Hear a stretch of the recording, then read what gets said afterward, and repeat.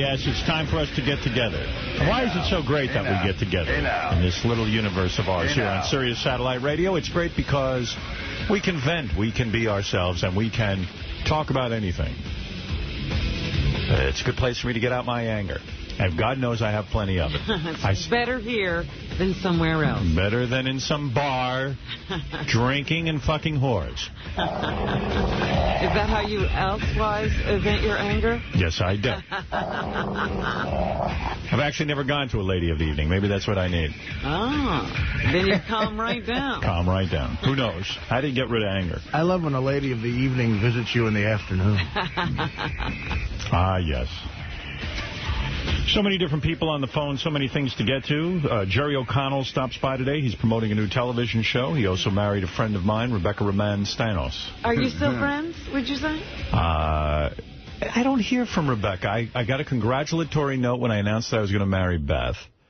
And I never heard back from her again. I wrote her a note. But I'm glad that Jerry's coming in because... Yes. I think Rebecca didn't like what I had said about Jerry and, you know, when she divorced John. And, I was teasing. But that was a joke, yeah. But anyway, so it's good that Jerry is coming in and we can talk to him. Straighten it all out. Straighten stuff out, yes. Where's Dr. Abelow when you need him? Win Fred's money today. Interesting contestant that I think you'll want to hear. This man wants to challenge Fred, of course, for the money.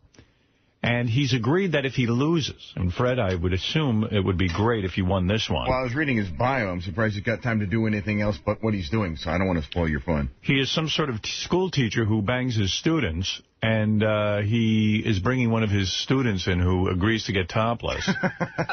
What grade does he teach? Yeah. I think first grade. No, he's a college professor. All right. And not that that's good. I think he's more like a pimp than a professor. He's a professor, and he is willing... A professor of what? Pimpology? Yeah. Well, he has dated several of his students, been fired for dating his students. A pimp-fresser. And he is going to play Win Fred's money, and I guess his current love is one of his former students, and will get topless if he loses. Now, what does he teach? I mean, what is his, and has he taught Rape, monkey business. No, he teaches, let's be fair, he teaches ethics. And no, seriously, I'm not making a joke. No, I'm not making a joke. He seriously teaches ethics. That made me laugh. All right. Well, Fred, am I lying? You're not lying even a little bit. Right. And the other thing he teaches is philosophy. And I don't know if any of you guys took philosophy courses. His philosophy is to be unethical. Is to fuck anything he can see. Well, let's find out when he's here. Also, Jim Carroll, the psychic madman's coming in, the guy who brought us the shock chair and all that other stuff. Oh, I like Jim. The shock chair. Remember when Sal and Richard sat in it, and if they didn't answer honestly, they got shocked? Right. So he says he wants to give us one for the studio. Nice. Yes. So we have so much to get to today. And also, the big news is that Britney Spears lost custody of her children. I am devastated. How could they take her children from her? Well, what is devastating about it is that no good husband of hers... Well, that's the point. There's no place to send those kids. It's Father of the Year now. I mean, it is unbelievable when you listen. And how bad does that make Britney look when she loses custody to him? You know, if you were to call Child Services here in New York right now and say, look, my neighbor, she's getting high all the time. You know, the kids don't look like they're being cared for. She's running around naked half the time. She's dancing naked. And look, she's, she's a little bit cuckoo. She shaves her head. And you said, listen, I got to report this. They would put you on hold. They say, are the kids fed and clothed? Right. They say, get in line because... we got some naked kids in our shuttle system here. We got women poisoning their children, so that's not even so bad. So, you see... Do they make it in and out of the tub okay? Now, in the world of celebrity, of course, the microscope is on you. The spotlight is on you. And she has to be extra careful. Now, this is a girl who has a history of being a terrible parent. Now, I'll give you a couple of examples. She almost dropped her son on his head in front of paparazzi. First of all, she seems to bring these kids anywhere there are paparazzi. There's ways to avoid that, as you can see with other celebrities. Well, this was in New York at a publicity event. Yeah. And she saved a bottle of water over almost dropping her kid. So that was one little incident, but yet it was photographed. And then there's the numerous times that she goes driving, whether she's under the influence or she puts the kid in the car seat the wrong way or doesn't even bother to put the kid in the car seat. Right, the kid is on her lap. So then a judge, she gets before a judge. Kevin Federline wants custody of the kids. They talk about abuse in terms of alcohol and drugs. And so the judge says, listen, you got to go for drug testing. She refuses to go. He also said, to cut down on the parties. She left court and went to nightclubbing. The reason she lost custody of her kids, because don't forget, this is the same state where O.J. and Michael Jackson and all these people live. The reason O.J. killed 2 people, one of them being the mother of his children, and got to keep his kids. But the reason that she is losing her kids is because she pissed on the court. She really slapped the judge in the head. When he says get a drug test, or he says you got to show up and do this, this, and that, and if you defy the judge, that's it. Well, what else are they supposed to do at that point?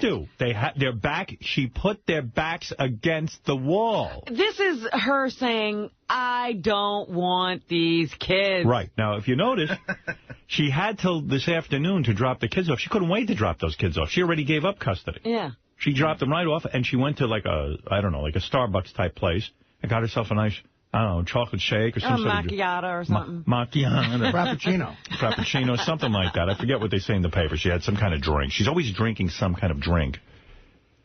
And so you could see that she's a very, very disturbed girl. But here in New York or any other state that you might be listening to me in, there are many, many disturbed girls who are mothers.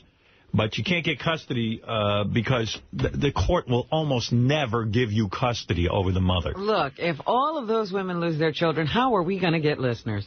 Yeah, and in New York City, you're right. To get child services to pay attention, you have to put a kid in the blender. That's right. I mean, they really are backed up here. I must say the email, and I'm going to jump around from topic to topic, because what happens, even though sometimes we do a 5.5-hour show, we don't get it all in? I can't get it all in, so forgive me if I sound frantic. We did a show yesterday, and, of course, the main event. There were 2 main events. Sarah Silverman agreed to smell Richard's balls. That'll happen tomorrow, which I can't wait to see. I think that's one of the most... Do you really think she'll return? I do. I think she's really genuinely curious. No, she's booked, Robin. It's all set. No, she wants to smell his balls after days of not working out and shitting and all kinds of stuff. Oh, my goodness. But the other main event, of course, was the discussion of the emotional friend, Sal and Christine, coming in here and venting their souls to Dr. Keith Avilo. And the email was unanimous. There wasn't one negative. Everybody agreed that this was great radio. I'm listening to Sal and his wife with Dr. Keith Avilo right now, and I'm already 30 minutes late for work. Can't wait to catch the rest of the show sometime today or later on in the weekend, and I wish the 2 of them the best of luck. I think Sal needs to move on because it doesn't seem like his wife loves him. I have to say, I didn't know what to make of it either, in terms of whether or not Sal's wife loves him. It's tough. You can't get that angry at a person you don't love. Now, whether she can get in touch with that love again, but she's really angry at him. Well, the email was amazing, and people are still talking about it. In fact, Chris wants to talk about it. Hi, Chris. You're on the air in Watertown, New York. Yes, Howard. I just wanted to comment on your child protective services if somebody were to call in on Brittany there. So if somebody had seen her, jumping around doing drugs or naked running around with the kids, if somebody had called into a law enforcement agency and reported that, we'd immediately send over a patrol, right? And, interview with the person calling in, and immediately the kids would either be taken, given to an immediate family member. Well, my point is that ultimately the children, 9 times out of 10, because the system is so overloaded and because there's no one to give these kids to, many times the mother will retain custody. In the final analysis, in the end of all of it, the mother retains custody. Yeah, I mean, I was watching, it was 60 Minutes where that guy was talking about he was raised by a drug addict. Yeah. I mean, most people are fucked up, and Britney Spears is probably more the mainstream than the exception. I'm not kidding. I agree, sir. All right, thank you. Brian, go ahead. We were talking about Keith and Sal and Christine. Yeah, hey now, Howard. How you doing? Hey. Love the show yesterday. I was listening to Christine, and she sounded very guarded with what she was responding to Dr. Keith about.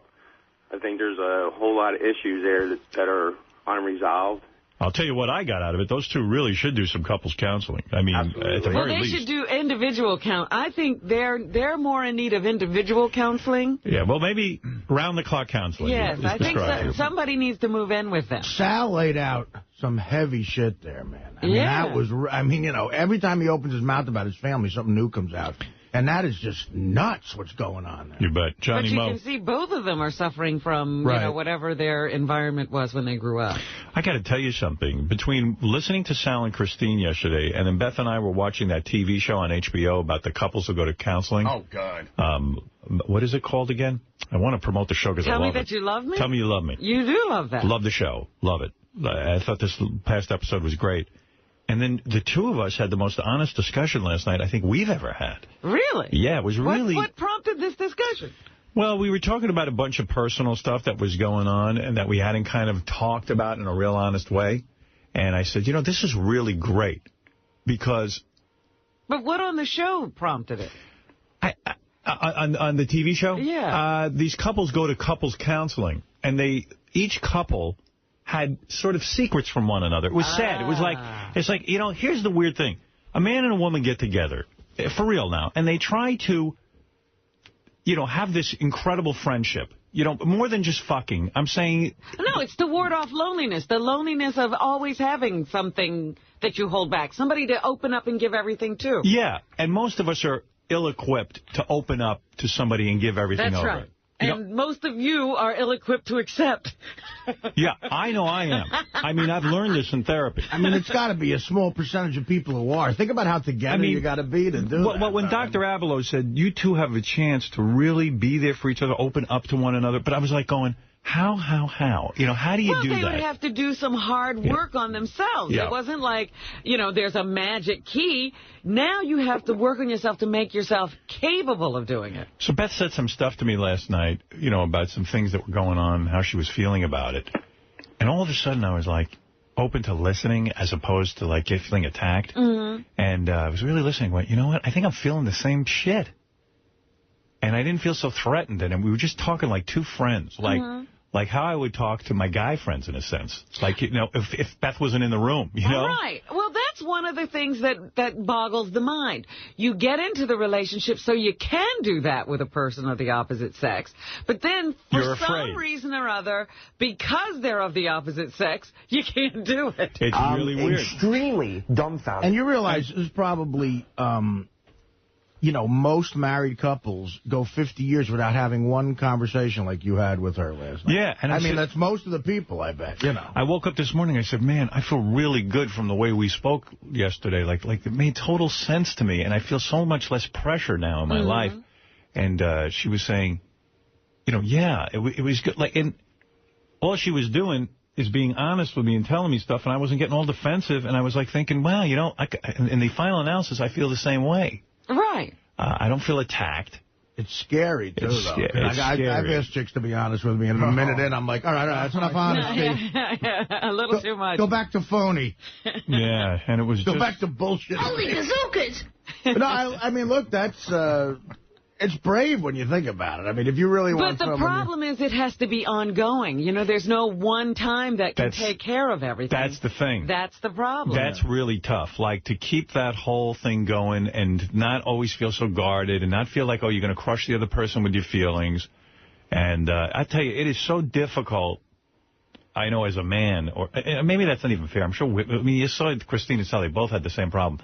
It's like, to recognize the patterns that you're in and the shit that you do and to do all that, it takes a tremendous amount of thought. And I spend most of my day trying to push all those thoughts away. Right, and so does everybody else. Yeah, so anyway. You got shit to do. It's hard to do all that work on yourself and have a life where you have a career, a job, kids, whatever the fuck else is going on. I mean, there's something you immediately need to do. Yeah, well, it's true. I mean, you know, I have a lot of things I immediately... There's a lot of shit that comes with being in a relationship with me. I mean, seriously, I mean, I'm sure it's with anyone, but the fact is, it's a lot of shit that comes with it. And well, you made yourself a very complicated situation person over there. Well, if I don't listen to Beth and like sort of hear what she's got to say about what it's like to live with me, then we're doomed. Because she even said, I said, gee, do you ever want to go into therapy and stuff and talk to someone? She goes, No, I'm talking to you about it. Right. Well, that's the point. The point is that you're supposed to be able to talk to that other person and not have to have the therapist. The therapist is there because you can't talk to everybody else. Yeah, so it was true. I felt like it was the best thing I ever gone through. So see, this is I think, and this just goes with the territory for what you do for a living. You are fascinated with you.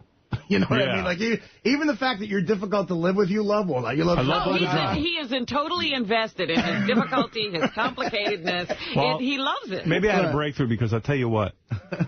I really felt bad for myself last night. Because in what way? In the sense that I wasn't so really enamored with all of my baggage and difficulties. Right. For the first time, I was like, you know what? It ain't so pretty. It ain't so much fun. And you know what? I feel for Beth having to put up with... And I know everyone's going to say, oh, you know, she's got it great now. I mean... I wouldn't say that. Yeah, I mean, I'm telling you... It's not funny. You're right. It's not I would say most times I'm like, wow, isn't it cool I've got baggage? And like, it must be so great to be with me because I'm so wonderful. Meanwhile, I felt for the first time maybe, wow. It ain't so great to be with me. And you know what? It ain't so great having some of this baggage. And it is a problem. It is a problem. And I tell you, it was really kind of cool for me to not only be with the woman I love, but to actually really have that kind of closeness. Well, part of the reason you seek out another person is to mirror you. So you can work on those things. And then what happens is people get irritated because the person brings them up. Right. You know, instead of, and you said you got to a place where you weren't defensive yesterday. But most of the time it's like, yeah, fuck you. Right, I don't want to hear it. And think how hard that is. Put up with anything. Think how hard that is to find. To find someone, first of all, that you're physically attracted to, which is important in the beginning, and then who's able to deal with all this stuff you're talking about. And, I mean, look, you're finding out new shit about each other. You're saying you had a newer kind of conversation 7, 8 years into this thing. I say but Artie, you had that. Had what? You had that and you ran away from it. Yeah, I know. Well, he's smart. There's a myriad of other bullshit. Got the heck out of Dodge. I know, and I'm famous for that. It's so all. I mean, like I said, I dated this one girl for a few days, and she wanted to go. She asked me to go to a barbecue that one of her cousins was going to be at. I was like, I don't know. I don't want to meet your cousin. Might be time for a song. All right, this is early, but I'll do it. Dreaming, I must be dreaming. When I look into your eyes, what do I see? Heartbreak. Heartbreak, you and I. When I get this feeling, girl, I think I'm gonna die. And I know.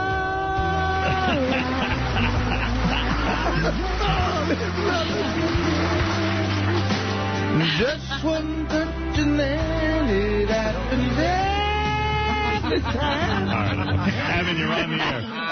Every time's a tough note. It's a hard note this early in the morning. Good morning, Robin. Frankie Valli. Hey, everybody. I wanted to let you guys know that South segment yesterday was great. It had me cracking up, crying the whole 9 yards. Yeah, I tell you, I was listening back to it, and while I had sat through it here on the radio, I was enjoying listening to it. Really? I haven't heard it. Howard, when the South started talking about how his father used to take him around and make him kiss his girlfriend, I'll tell you the truth, I'm a grown man, and it almost had me in tears, man. Yeah. I automatically put myself in that little boy's shoes, and it must have been painful for the guy. Yeah, I got to tell you something. It was startling to me when Christina laughed at it. Yeah. And she didn't laugh at that. She didn't laugh at that. She didn't laugh at that. But also, I just kind of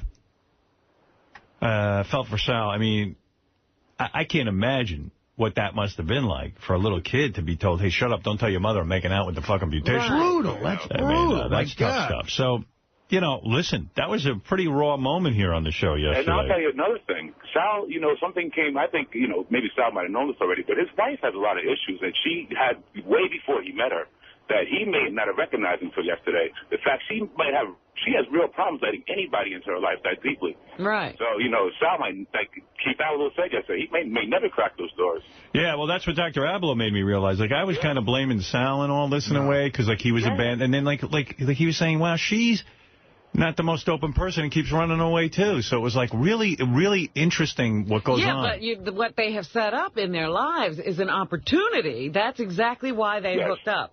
They can both get beyond what their upbringing was if they work. Well, let me ask you something. Didn't you get the feeling, though, that the two of them will not get beyond because I don't think they really want to? But this is going to be the issue in every relationship they have. I think Christina has more hurdles to overcome than Sal does. I think Sal's, you know, I think he's done a lot of self-realization in the last couple of months that he recognizes from it. I think but that's not true. Yeah, but I don't think so. As soon as Christine opened up, Sal started nagging and nudging her the way she hates. I want to tell you something. I noticed with Sal, he's got a really big problem. Even though I was listening to the wrap-up show, I was listening to the wrap-up show yesterday. He watched his father humiliate his mother for his entire life. He's grown up humiliating, like, he even likes watching men pee on women. Think about that. You're right. I mean, it makes such total sense. He loves to spit on women. And he loves a woman who loves to be humiliated. That's what he constantly says. Right. So the fact that he even went on the wrap-up show yesterday, after that, all that work Abloh did with him, and talked again about how marriage is horse shit, how lions mate, and here, I'll play it. I don't know what he got into shit. But the thing is, you know, it's just humiliating his wife more. Right. Because he's saying, I wish I was a lion so I could just stick my dick in anything and have cubs and leave. And here's the problem with Sal. He's so fucking, and that's, by the way, that on this show, Made to Love, you made me love you. Tell me that Tell me you love me. They have another couple like that. The husband's like, he's dutiful, he's good with the kids and this. And meanwhile, he's seething with anger about it. He doesn't want to be married. He doesn't even want this life. And he just wants to humiliate his wife. And the problem with Sal is he didn't marry a chick who's going to let you humiliate her. But he married a strong, smart woman who's, you know, pretty, confident, and won't have any of it, you know, and they're clashing. He really wants to work on the issue, but he's locked in it because even after all that bloodletting on the couch yesterday, that right at the end was when he started with his marriage rant. He went back to plan A. Sal has a lot to work on. He really does. Here, listen to the wrap-up. Hey, thanks for the call, Evan. One more question, real quick. How are those guys doing with the weight loss? You know, all those guys have lost all the weight. They've gained it all back. They've gained it all back. Benji, Jason, they're all fat again. Oh, my goodness. Artie, you can do it, man. Artie's the only one who was consistent. I lost 50 pounds, Artie. You could do it, too. All right, thanks, buddy. Evan. No Artie was smart. He didn't lose a thing. Exactly. That's right. Artie was true to his colors. Who looks like the asshole now? That's right, Artie. You showed them. Let me see if I can find this real quick. There's so many pages and so little time. Sal on wrap-up show. Guys, help me out, will you? Okay, Gary Preview 2. Sal on wrap-up show.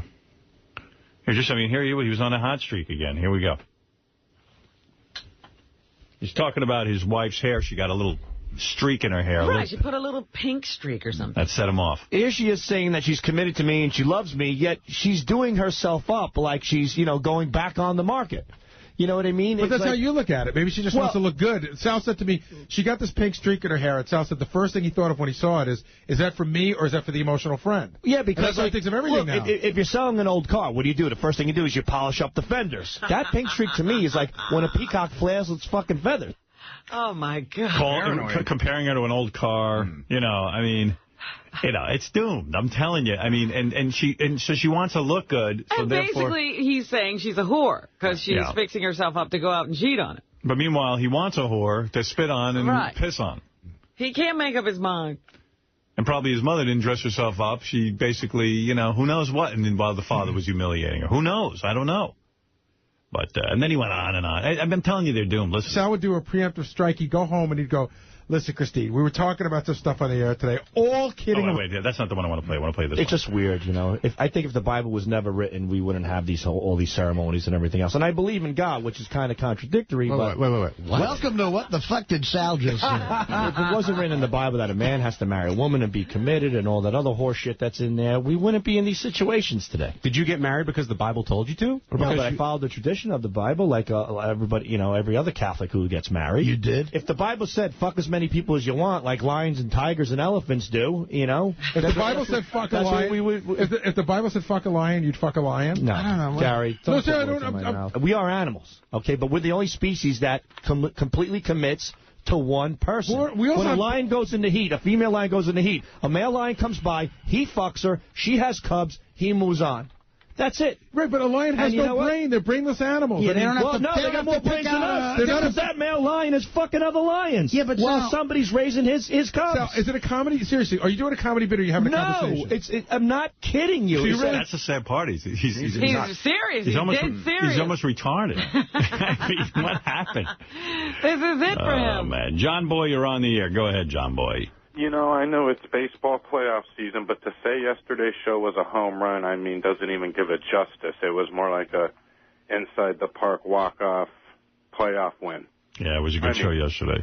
Sal poured his guts out onto the floor. I was just wondering how it kind of went when he got home. I mean, was she there waiting for him, or was Sal, she even there? Can you give us... stay in the computer room when he walked in? Sal, was it just Antonio, or... Sal, can you give us a rundown of what happened when you went home after the show yesterday? 3, 2, you're on. I'm still here. I went home a little early yesterday. You know, I figured... Good idea. Dodge some of the phone calls. From who?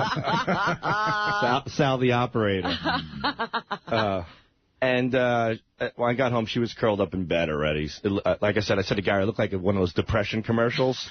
She was worn out, you're saying? Yeah. I was hoping. In the fetal position? Yeah, she was in the fetal position, rolled up in a blanket. So I said, oh, geez, you know, I hope she's not depressed. And she wasn't. You're saying your life is like a depression commercial? Pretty much.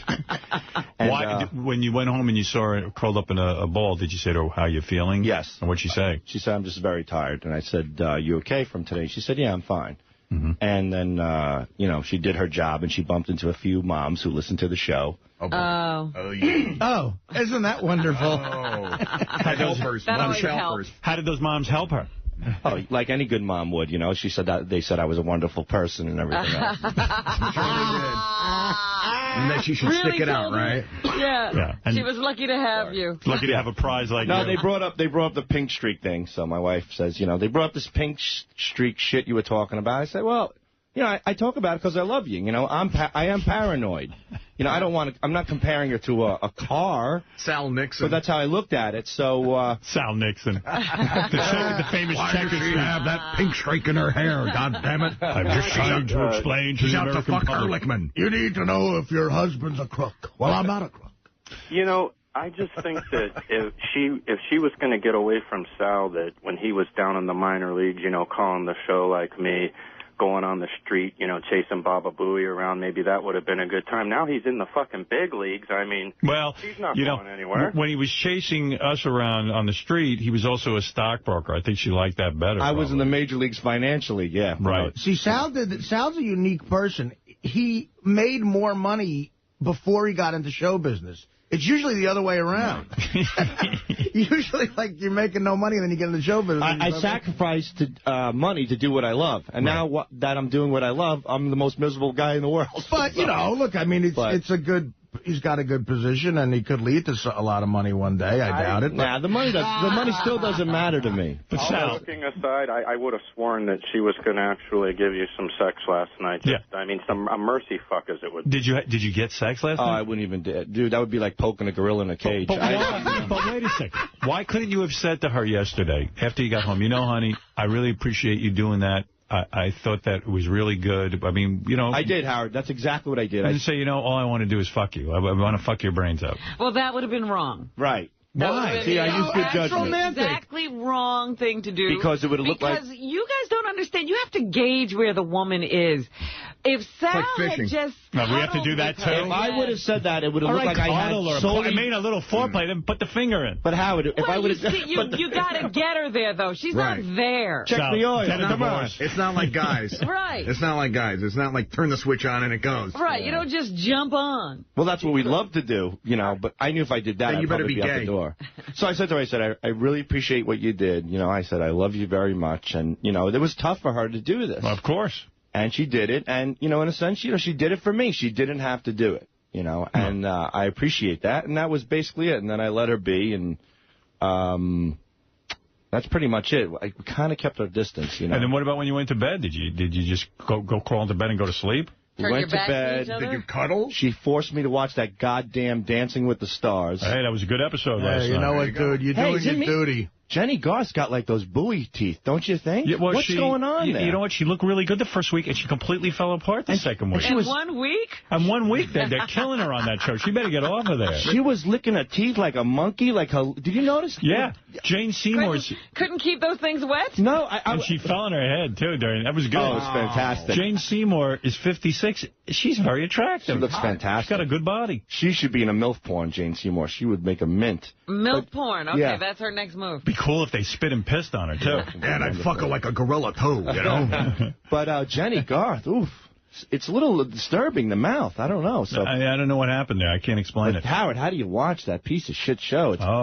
You know what? It's fascinating to me that celebrities, he loves it. No matter who they are, will get up and dance and just put themselves out there. I'm just fascinated to by the point of almost humiliating them. Yes, sometimes. it is unbelievable. It's a great study in how people... want to like be on that TV. Are just desperate. And once they get into it, it's almost like they become hypnotized or brainwashed. Like I don't think it's the dancing. I think it's the... Well, the greatest thing is these are usually people who've had a huge amount of fame at some point. It's the desperate attempt to be successful again makes the show interesting. Marie Osmond looked happier than I've ever seen her when those judges were praising her. Like she was back on TV receiving applause. Yeah. It was pathetic. Well, how about Jennifer Garth on the verge of tears while they were critiquing her? Right. You're kidding me. You were on one of the hottest shows in the world. You're a beautiful blonde. Move on. Well, no, you were on one of the hottest shows, and now you're on Dancing with the Stars. And you're so desperate to be on TV that you're doing it. There is a tour. Yeah. I tell you who's getting gypped. I'll tell you who's getting gypped. The black guy. Yes. Yeah. Because he's a boxer, because he's black, they're already dismissing the fact that they're saying that he almost has an advantage. No. They're usually really nice to the black people. No, they're jobbing him this year. But they are. But usually the black people can't dance that they have on. Right. This guy can dance. Black people that can't dance, Robin.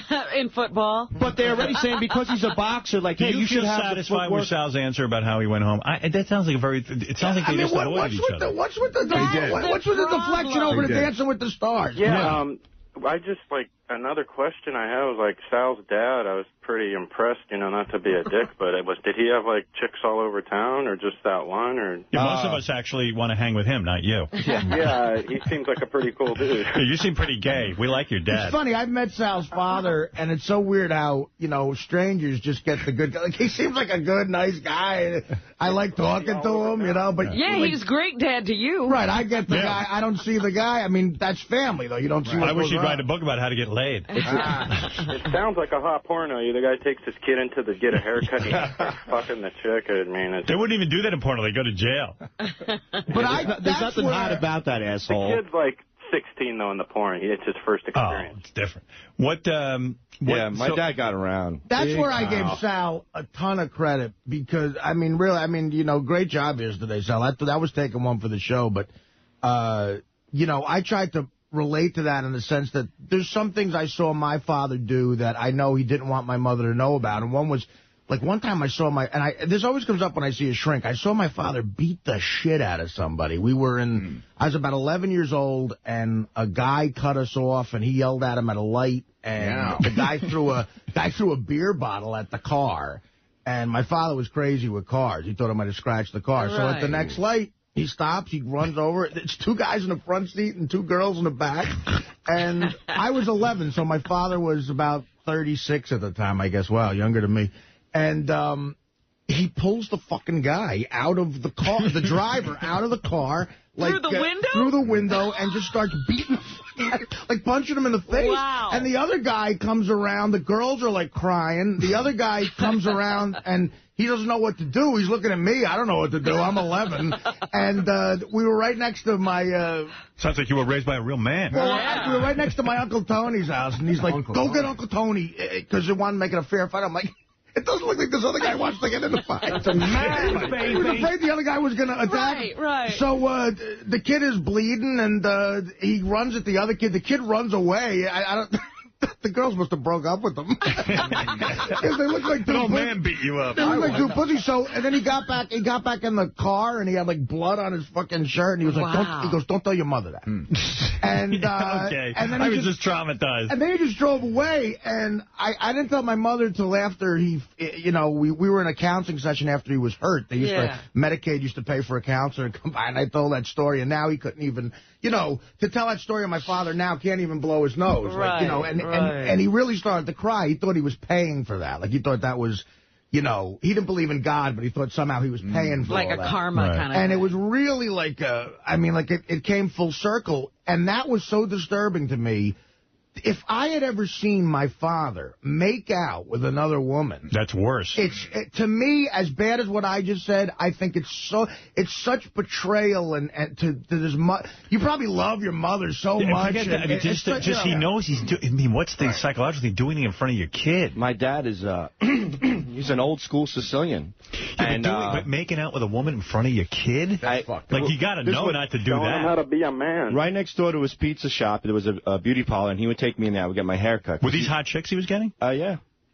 Probably. Wow. And you know how you saw your father beat up a guy? Right. I saw my mother beat up a woman, which happened to be my father's passenger seat when he pulled up to my grandmother's house and didn't know she was in the backyard. Was it like his gumad or something? One of them. Yeah. Wow. Did you punch her in the tits? Yeah, she grabbed her. She pulled her right out of the fucking window. Wow. Started pummeling her face. Let me ask you something. And this is a barbecue. I mean, how fucked up is that? I mean, like, you're watching your mom beat up a woman, and it's your dad who's the bad guy. Yeah, and the whole time he's saying that it's not his girlfriend. It's Nachio's, the painter's girlfriend. Nacho. Let me ask you something, Sal. Did he have one... Because I had an uncle like this who had one... And we used to have to do work for the woman. It was so awkward. Like, go over to such and such's house. But did he have one main person, chick, or that for a steady amount of time, or just bunches of them? Bunches. And he must have had a great rap because when my dad married my mom, there was somebody waiting in the parking lot with a shotgun. What? Yeah.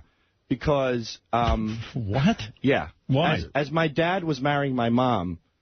He told another woman he was marrying her at the same time. Oh. And she happened to be 4 months pregnant. That's not a good sign. So that's when you found out. half-brother? So my dad, and right. And she gave birth to this. So her brother came down to the wedding, and he went to the church with a shotgun.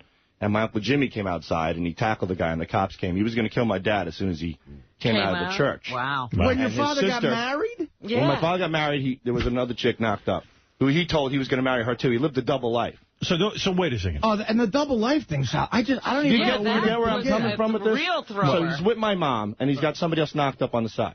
He tells the knocked up chick he's going to marry her. He's at the wedding. The knocked up chick finds out that he's living a double life, and he's getting married. So her brother goes down there to kill my dad. He comes with a rifle. Holy shit. So my Uncle Jimmy comes out of the church and tackles this guy on the steps of the church while my dad is reading his nuptials to my mom. So the cops come and they end that. My God. And they make a pact. He makes a pact with this lady never to tell the boy that it's who his real dad is because she got married again. Sal Why would your mother stay with your father with that kind of history? My mom's an old school Italian. She came here with nothing. No, but I mean, so that's why you lose respect for women, right? No, I don't lose. I have a tremendous amount of respect. But that's why you do what you do to Christine. Like you come on, like you talk about how marriage is shit and she's a fucking, they're like she's holding you back. I do that because I feel like Christine actually did to me what my mom did to my dad did to my mom. I have one thing to add to this. Sal told a story on one of the wrap-up shows that it just kind of puts things in perspective. Like his whole family seems like they're like a little whacked when it comes to sexual things. Can you tell them the story about the aunt holding you down, tickling you, and that's fucked up. Yeah, I know. Well, that was just on the wrap-up. Yeah, you did that story. The thing is, Sal always comes to me and goes, God, I want to try to write a movie. I don't have any ideas. No ideas. Oh my goodness. This is a novel. So wait a second. Just get back to the topic. So don't you think it's weird that you and Christine last night didn't have any conversation about what went on? Except, are you okay? I got to admit, I didn't want to rock the boat. So I sat down with her, and she told me about how the moms were talking to her and stuff. And then I said, are you okay? I'm concerned about your feelings. She says, I'm okay. She goes, that's your problem. She goes, you're always concerned. She goes, I think the issue is you, she said to me. She said, you're the one that has problems with what people are thinking, what people are saying. That's why you are who you are. This guy that always has to impress and please. She goes, I'm okay. I made the commitment to do it for you. I did it. I'm fine with it. Just leave it at that. Don't just keep pressing me with it. And I said, all right, because my concern really is for your feelings. What a man, oh, man. So, sounds like you guys are arguing again. Not so much arguing. I didn't want it to escalate into an argument, so she said to me that she was fine. That was my only concern. Sounds like a lot of fucked up shit. So, Sal, I feel bad for you. What you're hearing is they don't know how to talk to each other. Right. He doesn't know what she needs to feel better. She doesn't know what he needs to feel better. And so they can't get anywhere. Dude, have you banged her in the last week? No. Please. Not in the last week, but I was concerned. This dude was on Oprah, according to Beth, saying that if you're not having sex 4 times a week, something's wrong. Well, you know what? Then 4 times a week? 4 times a week. That's a little... So we were counting. We were masturbate 4 times a week. I don't know about that. Something's wrong with you and your relationship with you, then. Yeah, you don't even like you. I thought that's why you got married, is to fuck every night. I mean, me too. Crazy. No, that's not why you get married. It's to be miserable. According to Sal, yes. Sal, you know, I feel so bad for the two of you because I really like the two of you individually. I think you're nice people. Together, maybe you don't work. I think we do. I mean, for some but Dr. Keith said these two wouldn't work with anyone until they work their shit out. Exactly. They're going to repeat and repeat and repeat until they break. Oh, yes. This is you. This is your pattern. You created this relationship. It is true because I see... It doesn't matter who I'm in a relationship with. I still go back to my old habits. There's a story. A guy walks, it's Mel Gibson and a guy standing, around a table at the commissary. I bet you the guy wasn't Jewish that Mel Gibson was with. And this beautiful woman walks through and says something to the guy. And Mel says to the guy, who's that? He says, that's my wife. He goes, wow, you're a lucky man. He goes, no. Different face, same problem. Yeah, well, that's why when I broke up with Dana, which was, of course, mostly my fault, I got scared to death because here I am, I'm in, my mid-30s, pushing 40, and I'm like, I'm not going to change. So how can you guys... This is going to happen with everybody I date. All right, Artie's one case. Sal, how come you can't go into fucking individual therapy and work on yourself so you figure out how to talk to this broad? I guess I will eventually. I spoke to Dr. Avalo. When the marriage is over? I don't know. Yeah. I don't think I need personal therapy. I know what I went through. I dealt with it. You do. You have not dealt with You haven't dealt with anything. Nah. I have a question. Sal, you're not capable. I feel like if I'm breathing and I'm able to raise my children and do a good job as a father, yeah, but you're miserable. You're not. You think having your children grow up in a household where mommy and daddy really don't get along and don't know how to express love for each other is being a good dad? Well, we do get get along as best we can, and we both are committed to raising the children. Why is it that you feel miserable, and yet you're not willing to try to make it better? I never understand that. You're caught in 2 traps. Like, wouldn't you run to a therapist and say, I'm a miserable man, I got to get some help here? Let me find out. Can you help me figure this out? I don't know. I mean, aren't you craving some sort of advice? Yeah. I mean, yesterday the doctor opened my eyes up to so many things. So then why are you not, like today, researching who it is you're going to start confiding in and getting some professional help? So you can help your kids even. You're kind of being selfish about that. I'll tell you why. That's what I'm saying. He thinks he's being a good dad. No, you're not. It's like a rape victim going back on the stand. Who wants to open up all that shit Well, if you don't, it ain't going to change. It'll get better. Well, if you had dealt with it, you wouldn't have this I can't open up that can of worms feeling. Right. Howard, you're a smart guy. I mean, do you suggest a divorce? I'm a genius. You had the divorce. I mean, you went through it. You guys were happy at one time. I mean, just tell the guy. You're like, Mr. Spock over here. I mean, to us. We just tell him what to do. Sal needs to go into therapy yesterday. And he needs to get some... It's too late. No, it's not too late because it doesn't... Forget if he's married to Christine or not. Right, he may not make it through this. The guy is miserable. He's down on women. He's down on marriage. He's down on friendship. He's down on his life. He's angry about everything that went on with his dad. He's completely caught up in how he thinks somewhere, that child in him thinks that dads humiliate women and that's love, and that even that what he's going through with Christine is love. So the fact of the matter is, he's got a shitload of problems, and yet it's amazing to me how people will not go to try and get some help to fix themselves. This is crazy. Unfortunately, he thinks this is it. Just like he said in the wrap-up show yesterday, he doesn't think it gets any better. I mean, it's the same with Artie, and I love Artie. Artie, I know you don't think I do, but I love you. I mean, I just think you're one of the... I really think Artie doesn't think you love him. Yeah, well, I'm not a bro. But I tell you, I mean, Artie, you are really hurting, too. You're one of the funniest guys I've ever met. But you are hurting. You are hurting inside, and he is confused about a lot of stuff in his life. And he even went to, like, you're at the extreme situation with your wife. He was the extreme with drugs. Yeah. The fact of the matter, both could ruin your lives. And yet, both of you are absolutely afraid to do something about it. I don't want a life preserver. I'm drowning. I don't want the life preserver. Right, yeah, it's too much work. Me that I mean, what are you busy working on? Has this you got to stop telling Artie what to do, because Artie will always do exactly the opposite. Yeah, that's true. But I'll tell you what. So yeah, I'm done giving advice, and I got to tell you something. There isn't a day that I go to my psychiatrist that I'm not completely annoyed that I'm there. Right. But the thing that keeps me going back, I got to remember that I have this basic discomfort in my life that I'm not really, I feel, getting what I need out of life. I'm not getting the full enjoyment out of it. And I've got a lot of issues. And I go, I know those things just fester. And if I don't rely on this guy and I don't put some faith in this situation, I'm fucking doomed to go back to doing all the destructive shit I do to myself. So it could be anybody. It doesn't have to be that particular guy. You could talk to anybody as long as you're talking to somebody. No, I think part of it is the process. You see, you're actually right about something. Yeah, because the idea of going, whether it's the particular right match for you, the psychiatrist, yes, it's important to get somebody who's competent, of course. But at the same point, are you committed to yourself enough that you will invest some time in your day to working this shit out? Yeah, it's true. Not everybody needs to go to a psychiatrist. I mean, because some people have had this nurturing background that somehow satisfied them, and they are together as people.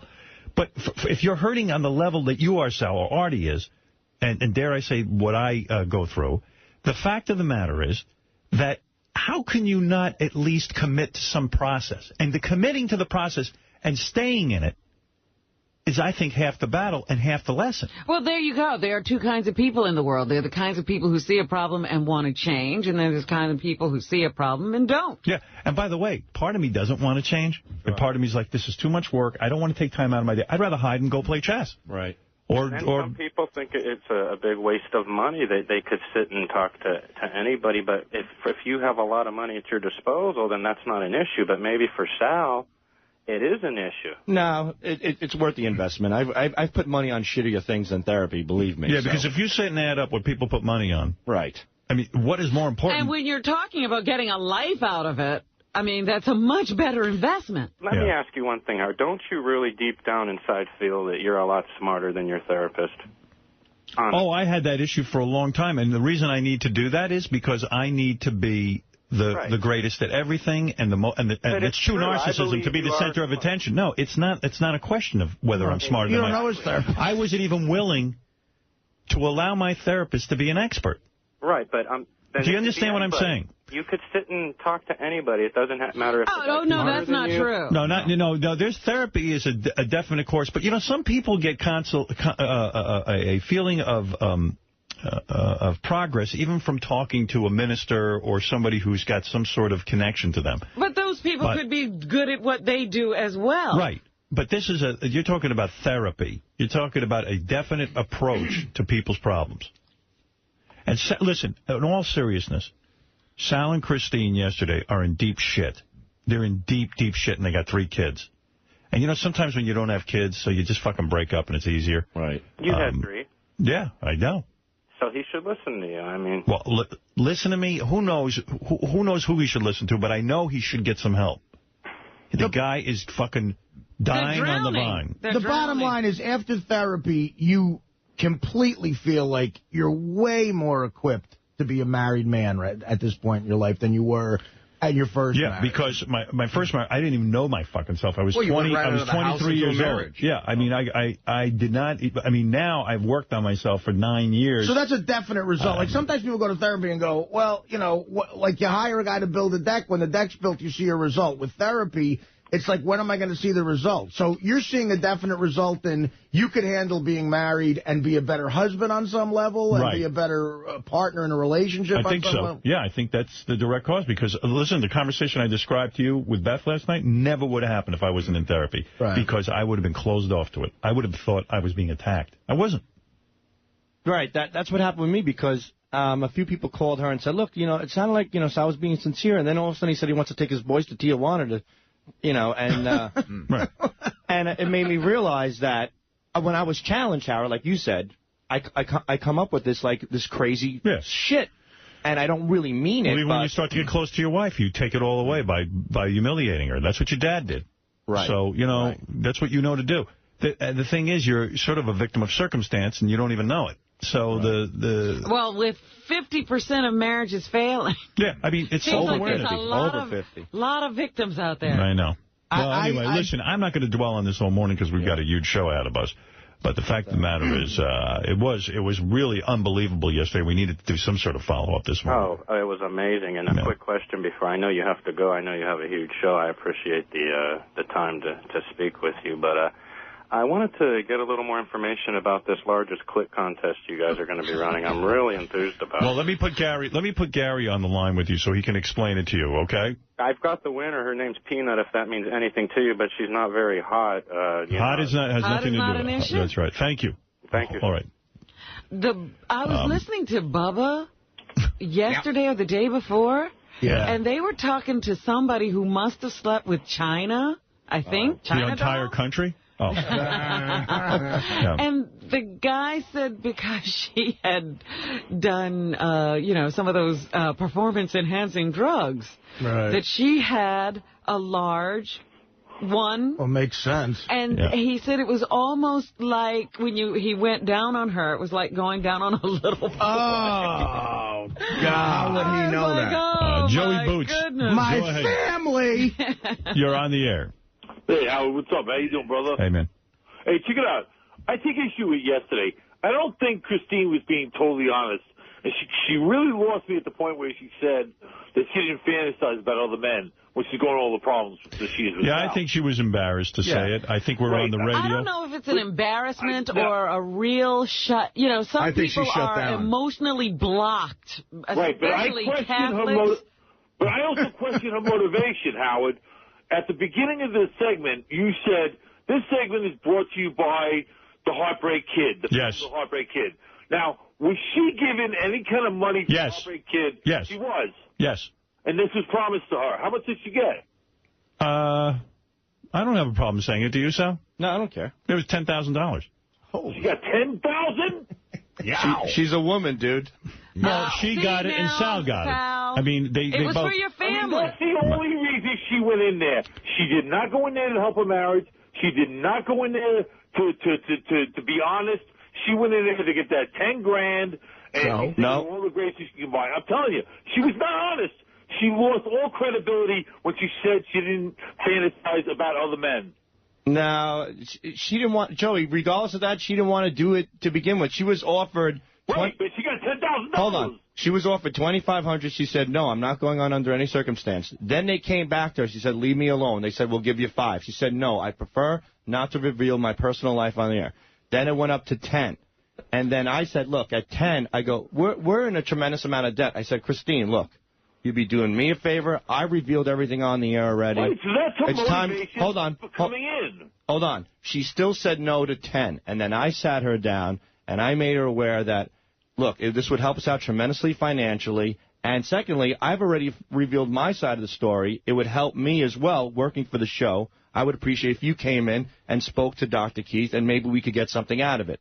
Regardless of why... Yes. So her motivation was everything but coming in to fix your marriage and be honest. Well, listen, nobody is going to really try to fix their marriage on a radio show. Joey, you know that. You understand that. I do. The fact is, Christine was willing to do this for her family because they needed the money. And the fact of the matter is that she knows she ain't fixing her marriage on the radio. Right, we all know that.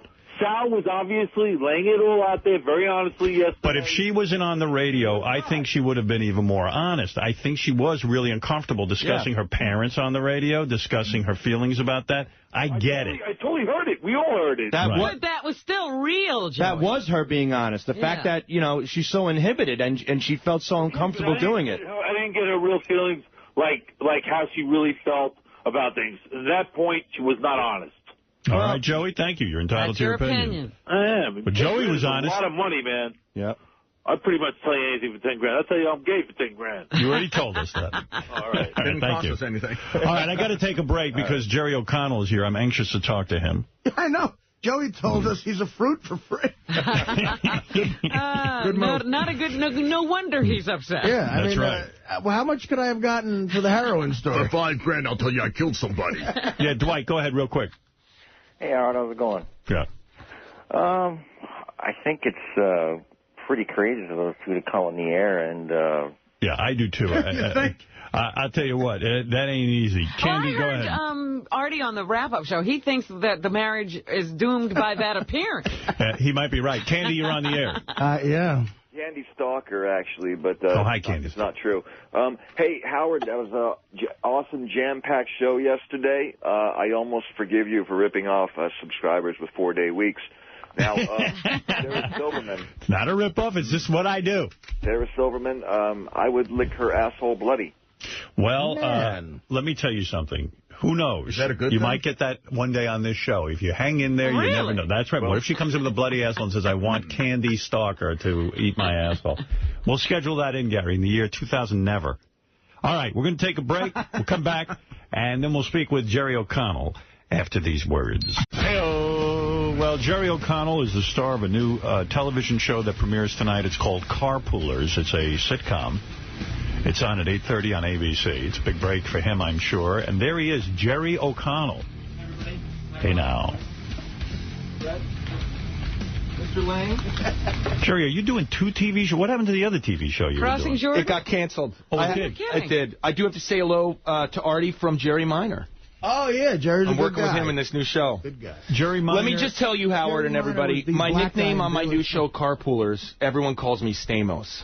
Really? Okay, so let's just bring on the pain, everyone. Wait a second. Let's not beat around the bush and have like the Does that hurt your feelings that they... Actually, I think it's pretty hysterical. You do?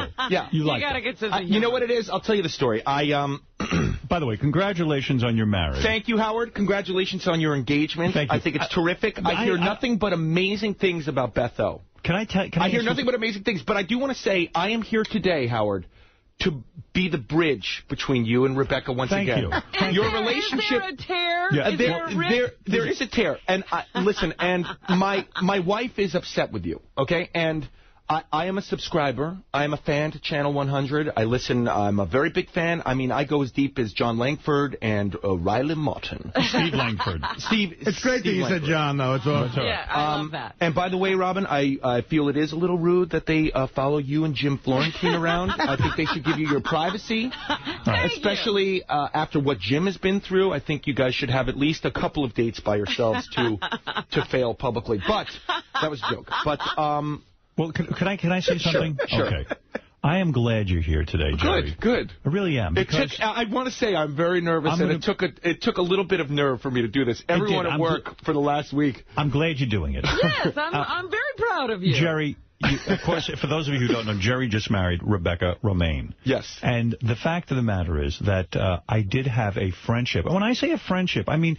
No, you guys were tight. A real Rebecca friendship. tells me. Rebecca stayed at my home, which is rare, that I would have people stay over. Mm-hmm. She's somebody I really hung out with. And despite, the sexy story that I tell, we really didn't have any kind of sexual relationship. We were friends. Right. And the fact of the matter is that something has gone horribly wrong. In fact, I wrote Rebecca a note to congratulate you guys on the wedding. She wrote me back, and then, we kind of just fizzled again. So what is going on? And please enlighten me. What happened? I mean, what happened? Be honest. Be brutally honest with everything you know.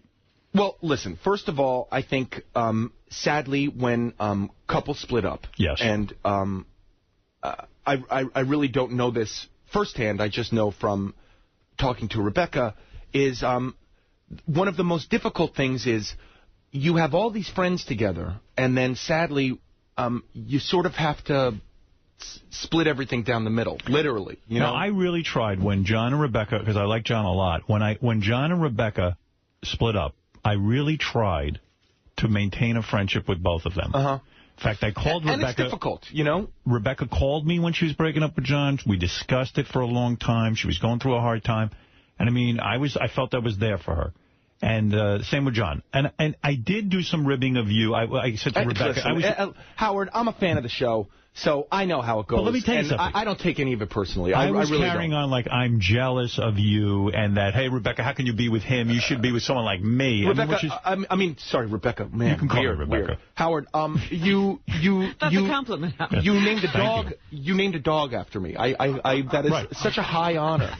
It's such a high honor. That's true. That I've added the name O'Connor. Think of me when you wake up, when you walk around your house naked. You think of me. No, but what do you think is going on with Rebecca? I mean, she knows I kid around a little bit. You know what? Also, I think maybe a story that you told about you and Beth and Rebecca's ex-husband being together one night.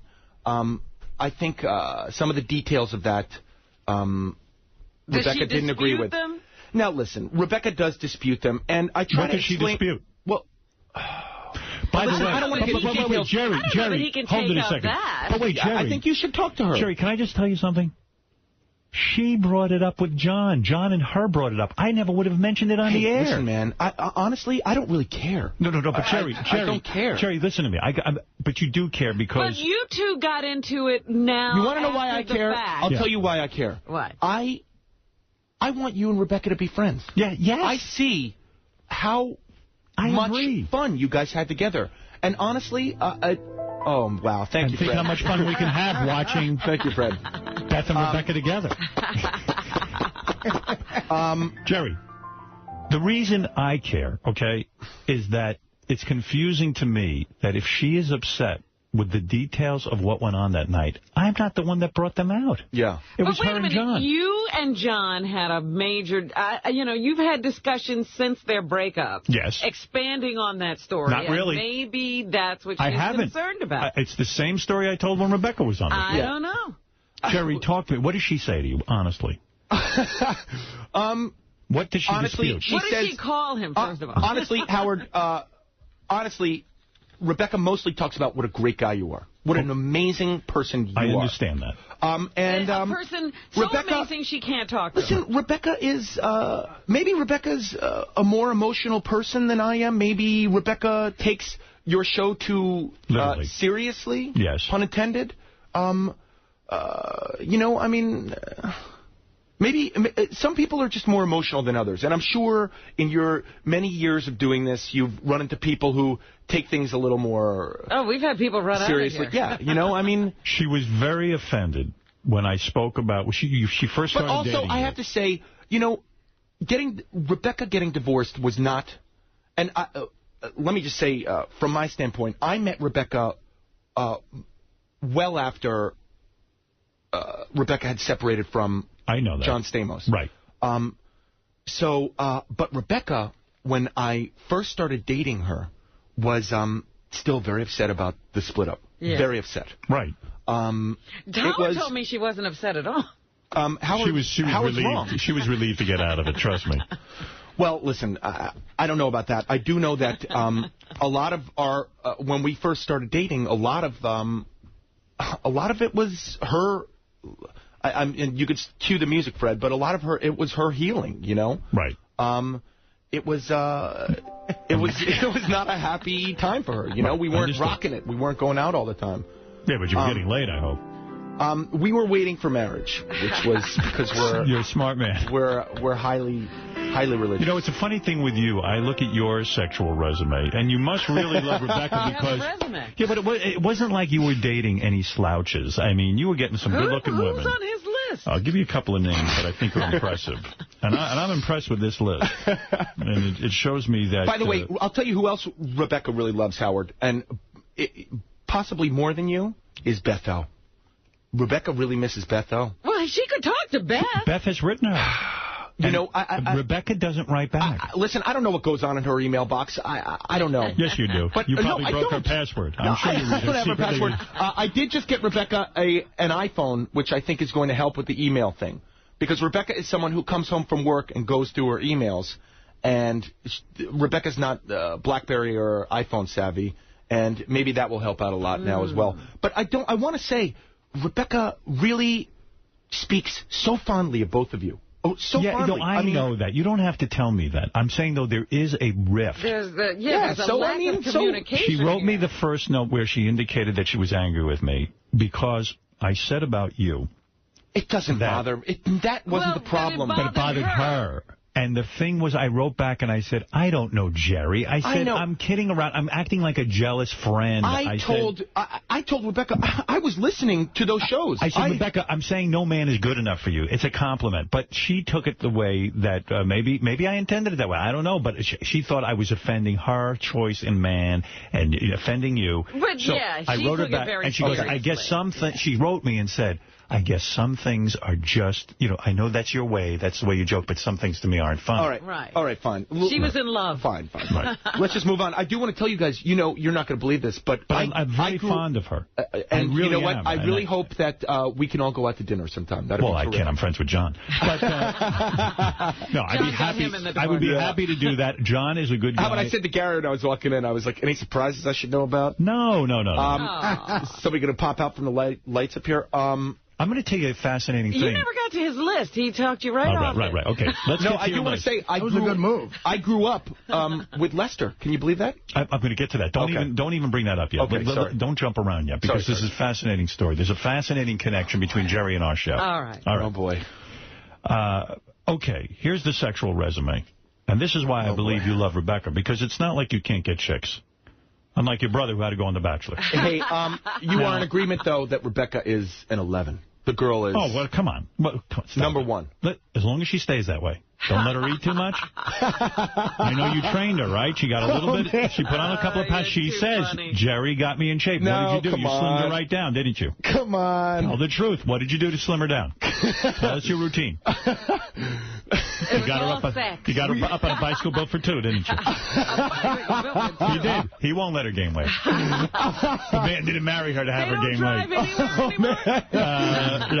You say, you're a smart guy. You said, I got a bicycle built for two to build trust between the two of us. Oh, sure. It's a lot of horse shit. I trust that this will make you lose weight. It was either that or Pilates. Robin, may I say you look amazing. Thank you. Artie, may I say we should get a bicycle built for two. Artie and I are going to cycle out of here. I got the bike downstairs. You're doing all the fun things with Rebecca. Sal is going through a hard time. I know. I heard, by the way, yesterday's show was a really touching show, man. It was a very It was radio gold, as you say here. It was amazing. Those people don't communicate, man. But, Jerry, you at your wedding to Rebecca sang... You sang to her? He sang to her. Wow. He says Jerry sang Vanessa Williams, Save the Best for Last. Yes. Well, Vanessa Williams was there at our wedding, who has been hysterical on your show, I might add. Yes, and Foreigners, I Want to Know What Love Is. You sang two songs. No, I didn't sing. He plays badminton with Rebecca. I mean, you're doing all of the couples things. He's having the gayest relationship, but it works. This is what Rebecca wants. Do you have your own course? You're a supermodel wife away from being gay. I'm telling you. You really work at this marriage thing, don't you? Listen, I mean, I really enjoy Rebecca's company. I really do. I genuinely do. And you know what? Yeah. And it's funny to make fun of me because of those things, and I get it. And I would normally be right in line with you to join in, the pile-on. But you know Rebecca, and she's a great girl. Oh, she's more than great. Believe me, I can tell you how great she is. I got to tell you, I've seen all of her. I know how great she is. I remember some that happened specifically with you and Rebecca, and I must say I got to take some of the blame. What's that? Okay. She got really mad, and she had a right to get mad. We were busting chops one day, and I guess you and her just had some sort of argument or whatever, so you were busting her balls, and a movie of hers came out. Oh. And I read the USA Today review on the air. Do you remember? I did. Yes. And she was really mad at that. What was the review? It was an unfavorable review?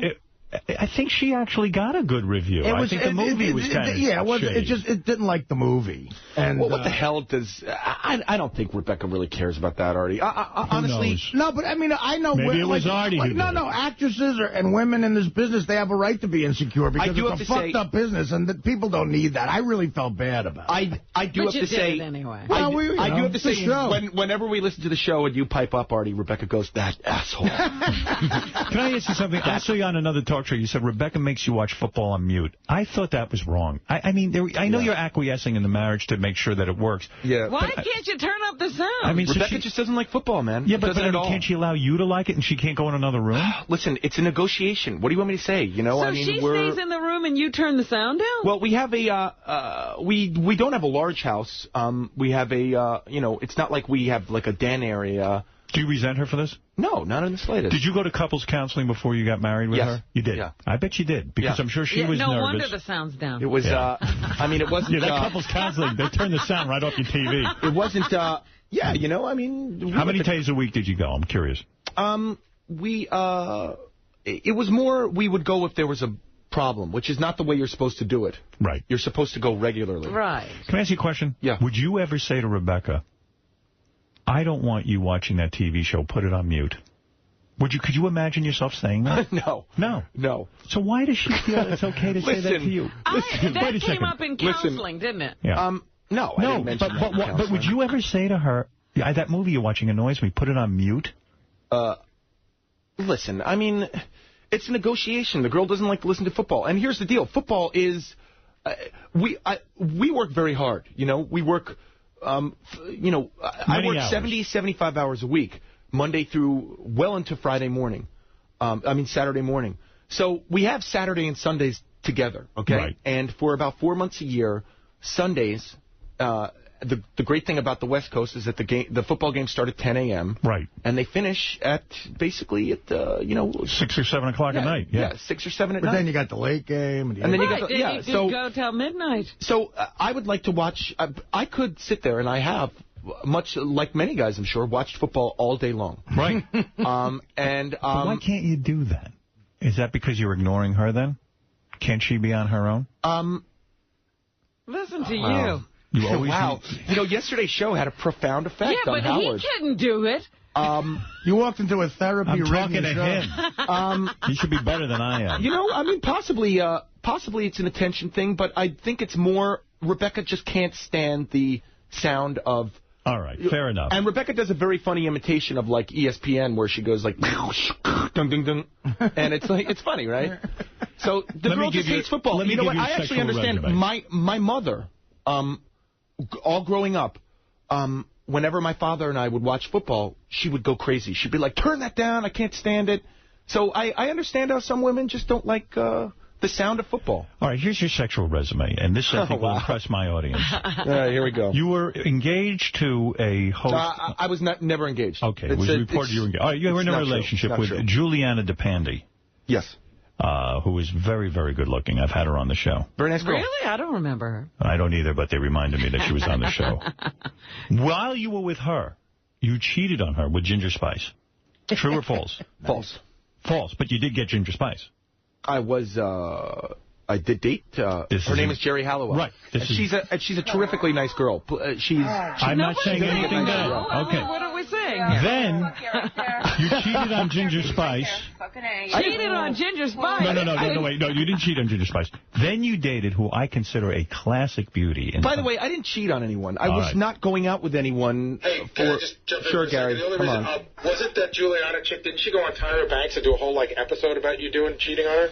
Listen, I can't control these people, you know. Why can't you control anybody? Listen, I mean, these people, it's tacky when she goes on Tyra Banks and says that, right? I mean, I would never... You would never go on Tyra Banks. I would never go on Tyra Banks and talk about a previous relationship. Especially if you're going to do it, go on Oprah. Right. It's a little shocking, but, Then you dated... People got to get their name out there somewhere. Estella Warren. Who is magnificent. What was the big movie she did? She was in Planet of the Apes. Yes. Oh, my God in heaven. What must have that been like? Very nice girl. Very nice girl. Naked pictures of her? Do you have any? No, I don't. You don't? You're not that kind of guy? You don't like to take pictures and that kind of thing with the girls? You know what? I didn't have a digital camera until I met Rebecca. I wasn't really savvy in downloading. Rebecca likes pictures. I know that. We take a lot of pictures of us playing badminton and riding on our bicycle. I took many pictures of Rebecca. I know exactly what you're talking about. I went and got a camera too.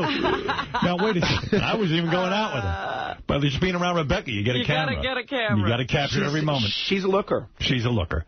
And then the list goes on. Janet Evans, Olympic swimmer. Sarah Michelle Gellar. Gellar. Can you imagine? When did she become Gellar? I don't know. Yeah. But it is pronounced Gellar. So you were one of these guys you didn't have any trouble getting dates.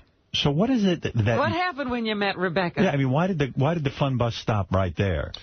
I mean, Howard, do you want to answer that question for me? Honestly. Something in the way she looks? Something in the way she moves? Something just something? I don't know what happened? It is.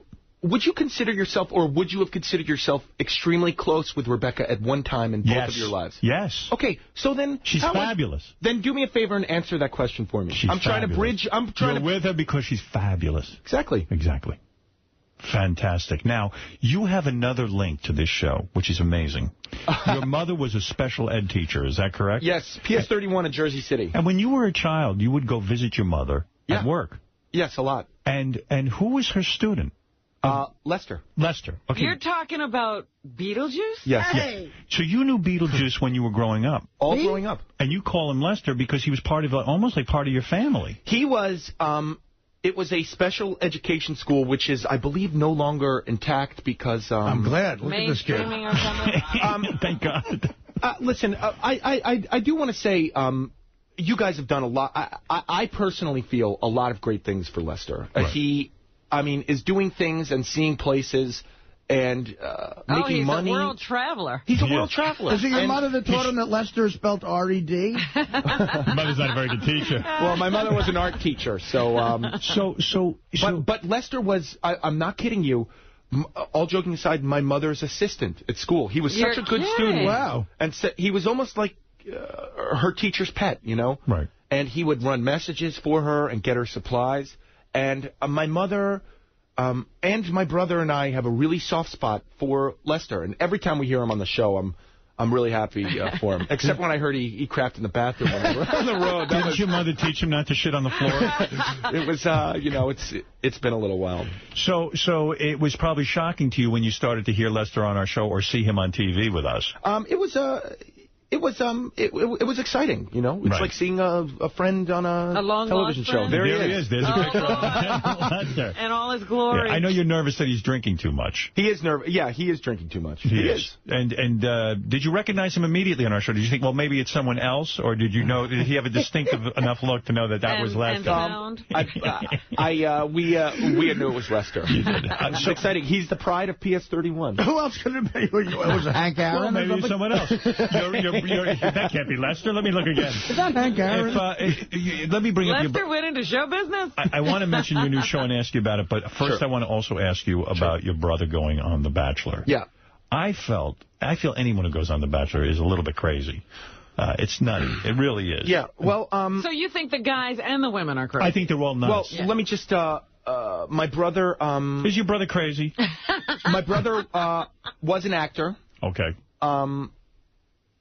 Times were a little hard on his boulevard. Right. I like that.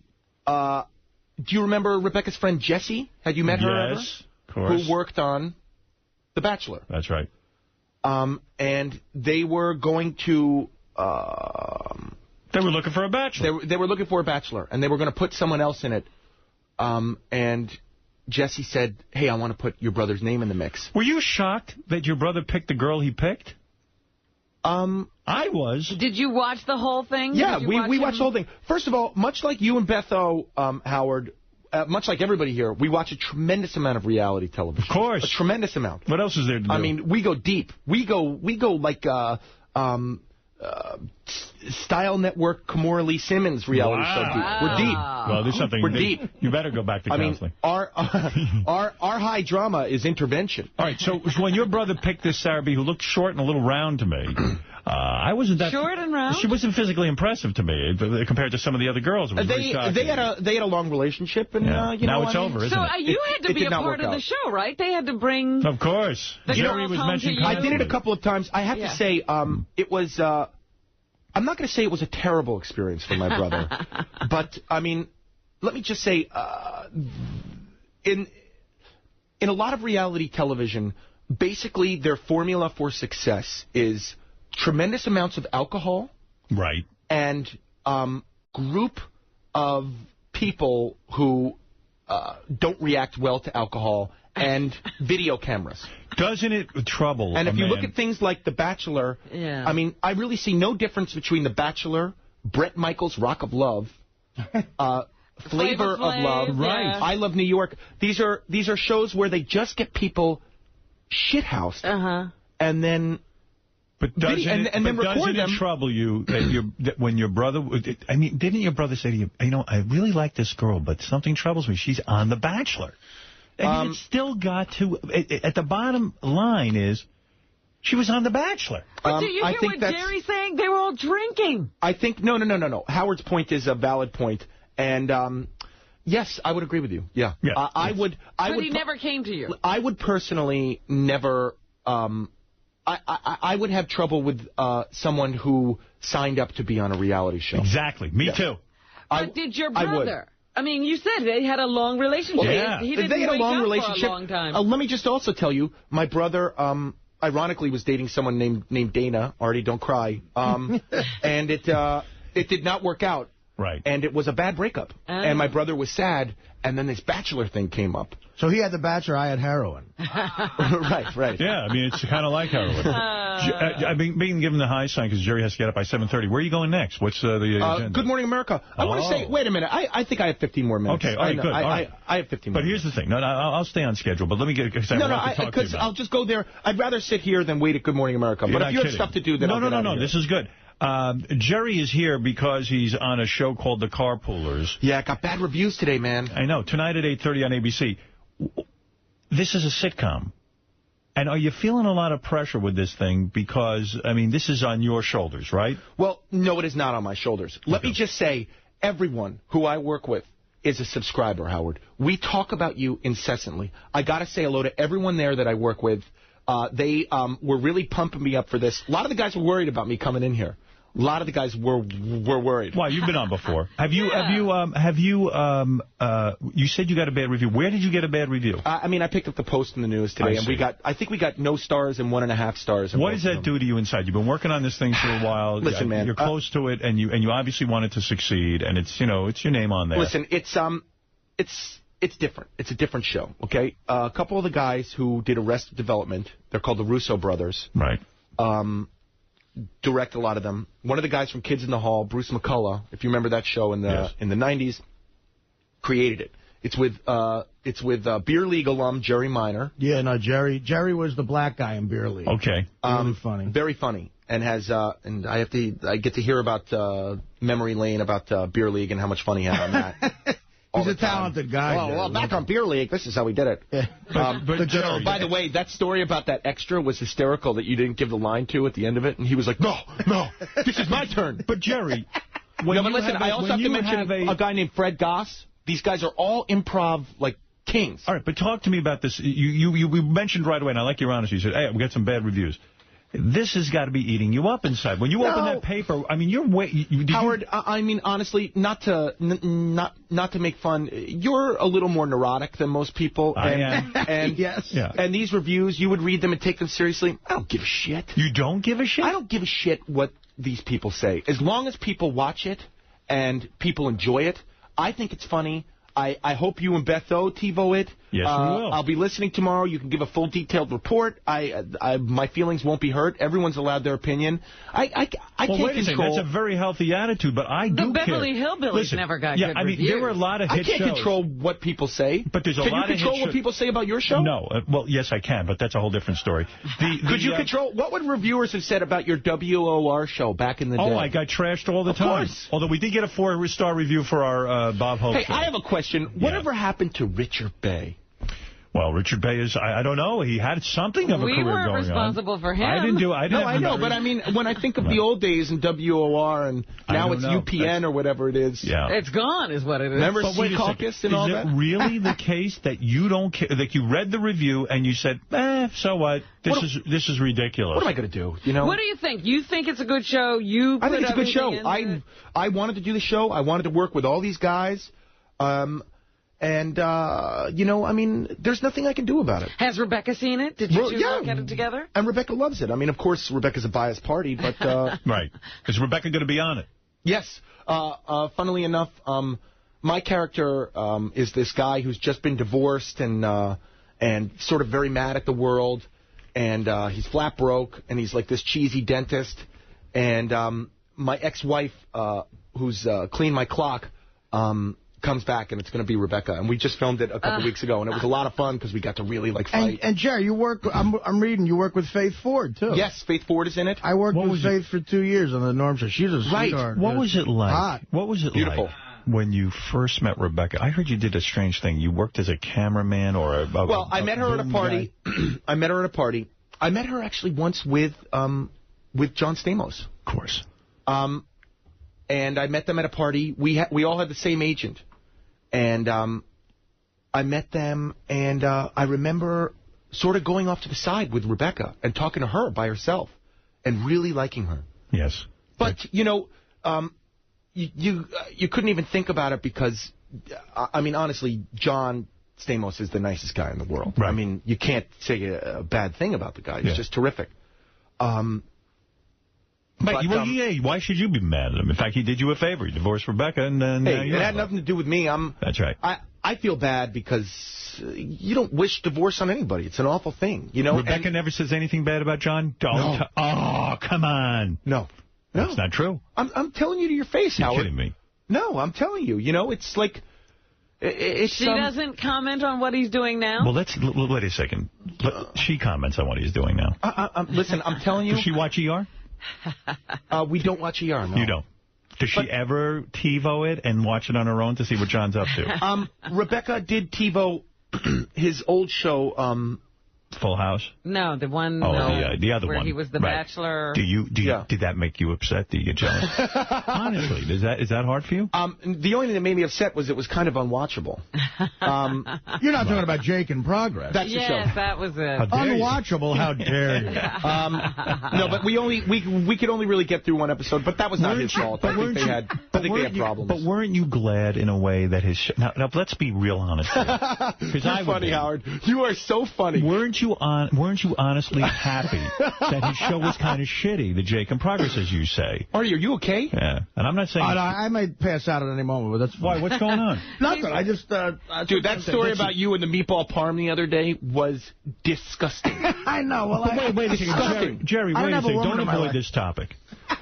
So when you see that John's show wasn't good in your opinion... And Rebecca's watching it. Honestly, don't you relax a little bit? Yeah, come on. It would have been hard for it to have been a great hit I'll tell you honestly. Yeah. I kind of wanted it to do well because I think Rebecca was worried about John. Mm-hmm. I think Rebecca was concerned about his well-being when they split up. Oh. So you feel... And I thought that we watched that show... because Rebecca was really rooting for John to get on with his life. Is this some PR crap? Or hey, man, you're asking me a question and I'm answering All right. I don't believe it, but I'm going to accept your answer. Fascinating. Really? So he was... why would I make... because I would have been thrilled. You know, Howard, it's easy to say that, and I understand where you're coming from. But the fact of the matter is, Rebecca was very worried about John. Rebecca cried a lot. We're talking about you and how you about John. Well, how did I don't you give a feel? shit about me. It's got... No, aren't you secretly happy? You don't want to see him. I'm the one who's with Rebecca. I'm great. Let's speak about that. What is it like the first time you kissed Rebecca? It's incredible. It's incredible. I couldn't believe it. I still can't believe it. And then when you felt her titties? Oh, jeez. Honestly, what was that now like? You have to get I can't believe it. I can't believe it. Is banging her as good as I imagine it would be? Well, it was exciting because I know you read those list of names, but I was, believe it or not, a virgin when I met Rebecca. Was it hard for you? And so it was so Can I ask exciting. a manly question? That's not what Jerry Zapandi said. Please be honest. And if you don't want to answer it, fine, but just be honest. Was it hard for you to hold out sexually? I'm talking about when you were having sex with her the first time. You want to be impressive. Yeah, you do want to please her. You know she's been around the block with John and stuff. I'll tell you, the first time, honestly, I was very nervous. I was very nervous. I wasn't as manly as one would think. So you came fast. Is that I was fair to very say? nervous. So you came fast? I was just extremely... I wasn't, although I was a virgin, what I had imagined how manly I would be when I was if I were to have sex, I wasn't nearly as manly as I thought I was. When you're with a girl like that, you sit there and go, but now I have to compete with Stamos. Like, he's been in here, and if I may be crude, he's been here, he's visited. In a sense, I want to be better at this than him. I mean... No. He doesn't come into your thoughts. He didn't come into... I don't blame you. And, I think at a certain age, I think your thinking is rather immature. I mean, absolutely. We're all mature adults, and I'm very immature. You can't think like that. I'm so immature. I mean, I root for the other guy to do poorly. I hope I'm better sexually. You're talking to a guy who's upset if a friend of his has a show that works. Right. People I like. I don't like... Please don't interview... He's still upset that John got another job on ER. Oddly, it's time for Jerry to go. But I have to ask one last question. Jerry. Yes. Don't you find, and please, if I'm being too crass, tell me. Gary, okay, I have two more minutes. Give me 2 more minutes. Sure. Don't you find, like, for example, and if it's too crude for you, I don't know. It's not. If you're going down on Rebecca, don't you find... What does that mean? Third base? No, you know what I mean with your tongue. Don't you find you're down there for like 5 hours just because you want to please her, like you want to be the best lover you could ever be for her? So like you actually go overboard and you're licking too much? I mean, John told me once his record with Rebecca was 49 minutes. He stop it. He held out 49 minutes. I'm being serious. When did he say that? Shh. And let me have you beaten that record? 49 minutes. Does Rebecca expect you? But honestly, do you try harder with a girl like that? I mean, are you nervous that you won't measure up? Because, I mean, she's probably had some great lovers. Hey, man, we're married now. I mean, there's got to be some ease. How many lovers could Rebecca have had? I don't know. John found her when she was 12. I mean, obviously, this is the story that I'm getting, and obviously things get cloudy and stories change. But, Rebecca has, from what I can ascertain, been a boyfriend-girlfriend guy. Yes, and, that's true. There's a reason why, and look at it any way you want, Rebecca getting married, Rebecca getting divorced. This is a girl who came out to Los Angeles at a very young age. Right. Went to Paris to model at an extremely young age. I mean, think about it. You have daughters. Would you let one of your daughters move to Paris when they were 18 by themselves? No. Think about it. No. So here's a girl who wanted to act, wanted to get into the entertainment industry, met a guy who was established in the very established, extremely successful. Right. And latched onto him and stayed with him for 10 years. Yes. Like, that is something to be applauded, not something to be... But are you saying that she had a horrible mom for letting her go off at 18 to go off? Listen, I'm not judging on any parents. I would... listen, are you saying Rebecca's mom is not a good mother? No, I'm not saying that. I love her mother very much. She's a terrific woman. I mean, what kind of woman would let her go off and do that at 18? But... You said it yourself? Yes. Go ahead. I like Rebecca's mom very much. She's a very funny character. But I would have never... Okay. I would never let my child go to Paris, male or female, go to Paris by themselves at the age of 18. All right, Just fair enough. happen. I agree. Jerry O'Connell. Howard, call Rebecca. Let's have I've Beth written call her. I'm not He's gonna, afraid of being rejected. I don't want to be rejected. Oh, don't worry about that. She really misses you. She loves you very much. I predict Rebecca and I will be friends again. Jerry and I will become friends. Jerry and Rebecca will break up, and Jerry and I will stay friends. That's what I predict. We should be. Rebecca again? That's what I think. I want to say hello to everybody on Carpoolers. Everybody listens in the sound department. Is the show. You Robert say it's funny. Who's a stand-in. Everybody's going to enjoy it. We're going to all tune in. Carpoolers tonight at 8:30 on ABC. I wish you a lot of success. You're a good guy. Thanks, guys. And you really, next time, need to come in and explain to me how you managed to hold out having sex with Rebecca. And how long you answer this real quick. One word answer. Okay. How many days did you have to wait before you got into Rebecca's pants? Was it the first date, or how long? Howard, Quickly? Howard, I told you it was a marriage don't thing. hand me bullshit. It was a marriage thing. The bullshit meter's going off. How many days? You're a listener. You know we like to hear the real answers. How long did it take you to get in Rebecca's pants? How long did it take for me to get into Rebecca's pants? I need the answer now. Listen, next time, Howard. No. All right, then how long did it take you to eat her ass? All right, listen. See you guys. Jerry O'Connell on the season premiere of Carpoolers tonight at 8:30 on ABC. Thank you. All right, we'll be back right after this. Mike, you're on the air. Go ahead. Aaron, what's up? Hey. I just wanted to, I had a question for you, and I just want to say something to Robin and Artie, but it was about Paris, but I got to ask this. I figured out something when Jerry was talking. Yeah. I think John and Rebecca's relationship ended because you were her emotional friend. Hardly, but go ahead. What is your question? No, I got to move along. Bob, you're on the air. No, that's just ridiculous. I wasn't her emotional friend. I thought Jerry O'Connor was an excellent guest. I thought he showed class hanging in there. I wish you had him there for an hour. I'm going to watch his show. I got one question for you. Okay. I want you to take a poll along all of you. Do you believe that Sal's wife did not fuck that guy? That's a good question. I did spend some time thinking about that yesterday. And after yesterday's interview, I'll give my answer last. Let me go to Fred. Fred, do you think Sal's wife had a sexual affair with the man? No, I don't. I really don't. Okay. I think there's a lot going on there. I think she's trying to sort things out in her mind. But why 30 times a day and then write I love you to the guy? You know what? I think she might be just a little immature. I think she's kind of caught like in some sort of like high school stage or something like that where you don't necessarily have to act on it. And girls are a lot more chatty than guys. When guys talk, it's because we want to get laid. When girls talk, that's not necessarily the case. They actually want to talk. They actually want to talk. So that's one in the no column. Artie, what do you think? I definitely think she did not sleep with the guy. You think she was honest yesterday? Yeah, no, I believe her. Robin, what do you think? I think she did not. The answer is she didn't. I believe her. I don't think she slept with him. No way. No. Do I think she blew him? Oh. No, I don't. No. I don't think so. Hand job?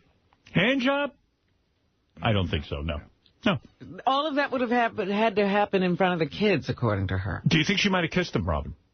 Oh, I'm sure they kissed. Yeah, they kissed. Really? Whoa. Yeah. I think nothing romantic happened. What sort of kiss, though? Tongue kiss.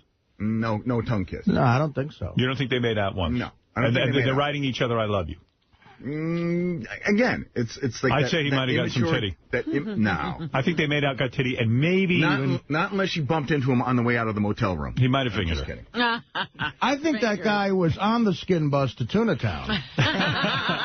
All right, sir, what do you think? He also might be one of those queer guys that doesn't do stuff. What did you think? Do you believe Christine? Sir? Did I hang up on him? I don't think I did. Well, he's gone. Maybe perhaps he was bored with our answers. Yeah. Oh, I wanted to hear him say that she fucked him. Yeah. Well, there you go. Yes, and I do agree. Jerry was a good guest. Tom, you're on the air in Providence, Rhode Island. Hey, what's up, Howard? Hi, Tom.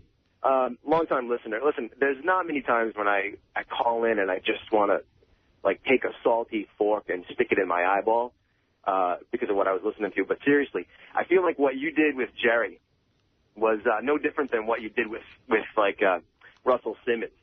Just like, because it just seems like everything was contrived. Like, tell me the truth. Did you want to bash that guy when he came in? Did you want to pull out the Rebecca John thing and, tell him you knew more about Rebecca than he did and all that? No, I don't think I did that. I was curious about his relationship with Rebecca. I was curious as to why Rebecca and I... Why would you think Howard would want to do that? No, I really like Rebecca, and I was curious why things have gone so wrong. And I think... I know why. You know the answer to that. I think you know the answer to that. I mean, again, I love... I do. I have my I have my answer for it, but I think the answer is, and I don't know that it's unjustified, I did give her a lot of shit on the air when she started dating Jerry. Yeah, you did. I was carrying on like kind of, you know, crazy. And she took offense to it. But and I understand that. And if we can't get past it, we can't get past it. But no, I mean, but why should he beat up on Jerry? I don't. Well, no, I didn't beat up on Jerry. You know what it was? You guys probably remember like the old cartoon where there's like the big bulldog, and then there's a little dog. I got to hang up on this guy because it's boring.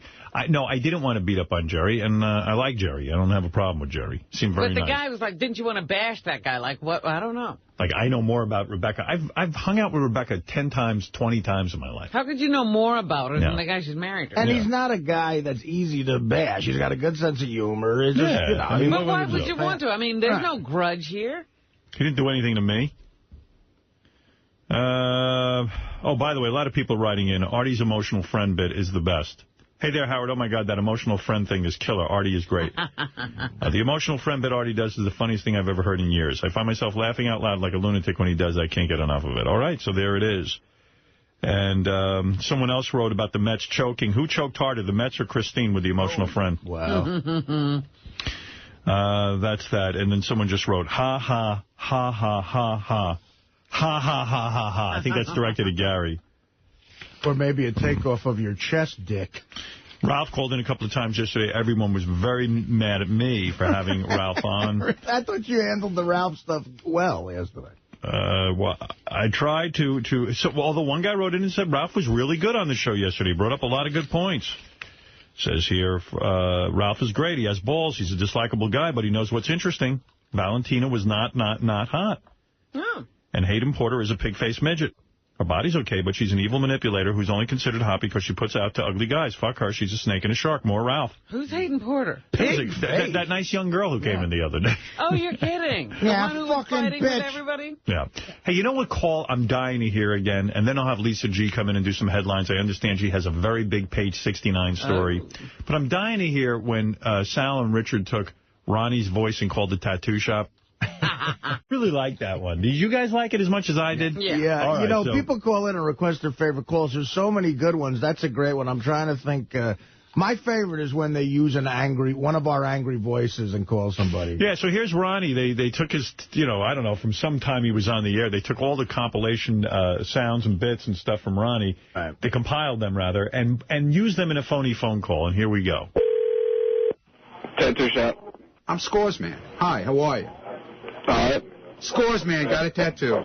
Hold up. Douchebag. Hello? Scores Man, got a tattoo. What can I do for you? What do I do? I'm Scores Man, you fucking fool. What do I do? Yeah, I don't know who you are. I don't give a fuck who you are.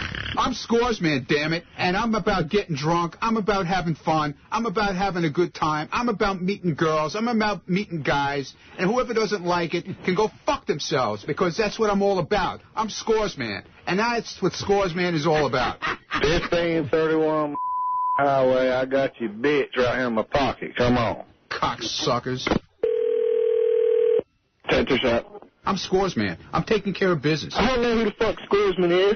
Scores Man, got a tattoo. Yeah. I'm glad you got a tattoo. You come over here, you get my fucking fist in your face. Cocksuckers. You a goddamn cocksucker. I'll beat your goddamn ass and put my dick in your mouth, bitch. Douchebag. Yeah, douchebag. Fuck all of you who are jealous of me. You're all jealous. You're all fucking jealous. Fuck you. Don't call back, bitch. Tattoo shop. Scores Man is about having fun, motherfuckers. You don't like it? You can go fuck yourself. I'm gonna beat your fucking ass, you cocksucker. Cocksuckers. Wow. You know, I just thought of one. When you're angry, that one? Well, that's a good one. I heard well, we could do that, but at some point I would love to hear. I heard this on a replay this week, and I was laughing so fucking hard when Richard calls that real hippie chick he'd call, like the, hi, Rusty. Yeah. Oh, yeah. He calls her to apologize for the phone calls and plays Sal's apology. Yeah, that's a good one. Oh, my God. Yeah, we played that on the show the other day. Oh, I was pissing my pants. There's one where you're real angry and you call an auto repair shop. Do you remember that? Yeah, I remember. Ralph and John? Yeah. Who's this? Come on. Well, how long should I wait for the $5 grand, Ralph? You tell me. How long should I wait for the 5 Gs? I don't know who this is, because this isn't Ralph. You're actually funny now, Ralph. Now you're saying funny, creative shit. I don't know what the fuck you're talking about, dude. Who is this?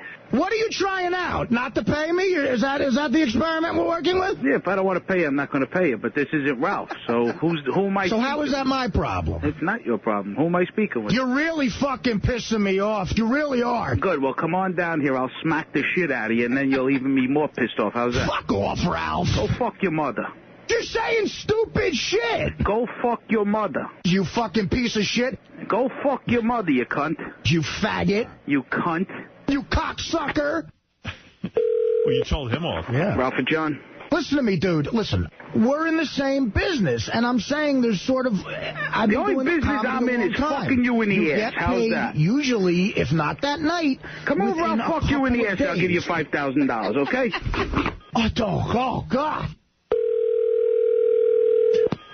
Ralph and John. I was not upset at the beginning of this conversation, nor was I upset yesterday. I just mentioned, you know what, I haven't gotten the money yet. You were a little surprised that I didn't get the money, correct? I said go fuck your mother. Who's this? What do you know about making money, Ralph? Go jerk off to Star Trek. I gotta jerk off to your mother's picture. Yeah. And I gotta fucking jerk off on your mother's picture. You faggot. You fucking cunt. You cocksucker. You cunt. Who are your you mother's a zero? cunt. Your father's a cunt. Your sister's a cunt. You're a cunt. Why don't you come down here, whoever the fuck you are, you cunt. You cocksucker. I got the apology one that you like. I'll play that a little bit later. Oh, it's so good. Yeah, that is good. You can get people, people in the New York area, you can get riled up just real easy. Yeah, it's great. I mean, they'll argue with you on the phone. Lisa G's here. Lisa, come on in and do your Howard 100 News update. And Lisa has a big page 69 story for us as well. Lisa, I'll pay you to meet you. Where are you? Lisa G is here. Lisa, what's in the news? All right, I'm going to kick off with page 69 since you brought it up. All right. According to page 69, Will and Jason are reporting that Sal was at a lunch with serious bigwigs who were talking politics when Sal was overheard saying, quote, I can tell you one thing. I won't be voting for that shine Obama. Page 69 adding, it's not his first racist remark at a nice restaurant. At a previous lunch, Sal was seen adding a dot and towel to his head after an Indian man walked into the restaurant. What the fuck is wrong with him? He wants to get killed, I think. Did you say that to Sirius executives? What Sirius executives are eating with Sal? What's going on with them having lunch with him? Why would they eat with Sal? Sal, did you really say that? No. What? Dude. No. Richard, it's completely taken out of, is it called context or content? But those words did happen. It's taken out of content. What happened was... When you say taken out of content, what do you mean? The content of the story, it was taken out of. It was taken out of the content of the story. Right. It doesn't matter what it is. No, because this is important in terms of the definition so we can get your explanation. It's probably... It was taken out of what? Probably context, because I've learned how you guys put the spin on it. Now you learned that out. You're quick today. You're a genius. All right, so it's taken Why would you use the word shine in front of... Do you remember the other day when I was on the wrap-up show, and Tim said, listen, Sal, you're doing a great job, but, you got to veer away from the N-word stuff. It gets heavy. People misinterpret it. That's right. That day we had lunch with Tim. And we were talking about politics, and I said, I'll tell you one thing, I'm not voting for that shine. I deliberately said it and elbowed Tim. I was playing off with a private joke. Do you realize where you are? You're not in the office. You're in a restaurant. You're in a restaurant with people. We were in a private area upstairs, and I did it. I was playing off with the joke of Tim. Yeah, but he's trying to take a cool out on the jokes, and then you just I broke his balls. I gave it back to him. That's all. But whose balls are you really breaking? You're looking bad. Howard, by the way, when Sal says he was in a private area upstairs, he was just upstairs. There's nothing private about it. There's nothing private. Yeah, but I wasn't loud. But do you see what I'm... But people heard it that it's on the news now. Well, Richard immediately Richard said, I'm going to tell Will and Jason. I said, don't tell Will and Jason because it would be taken out of context. No, I ran this by you. And I said, all right, but it's going to be taken out of context. But what context? You were just joking. I'm telling you it's taken out of content, not context. Oh, all right. Taken out of content. So he was right. The one time. The one time I was being honest. Well, we didn't understand what you were looking for. Okay. So that's basically it. It wasn't a deliberately racist statement that I made.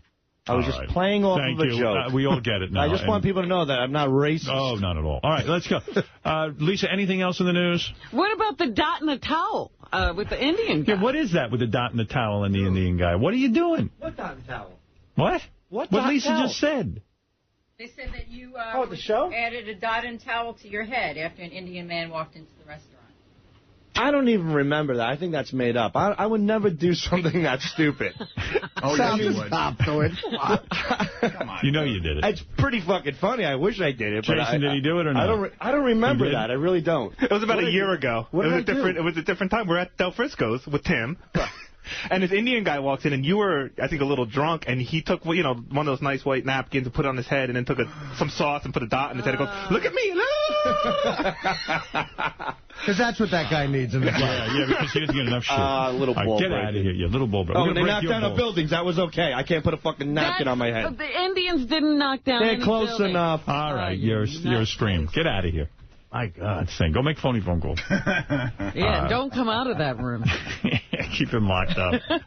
Lisa, anything else that you can report? Yes, breaking news. Howard 100 News has learned exclusively that Scott DePace played... Oh, I know about this.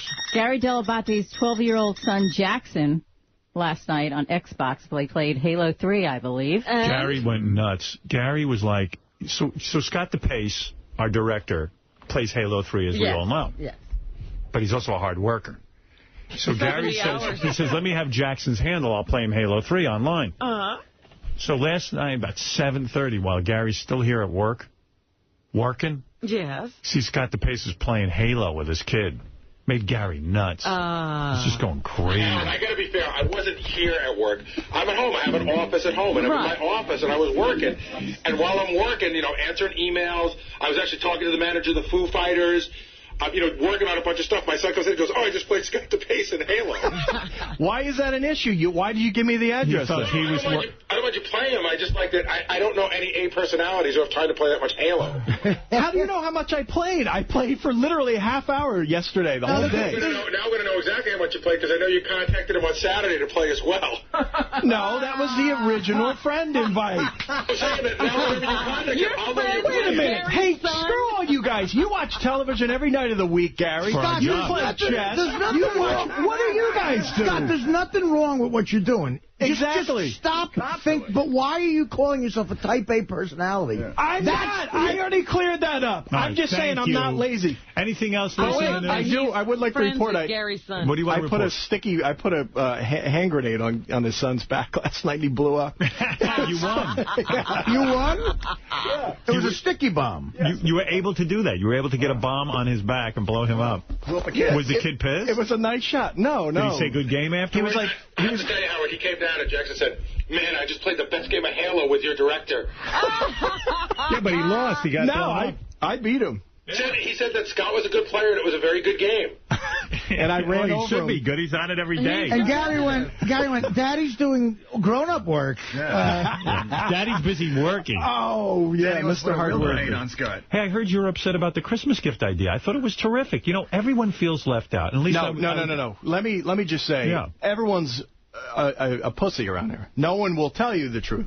I heard Doug Goodstein, he said it was a gay idea. That's a whole other issue.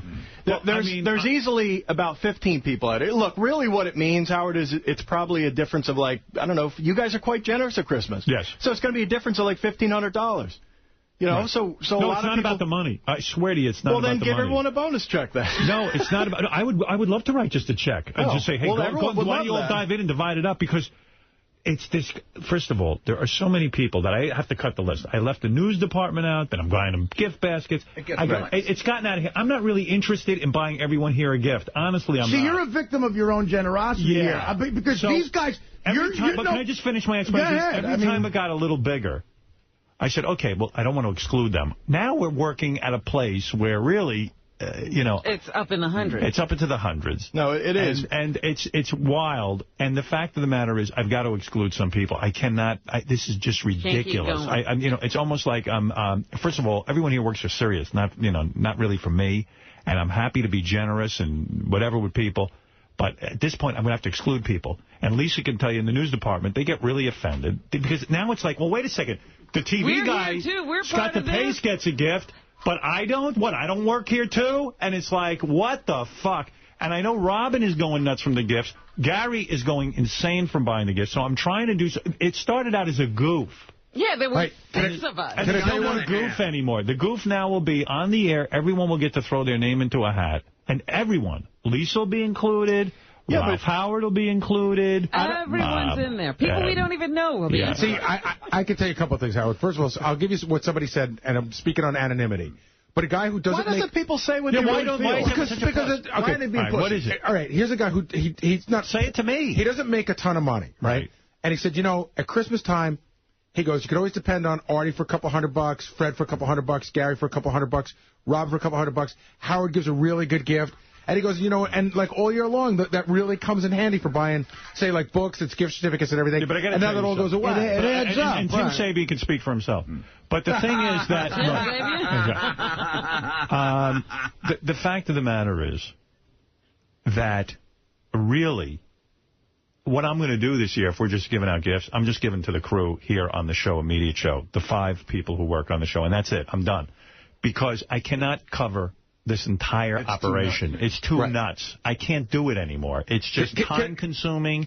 It's stupid. Can I make a suggestion? It's not like, you know, and like, you know what, there are some people here who maybe rely on it and this and that, but maybe some people shouldn't be here that long. Maybe some of these jobs are just a year or 2 Can jobs, I make a suggestion, Howard? You know? I think that for this group in here, we should do the Secret Santa thing so that each of us can get one a good gift. No, that doesn't solve my problem. No. Well, that doesn't solve the problem. I can't buy everybody here a gift. So you're different because, like, I was telling you yesterday, I have 3 guys that work directly for me. So you know what, Gary? So you're not. So here we made an agreement to stand by this. So now you're going to say, I have 3 guys. Howard, this is a discussion. It's a discussion, not... Everybody works directly for Howard. What are you talking about? I mean, it's a discussion, Howard. How about years of service? But the fact... Oh, here we go. So that's right. But I'm not going to Sirius and negotiate a new salary. That is the weird thing, because a lot of big shows... They'll give gifts out. The show will buy gifts for everyone. I mean, I'm so sitting who is there, the show here? Yeah, exactly. It's ridiculous. Sirius is the employer. Yeah. I am not the employer. If somebody wound up giving the bonus. If you're relying on me to find the bonus for you, then you're in the wrong business. Artie, what was the big gift when you were on the Norm Show the second year? Did everyone on the crew get a Christmas gift? Yes. And what was it? Oh, God, shit. Because I know, like, the Letterman show gets a jacket, and then sometimes people are like, that's a corporate. Nobody's given me a gift. And Norm didn't get you the gift. Right. It was the show that got you the gift. No, actually, Norm got everybody a gift. But, I mean, look, here's the thing. When I first got, like, Norm got, I don't know, it was like some crazy, like lame pocket knife or something. It wasn't anything. Yeah, he got them a pocket. I'll get everyone a pocket knife. That's insulting. But, Howard, the first Christmas I worked here, when I got the first gift you gave me for Christmas, and I had come from network television, where even like at Mad TV, Quincy Jones used to get us nice gifts. Right. I had never gotten a gift like that from anybody. That was extraordinarily generous, and every year you're generous. So people have become used to that, unfortunately, man. And it's like people don't have money, and they look at, you know. We have a new policy. Yeah. We're not like getting. You're not gonna think of it as a Republican policy where there's no more Christmas welfare. Forget me. You guys can keep me off the list. How about whoever a guy like draws JD? My name is going to get a great gift. How about a guy like JD? That was easily Robin would give, or I don't know, a few $100. Artie, a few $100. I mean, the problem is we now have 800 JDs. Right. And Robin is JD's been here for 5-6 years. Yes, and he should go... No, listen, he should be making triple what he makes, I'm sure. Yeah. The fact of the matter is, I'm not talking about employment compensation now. I'm talking about the fact that the thing has gotten so out of hand that we now have this huge operation. People are getting offended because they're not getting gifts. Some people are feeling they're not getting the big enough gift. Some people... I mean, people have all these emotions around the gift. We never really intended to do a whole gift thing. We did it on the air and didn't want to exclude people. Scott came in, Scott the engineer came in and said I had given him a reduction. Yeah. Like it was like people are almost starting to think of us as the compensator. Well, see, that's what happened. They're starting to think that we're I'm not the employer here. Honest to God, I'm not. Right. No, I don't hire Bubba. I don't hire Pharrell. I mean, I think it's cool that Sirius gave us channels and puts these people on, but let's not confuse things. If it was up to me, I wouldn't be running satellite radio. I wouldn't be hiring anybody. I would just do my own show. The fact of the matter is that these are the employers. So things are getting very confused, and people are getting their feelings hurt as if we're the boss who's telling them they're not worth anything. Right. But it's kind of a nice way for you to tell us. It's a nice way that you appreciate it. I appreciate you. How about I appreciate Forget about me. Really, I'm not just talking about me. I'm talking about what we're going to do for On the Air is everyone is going to be included. Their name will be included, and everyone will get a gift. And by the way, part of this is, too, I don't want people running around trying to find me gifts. You know what I do with 90% of the gifts? And they spend a lot of money on them. I throw them in the garbage and never see them again. Well, it's not my we taste. got a wood chipper to try when that didn't work. But it's not my taste. I drive people crazy with getting me gifts. I put a stop to that birthday gift stuff. I'm not looking for gifts, and I'm not looking to drive people crazy. Can I tell you what I was going to get you? I mean, Artie having to go to Bloomingdale's and get me gift certificates. Barney. I never even used it. It's a ridiculous waste of fucking money. Oh, come on. But you know you'll use that eventually. No, I won't. I never get to Barney's. I don't go. Ralph goes to Barney's sometimes. Give it to Ralph. To buy some shirts. It's a waste of time for people. It's a waste of money. Right. They feel compelled to have to buy me and Robin and Fred. It's a very stressful, difficult time. It's very stressful. I'm alleviating the stress, and this is something that is the right thing to do. I know it. Because people shouldn't have to buy me gifts either. And I can imagine that some of those people that you're talking about, they would spend a good deal of money trying to get us gifts. Well, the person I spoke to... that they can keep in their pocket. The person I spoke to said that, again... You know, a couple of hundred here, a couple of hundred there, and then in return, they could buy us a book or a CD, so it wasn't that much for what they made. Well, they're looking at it to make compensation. No, it was just... I tell you the truth, this is Sirius's role, not mine. The Christmas gift thing started on the air just between the five of us. I'm sorry we ever started it. It escalated. Yeah, I have a question for Robin and I don't want to exclude someone. When they hear it on the air, they go, well, wait a second. Scott the engineer's like, why wasn't I included? Right. Or you gave me more last year. And I now don't remember what I gave you last year. It's multiplied to thousands of people. Right. And the fact of the matter is, it really is an incredible burden for not only me, for everyone on the staff, and other people trying to come up with gifts for me, and did I give Howard enough, and this and that, and I don't want anything. Also to the point that it's so far out of my hands, you know, some of the stuff that, you know, like I'm arranging for, it doesn't get marked properly. People don't even know they got a gift from me. You know something? They get an unmarked bottle of wine. And Robin gets so wrapped up being behind, everybody gets mad at her when the stuff isn't here on time. Right. Yeah, it's become a whole thing. It's like, why isn't it on time? Robin and I were saying that guys on TV shows should start working on it now. You definitely have to get a wood chipper out. Because even when we do the Secret Santa thing, stuff's going to go right in a wood chipper. That's right. All right, so Secret Santa it is this year. And Lisa, please tell everyone in the news department. You're opting out? I don't want to get a gift for some buy everyone stranger. A gift. Well, buy everyone a gift. You know everybody. Well, then you're free to go buy everyone gifts. Probably get, We're doing Secret like Santa. One of the I heard the interns into it. What if I get one of that? What am I going to buy? I don't know what to buy them. All right, so then don't buy anybody anything. Scrooge. So opt out of it. That's fine. You don't have to be in on it. I mean, I think that's fine too. I think that's sad. Yeah. By the way, I guarantee there are guys... The real spirit of Christmas is, and let me remind everyone of this, is to hate Jews. That's right, and Scott opted out of that, too. Right. By the way, some people were complaining that the term Secret Santa in and of itself is a gay term. Right, that was good, Steve. Well, I didn't come up with Secret Santa. Yeah. It's the grab bag, if you will. Yeah, I call it, let's fucking alleviate the stress routine. Exactly. Yeah, but that leaks out, too. Secret Santa leaks out. What do you mean? Because you find out who's we're going to find out. We're going to know on the air. Oh, Lisa, we're going to know exactly what you gave, Artie, if that's what you get. We want to know that. That's the fun of it. Right. It ain't going to be a Secret Santa at all. Right. That's what's going to be the fun on the air. Is there going to be a suggested price that you... No. You're going to come up with it on your own. Howard said it best on the air yesterday. If everything happens the way it should, Scott the engineer will have to buy a present for Howard and be getting a present from an intern. And then the fun begins. Hey, Howard. Yeah. I actually think it's a great idea, but do you really think that you won't secretly get a few people gifts? I will only get gifts for people who are employed directly by me. I'm not talking about anyone on this show. For example, Laura, my assistant, is paid by me. In other words, she works in the service of me. Do you understand what I'm saying? So will you swear on a stack of Bibles that that you will not be giving anything to Robin for Christmas? Because I know it's hard. I know it's hard for you to do. You guys have swear on a stack of Bibles. Okay. Robin and I have spoken about this. We won't give each other gifts. We've decided that. No. Because that to me is like the big thing. No, it's got to be all. When Robin walks in here with a $12,000 crystal thing. Exactly. Houdini owned this.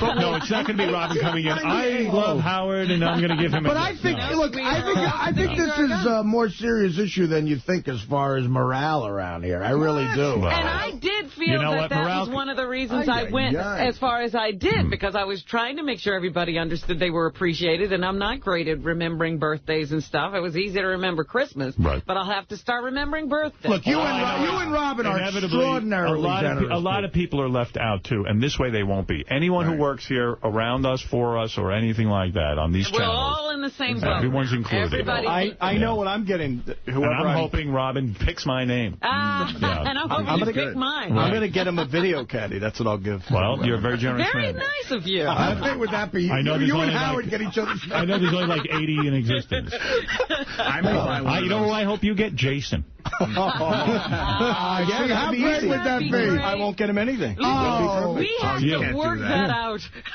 I shop throughout the year, though. I haven't bought anything yet, but I found something for you. Since we're doing this, do you want to know what I was going to get you? Sure. I was going to get you this Batman sword. And can I tell you something? This is a perfect example. Richard every year goes to some great expense for me. I hate the stuff he gets me. He has no clue what I'm about. I don't want a Batman sword. Look how cool that is, though. It's such a waste of money. You should give him Ralph's name. And he racks his brain to get me something, and it's always shit. And I don't want it. It goes right in the garbage, and I go, this is such a shame. He wasted money on me. All right. This Christmas gift-giving thing has gotten completely insane. You know, I know what I'm going to get you if I pick you up. Big bar of soap. You're not showering, by the way. She's coming in tomorrow to smell you. Absolutely not. I've had 3 shits. I did a karate class last night and masturbated so far. And Sarah's going to smell your ass tomorrow. Yeah. Smell your balls. And there's still another day left. So I'm brewing. Sarah Silverman says she wants to come in tomorrow and smell Richard's balls. It's like a crazy cauldron he's I'm honored. The Batman sword is exactly what I'm talking about. Yes. I don't want this pile of stuff that I feel terrible throwing out. You wouldn't hang that up at your apartment? No, I wouldn't hang it up my apartment. I don't want to see it. I don't care about it. People buy me comic books. I don't care. I was going to get you the chess books. There's only 3 chess books I read. I can't even read all these books. It's a waste of their money. It's a waste of their time, and it's a pressure on them that they don't need to feel.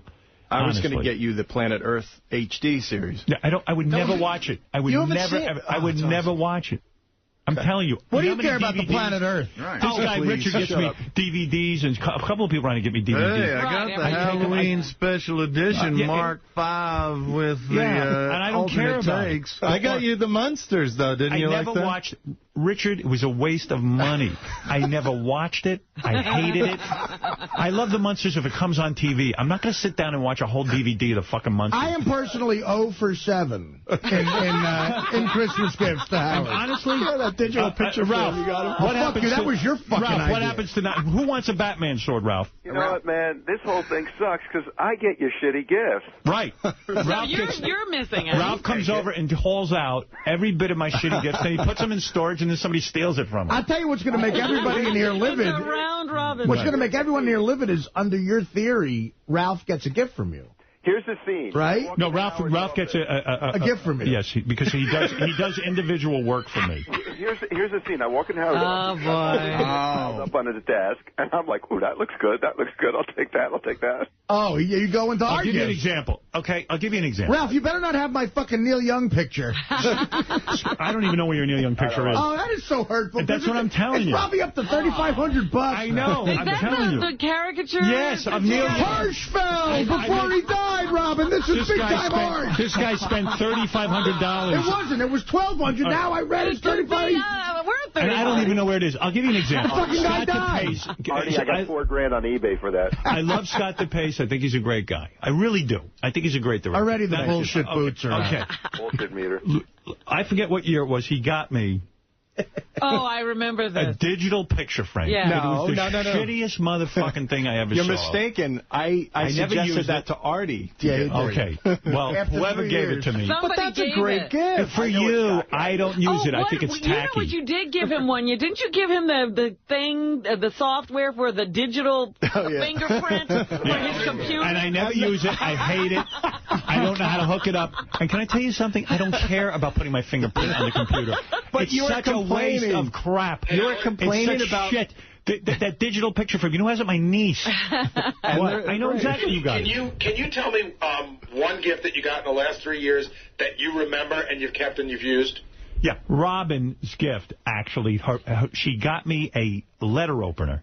He loves that That thing. I love. I mean, it sits on my desk. It looks like, what? Anything past that? Yes. Robin got me, okay? She got me a book. The George Washington thing. I think it looks really cool. I never really read it, but it looks really cool. I mean, she gets me some gifts that are very, very expensive. What about Gary's gift? Didn't he get you the... Did he give me a pocket comb? I mean, the groomer. You know, no, I know Gary, but I'm not going to get into that. I'm just, How about the radio everybody pitched in for? Do you that was lovely. Gary got me the old radios. Right, yeah. I like it, but you want to know something? I have no room for them, so one sits in my office, and the other ones are in storage. Oh. You should have like you should have a museum or something that you put all your gifts in. I don't want that. The museum of gifts. So it's escalated to the point that people are getting me things that I don't use. It's a waste of money. And let me tell you something. How much is the Batman sword? I think like $80. Yeah, it's $80 you could have had in your pocket. Yeah. You know, I feel like the end of Citizen Kane when they're just burning all his shit. You see Rosebud on the sled. And the sword is in there. Hey, there goes my Munsters DVD collection. I mean, it was lovely. He gave me a DVD collection of the Munsters. I love the Munsters, but I don't want to sit and watch Munsters DVD. The digital frame thing, I had been 0 for 3, 0 for 2, so I stayed at the page. I go, Scott, I don't know. Why would you ask him? You're a technology guy. I don't know what to do. What do I get, Howard? He goes, dude, go right over to CompUSA. At the time, we were on 57. Right, just get You're asking a guy who his bar is filled with beer bottle caps. So his design of his house was shot glasses all over. Right. I was 23 living in Hoboken. Come on, I'm a little different. What's wrong with Hoboken? But this is the greatest the funniest rejection you've ever had, because Scott goes, get him this digital picture. I remember I took J.D. to CompUSA, and he made it out great because he helped me. I gave him like a $400 gift certificate. I bought it. It must have cost like $500-600 with the accessories. My niece ended up with it. On the air, I went over to you, and even the box was a burden. Right, you saw the box, and you didn't even physically touch the gift. You went, get it away. Yeah. I hated it. And the guy spent $600. On site. I was like, the pace you jacked it. It's gotten out of hand around here. And I'm talking about people spending money on me and on Robin and Artie.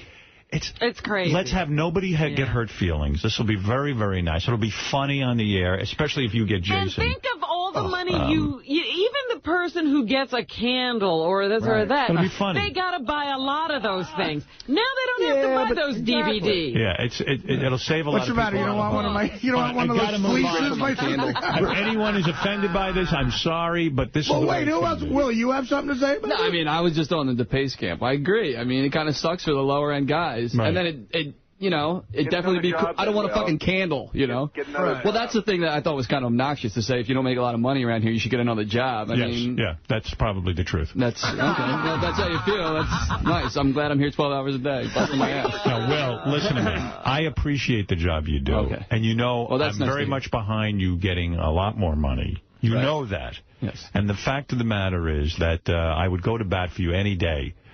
This Christmas gift thing has offended a lot of people. Yeah, I think Howard News ruined it. Yeah, goddamn Lisa G. Yeah, she complained last year. I've changed my tune, though. Well, Lisa G did complain, and Lisa was complaining on behalf of the entire news department. I remember Penny Crone's feelings were hurt. Well, they were all, we're getting you gifts, we're not getting gifts. Yeah, I mean, it's like oh, my God. It's just endless. I'm just telling you. Will, you know what?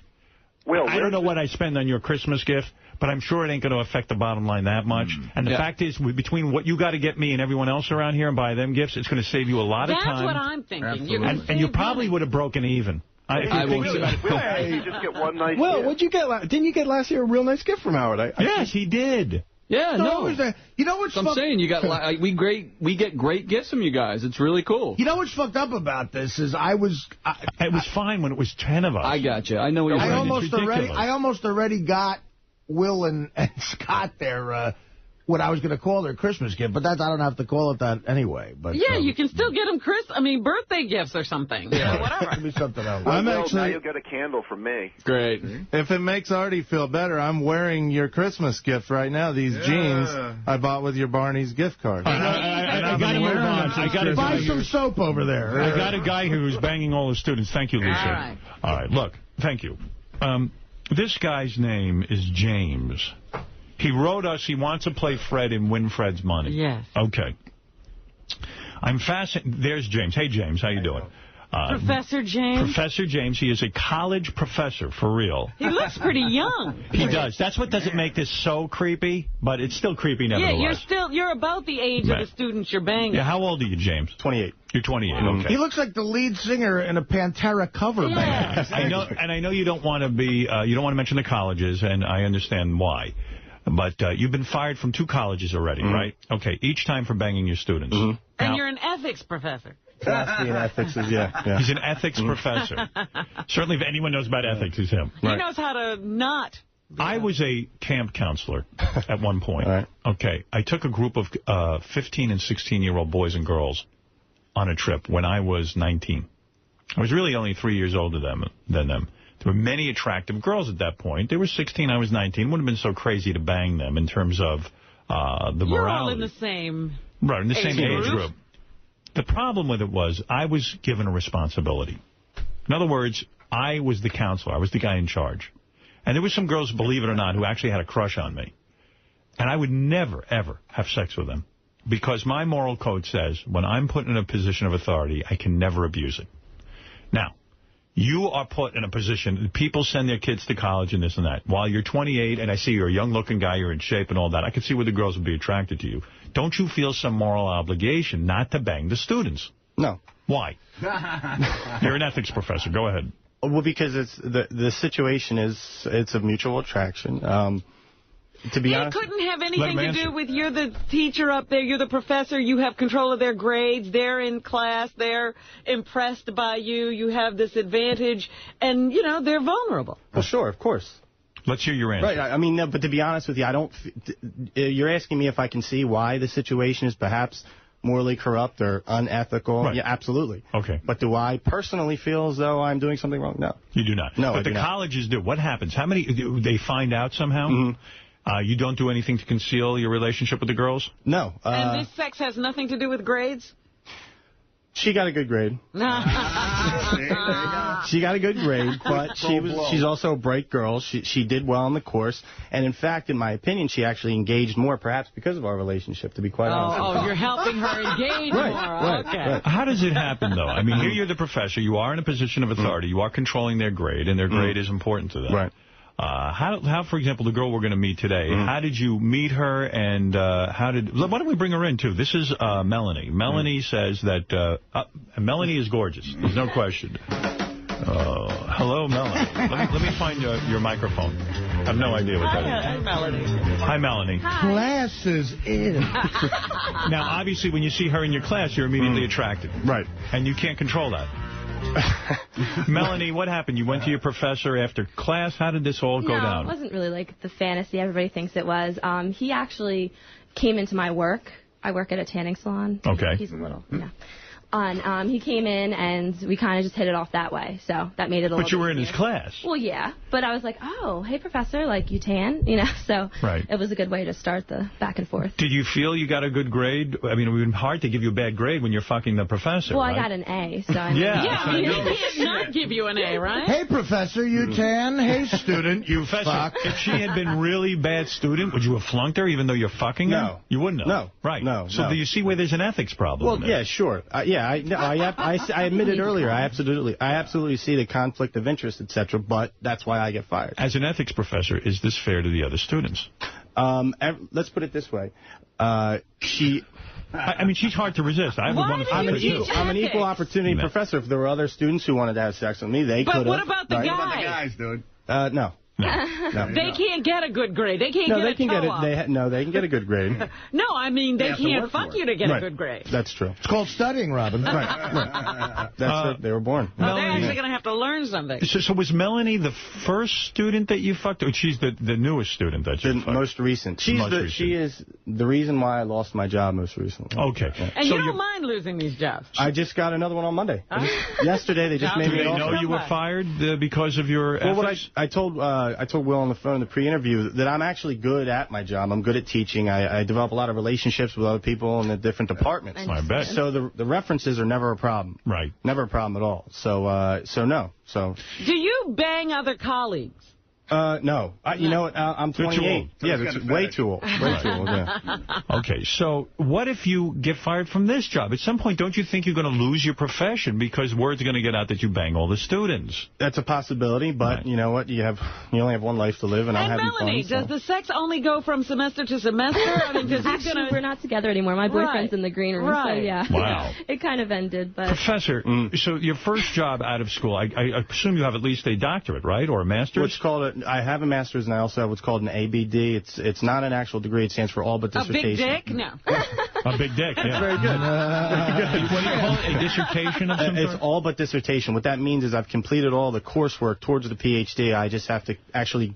But this is insanity. Don't you want... I mean, you've spent all these years studying. Don't you want to preserve the job? You could bang anybody. Why the students? It doesn't make sense. What if you... You can even go to other colleges. I'll be honest. Well, yeah, Fred, it is a little bit. And I'll be honest with you. I challenge you to show me a 28-year-old that is even half as freaky as her 18-year-old counterpart, to be quite honest with you. I mean, that's what it is. Oh, freaky, but I'm trying to talk common sense. See, there's something missing here. Sure, I agree with you. In other words, if I studied all these years to be a professor, there's only so many jobs you can go through before the word gets out.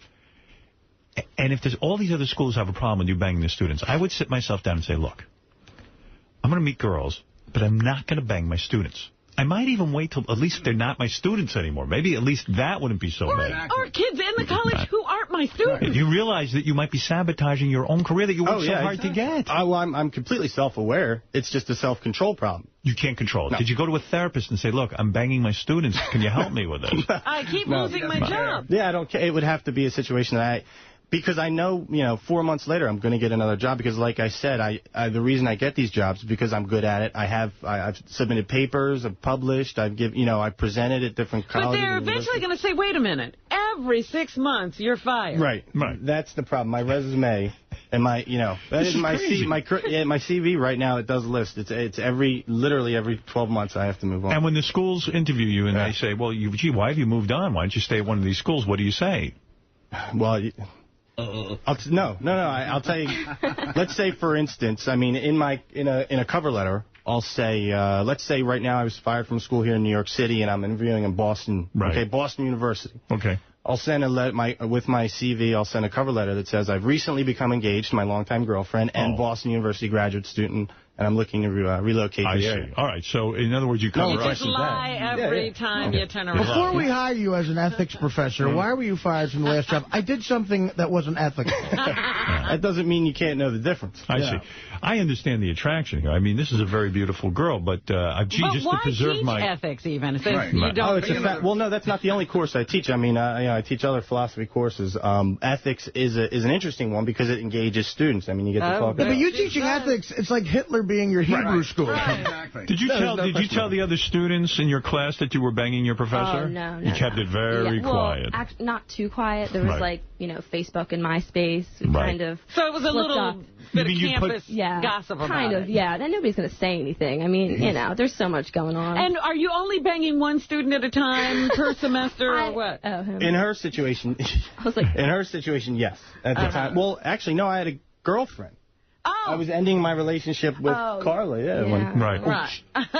So let me understand something here. I think psychologically what's going on is you don't want to be an ethics professor. You're doing everything. It seems like he wants to be a student. Right, yeah, that's absolutely what it is. Sounds like he wants to get laid a lot. Right. Well, but look at him. He looks like his students. The college lifestyle is something I never wanted to leave, so what else can you do? He's a grown-up Van Wilder. Yes. He's a Van Wilder. He has Peter Pan. He looks like an ecstasy dealer. Is he very good in bed? Was he pleasurable? It hurt. It hurts. Yeah. Why? Is he so big? Yeah. Oh, that ABD is? It was, well, here's a man and you're just a girl. I was pretty drunk the first time. Well, I didn't give you the alcohol. No, he did not give me the alcohol. I was at a frat party and I called him. But and when you saw his penis, you were alarmed. Yes, there was some alarm. That didn't turn you on? It was more like, uh-oh, maybe I can't handle this. I had just gotten out of a long-term relationship, so I didn't care. Did the guy have a needle dick or the other guy? Yeah. You know. So when you saw his penis, your professor's penis, did you comment to him, my God, I don't even know if I can fit that in me? I don't remember. I don't think I said anything. I was just like, let's do this. And when he put it in, it was painful? Yes. Right. It was. Wow. Boy, that's impressive. Yeah, it was. Professor. Just imagine the professor is packing. Oh, yeah. The professor's got it all going on. So did it come a time, is it hard to be with other men now that you had such a big penis inside of you? No, it's fine now. Did you two have a role play where you played professor-student scenarios? No, we never really got into that stuff. Why? It was real. Yeah, who has to play? Oh, professor.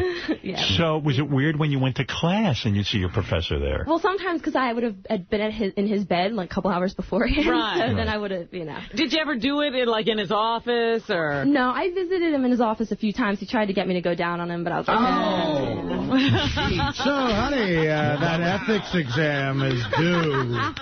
How about taking care of the kid? Would he give you the answers to tests and things? No, stuff. I mean, it was an easy class. It was a gen ed. I see. It wasn't for my major. It was dumb. Well, and how did you? All right. So, how did you end up breaking up? I mean, the fact is that here you are giving yourself to your professor. The semester ended, and then he just said, "I'm done with you." Well, no, he took me out for my birthday. It was fine. We still talked, but I just didn't want a relationship or anything. He didn't want one, so I started screwing around with other people. He was doing God knows what, you know what I mean? So. What grade do you think you really deserved in the class? Oh, a B or an A, definitely. It was not difficult. So he maybe jacked you up a little bit. Yeah. All right. And giving him oral sex, was it difficult because of his size? Yes, I only did that once drunk on the drive home from a club sometimes. Why? Because it was so big to get in your mouth? Yeah, I was just like, I'm drunk, I have to do it.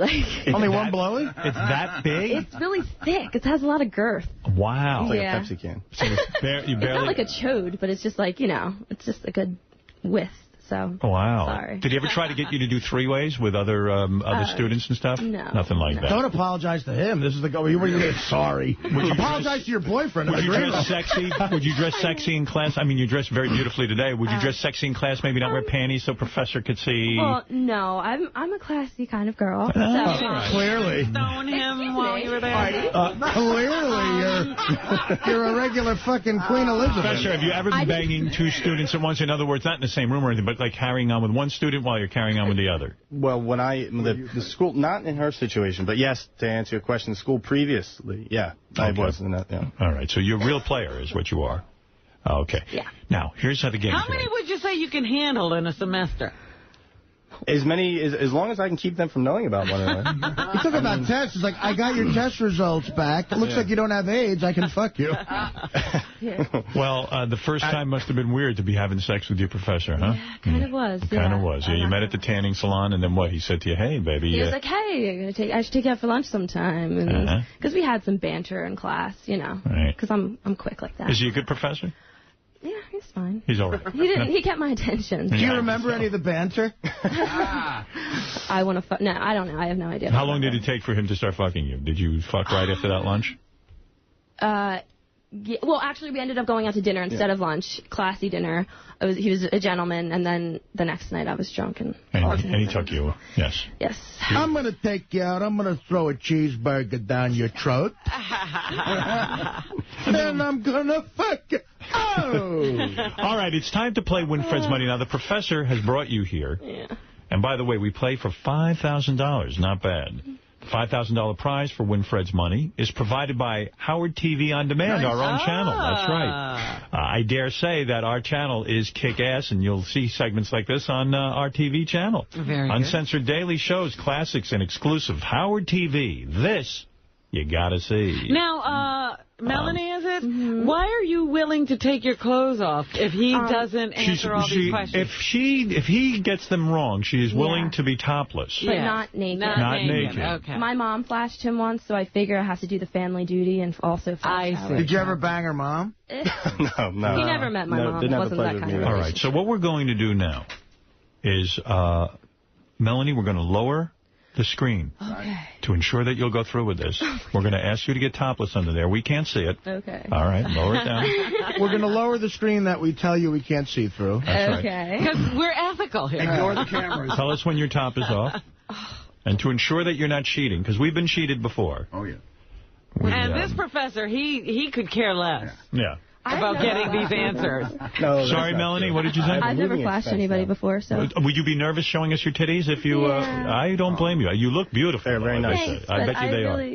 Okay. All right, your professor says that you have very nice breasts. Okay. All right, professor. She gets an A. I don't agree with your morality or ethics, but I am here to play the game with you. Fred, you need to go into the isolation booth. Oh, that's right. We need to switch We need places. to switch places. I'm going to have 7 questions. Professor, are you you think you're a well-rounded guy? Have you heard us play Win Fred's Money? Oh, yeah. And you think you're pretty good at it? I do. All right, Professor.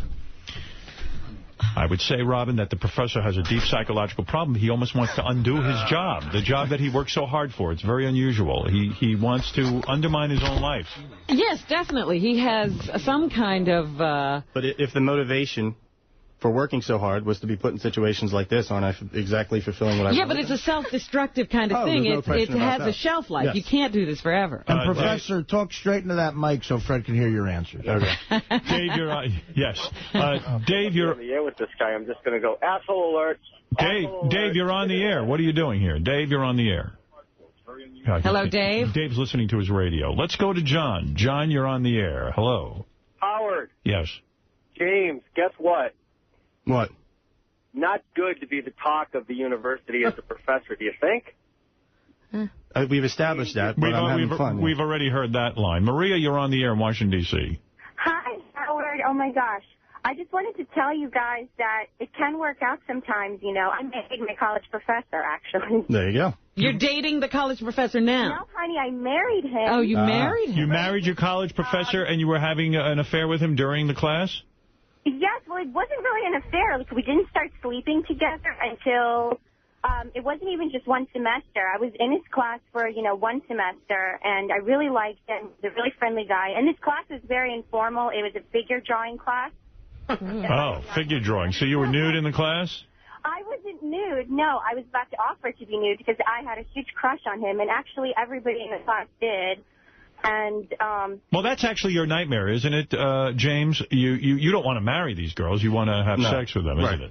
No. But her situation is, doesn't she think her husband is doing the same thing now? We'll never know because I hung up on her. You hung up on her. That phone connection She's saying it worked out. Yeah, she's sitting at home while he's still dating the students. All right, let's play the game. Fred is in isolation. He cannot hear your answers. Melanie, you're over there. You are topless behind the screen, I assume. You look like you're suffering. I just... You're nervous. Yeah, I've never, ever shown anything. Well, that's what you get for living like a slut. Artie, you wish you could have a piece of this. You're right, I do. You're right. I'll tell you what, you Just are lashing hot. out. Thank you. I can't wait to see your boobs. How big are your boobs? 36D. D. Yeah. Natural or? Oh, yes. Yeah. Wowee. Yeah. 36D equals A. He's like a USDA inspector over there. Yep, that's right. Yeah. James, I'm going to give you 7 questions right now. Let's see how you do. Remember how there's time on the clock. You can make me go back or you can stop the clock, okay? Because you're whatever. All right, here we go. In the Batman comic books, the alter ego of which villain is Edward Nygma? Riddler. In the Clement Seymour poem, "'Twas the Night Before Christmas," which of Santa's reindeer is the last one mentioned? Rudolph. What Mexican food item literally translates to little donkey? Petit burro. What is the only U.S. state name that ends with the letter K? Do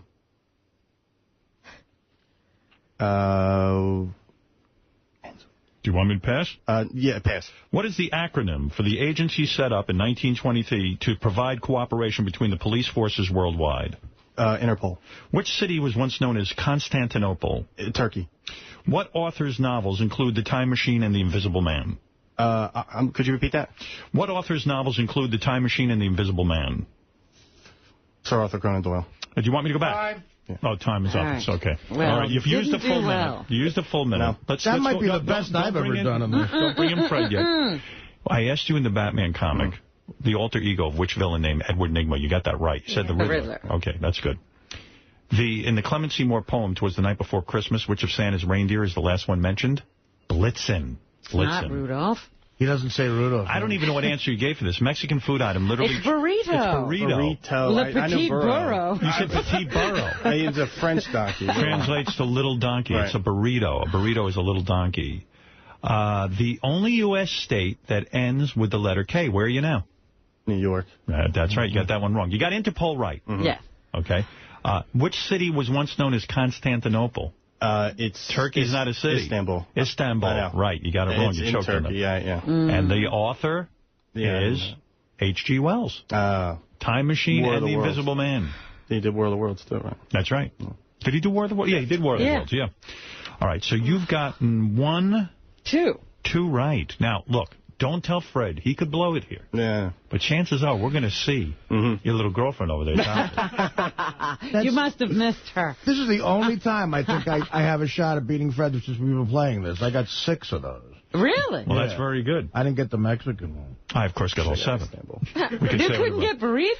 Well, like you've done to your students, I think you're fucked. Yep. So here we go. Let's get Fred in here, and let's see how he does. Don't let on, James. Don't let on. Brave face. Brave face. All right. Fred will have no idea how you've done, and I can psych him out. In fact, I'll do a little psyching out on my own for you. I'm going to help you out here. Well, Fred, this is a college professor, so you can imagine he knows a few things. I'm not going to tell you how he did. I am not going to tell you how he did. Okay. But he is a college... Hopefully I'll do better. You know he's a college professor, so... Let's see what we got to do. All right, here we go. See somebody topless. Maybe Artie. I hope we see her. Please do this.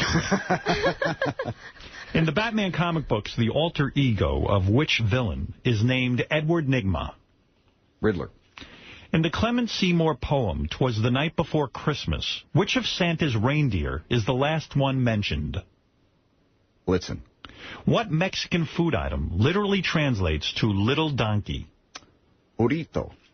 What is the only U.S. state name that ends with the letter K? We're standing in it. New York. What is the acronym for the agency set up in 1923 to provide cooperation between police forces worldwide? Interpol. Which city was once known as Constantinople? Istanbul, not Constantinople. What author's novels include The Time Machine and The Invisible Man? H.G. Wells. You've gotten all 7 right. 7 out of 7. 45 seconds was your clock. I knew that. If I got 6, there's no way Fred ain't getting 7. Fred, I'm going to tell you... That means I can be fucking the whole student body if this guy can get this chick. James only got Fred 2 right in 1 minute. James, how do you feel now? You've been outdone by Fred Norris. It's tough to beat him. You know what, James? You know what the problem is? What's up? He's not fucking the student. He's studying. Fred's studying. No, James, I didn't get a lot of fucking. You know what the problem is? When you sit at home, it's easier, isn't it? When you get up there, it's hard. And Fred does his Istanbul, things like that. Yeah. The translation for burrito is not written on her ass. Time to hit the books, Although it looks like a burrito. Well, Melanie, unfortunately, your college professor... Melanie, you're standing over there alone. I know. And now it's time to pay the piper. Melanie, are you ready to pull up the curtain? I'll never be ready to pull up the curtain, Howard. Just do it. Melanie, here we go. Up with the curtain, and let's take a look at your luscious body. Let's get creepy. Wow, wait, I got to take these in.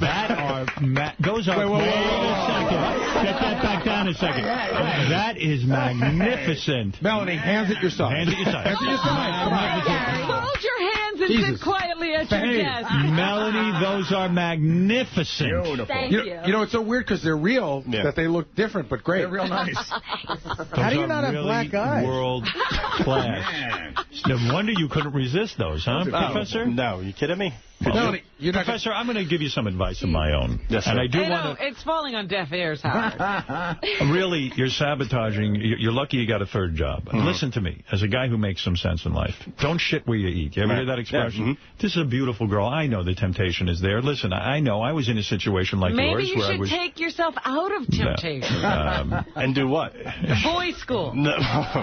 You never gotten an angry parent come after you? Oh, no, not at all. These relationships I have are always good relationships. Well, good for you. Well, but, yeah, I mean, they continue afterwards. Nobody leaves angry? No, not at all. And have other professors ever threatened you? No, not at all.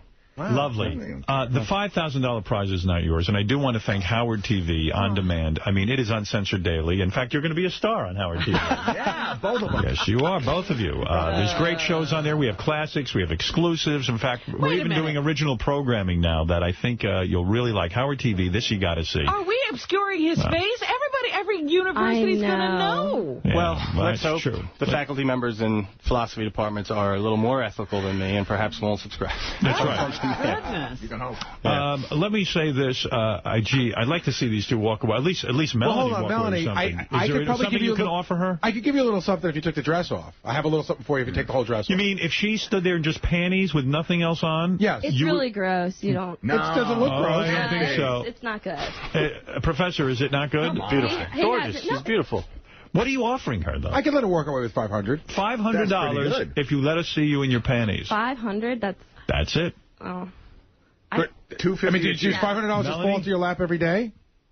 No. Melanie, $500 if we can see you in your panties. I can't. Why is that? My mom will kill me. Is it because of your mom or because you don't like your body? I don't like my body either. All right, hold on. I like your body. You haven't seen my body. Oh, I can see enough. I see that dress. You got great legs. Yeah. Your ass looks good. Your titties are magnificent. I mean, when you have big breasts like that, you're not going to be some skinny twig. What if we throw in a video caddy? I do have one other thing. I may take off my clothes. Do you listen to Sirius? Do you have Sirius? No. Do you know what a stiletto is? Stiletto it's a really cool, very expensive item. I have a Beck's branded stiletto at 3 months of Sirius, courtesy of Beck's Pilsner, that I could throw in with the money. With $500. Right. Oh, that makes it... In fact, here's what it is right here. Life is what you choose. Beck's, take it to your house. So it's what On top of the $500, we're going to throw in a piece of equipment you've never heard of.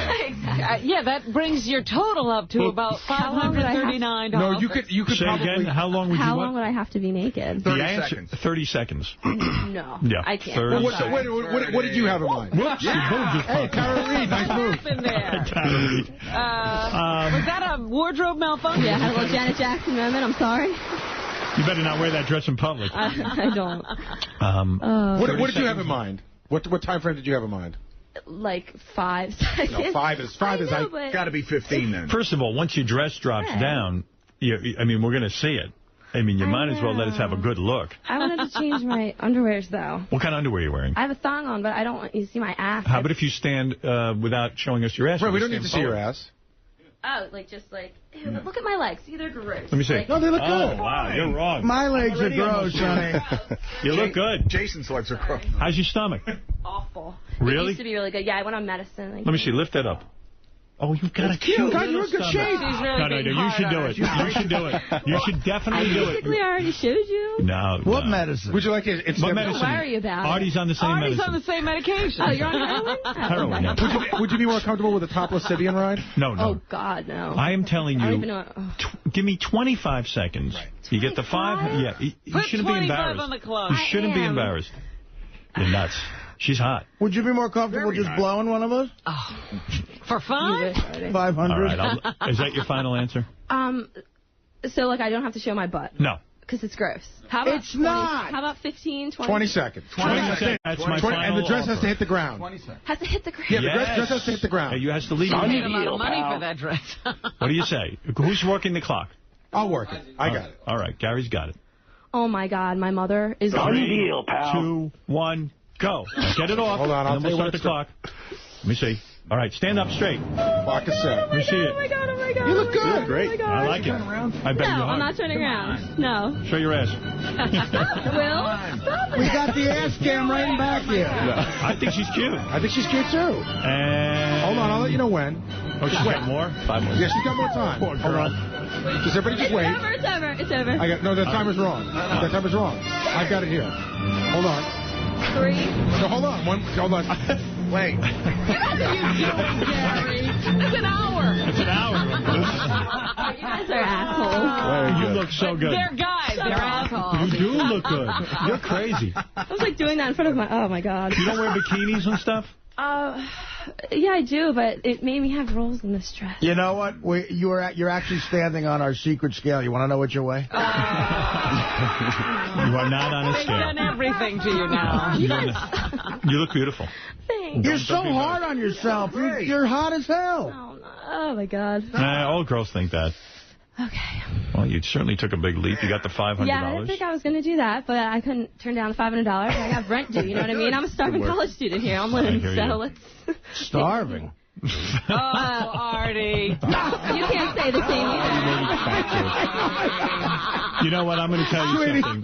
That came out so wrong. I know. That came out so wrong. Melanie, I'm going to tell you something. Do you see how hot I am?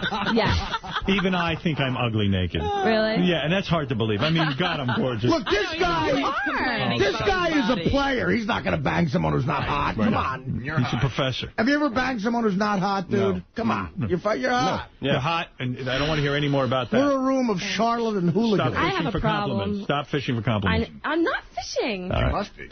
I'm not. Stop, Fred. Is it creepy at all to be with your professor and your boyfriend at the same time? It is for me. Well, is it? No, it's not. A little bit. He's a great guy. Well, let me tell you something. No. I'm going to give you some advice. You seem like a nice girl. I like you, and you're classy. Thanks. Obviously not. Not today, but you are classy. You can go from here and be classy again. Don't bang any more of your professors. Oh, no. It's That was enough.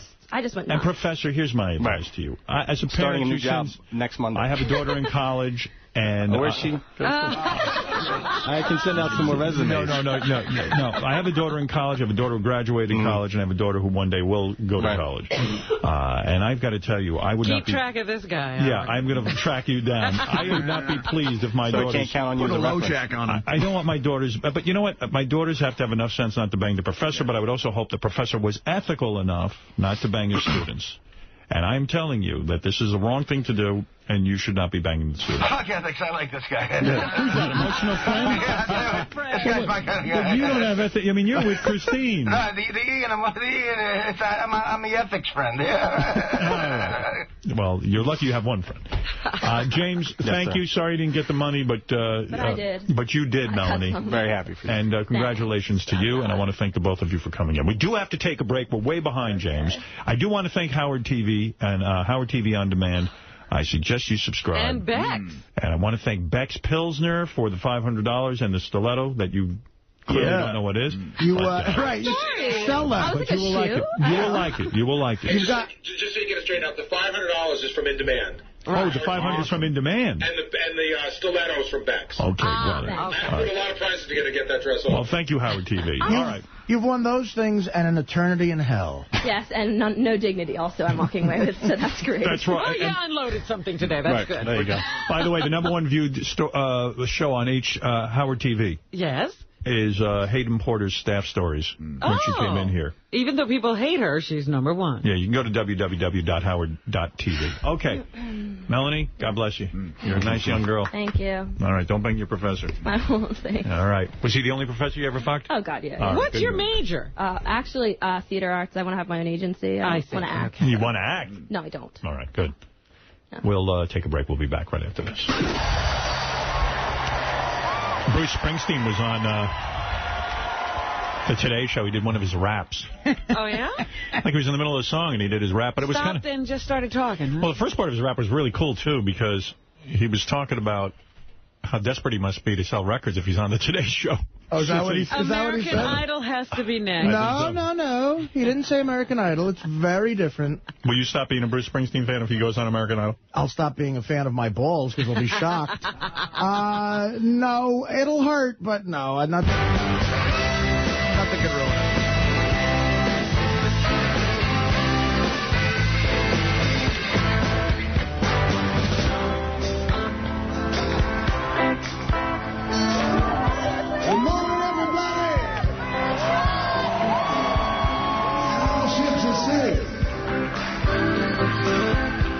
Really want to sell some records bad to be up here this early singing these songs. It's a little desperate, but it's all right.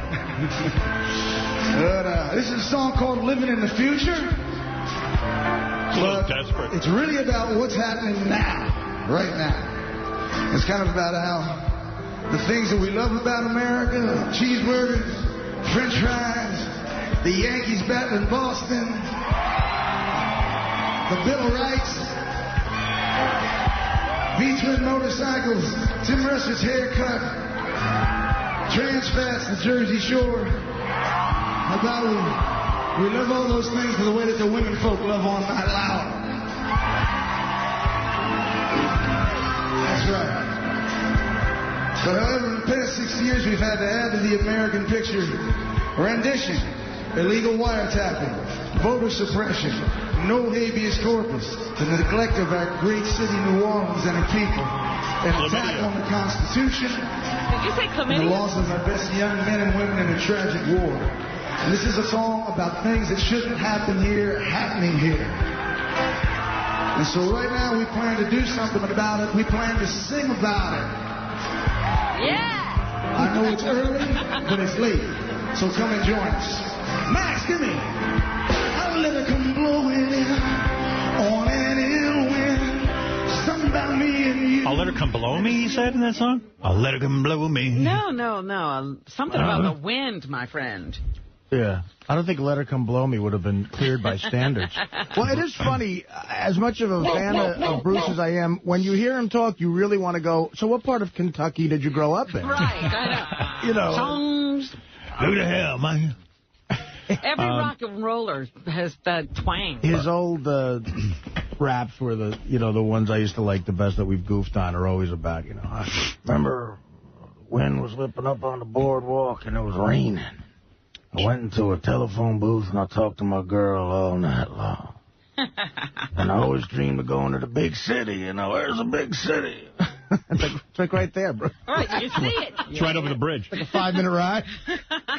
Hey, who stopped by? Jim Carroll, Psychic Madman. I love this guy. This is the guy who shocked Sal with that special shock chair if you don't tell the truth. Last time I saw him, it was like 3 a.m. at a diner in Hoboken. I saw a guy out there who looked familiar. That's who it is. He's a nice guy. He's got a show on NBC coming up. Oh, yeah? Hey, Jim, how you doing, man? Hey, how's it going, you guys? There's that shock chair thing. If you sit on it and you don't tell the truth, somehow it magically shocks you. Don't ask me how it works. Why don't you sit on it?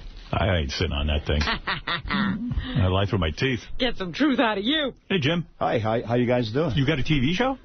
NBC Phenomenon. No shit. It airs the 24th. Chris Angel, Uri Geller are going to be bringing this incredible live show to NBC. And what are you doing on it? I'm one of the 10 people that were selected worldwide as to find out who the next great mentalist is. Oh. What kind of mental shit you doing now? I mean, give me something to do here so my audience gets into this. Can you teach me how to... Someone said you could teach me how to read minds? Yeah, we could do that. We could have some fun with that. You could read minds. He could say you could teach me that. What else can you do? And there's this little thing that I used to do years ago, and where I take a quarter or a piece of tinfoil. And I could put it on somebody's hand and make it get hot and stuff like that. Oh, no shit. And then I incorporate my memory stuff, Howard. All that memory stuff I do. Teach Howard how to read minds. I want to see him read Artie's minds. If you put tinfoil... Oh, I know what Artie's thinking. I want heroin. It's too early for that. So shallow you must think I am. I'm also thinking about that I want food. All right. I read that. And pussy. I see that. I see that, too. I see vagina. I see heroin. Are they coming? You know how this guy is a great guy because he's really still out there in the trenches on the road. This is just the greatest thing. The last time I saw him was at a diner in Jersey. Yeah. 3 a.m. And I had just done a gig in New York. And I'm like, you talk to guys in the road. I'm like, where are you? He goes, I just did a gig. And I said, where were you? He goes, Danny Aiello runs a room on Washington Street in Hoboken every Thursday night above Tutta Pasta. Oh, no. And it's a comedy room. It's a great room. Thursday nights above Tutta Pasta. But he had just done that gig. I think you did somewhere. I was at Caroline's. But have you used your tricks to get chicks in bed?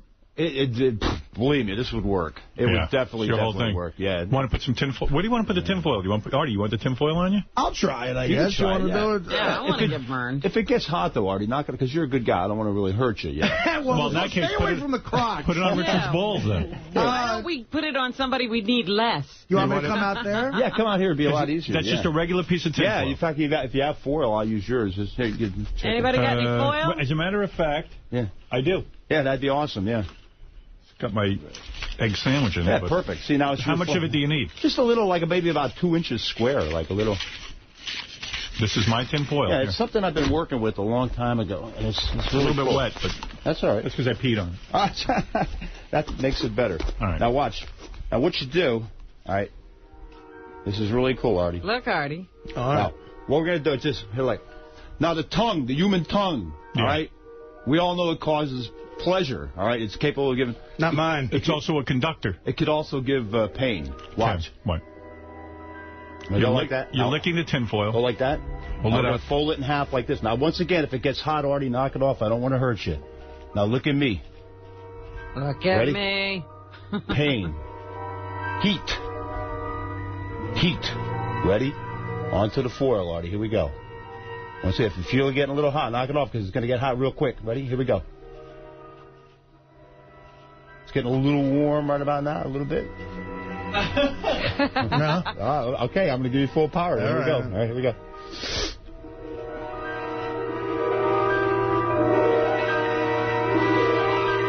You're crazy. Feel it? Feel it? I can't feel a thing.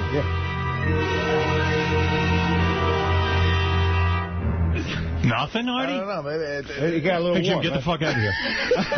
Oh, I don't want to. He's a good guy. It got warm, right? You admit it. Come on. Wait, do it to me. It didn't feel an ounce different than when you put it on. Oh, come on. What do you want me to tell you? I see where... Jim, you bombed. I was going to say, Artie, you're not getting this job. Yeah, wait. Put it on me. Maybe you better use your tin foil. You know what? I got a lot of drugs in me. I may be immune to shit. You're never going to be the girl in the box. You keep this up. Look, I'll tell you what. Look, hold these matches. All right, the matches will get hot. This will do it. Think of heat. All right. Do you have any I use your foil? Yeah, use my foil. I can't believe that. Maybe I ought to use your foil. No, seriously. Hey, Jim, after this show, I don't think you can even fill up that room. I'm telling you what. Now you guys are really bugging me here. Watch. Ready? Hold your hand out hard. Oh, fuck. I hope it don't work on me. Is it going to really hurt? This gets a little warm. If it gets warm, just knock it out. Oh, jeez. Oh, look at me. Seriously, heat. I don't want to hurt you. Want me to fake it? No. Oh, shit.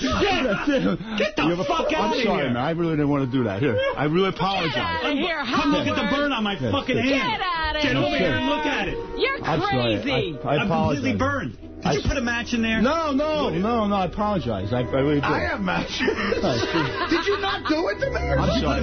Look at that. I'm sorry. There's a mark on you. See, now I feel bad. Welt. Yeah, I didn't want to do that. See, I'm sorry, Howard. Is there a welt there, do it to Artie. It kills.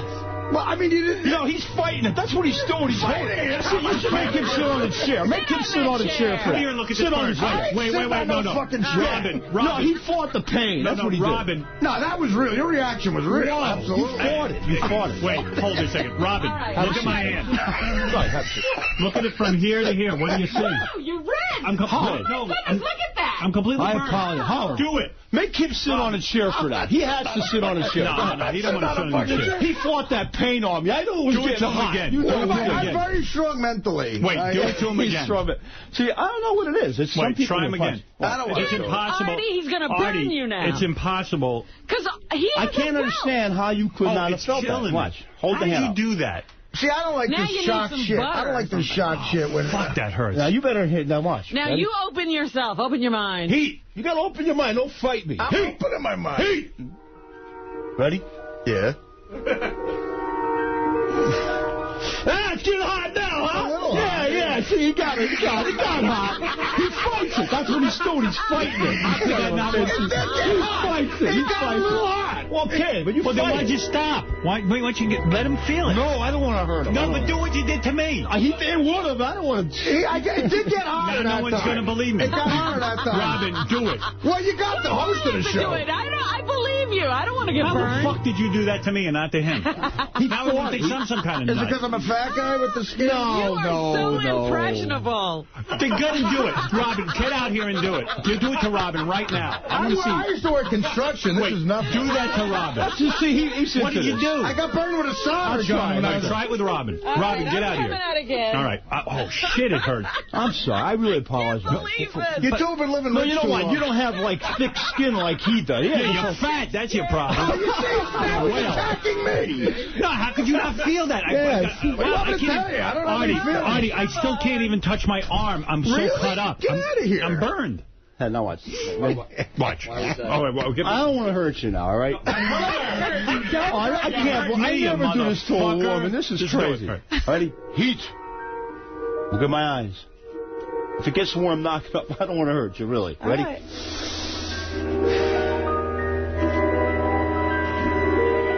All right. Okay. I'm sorry.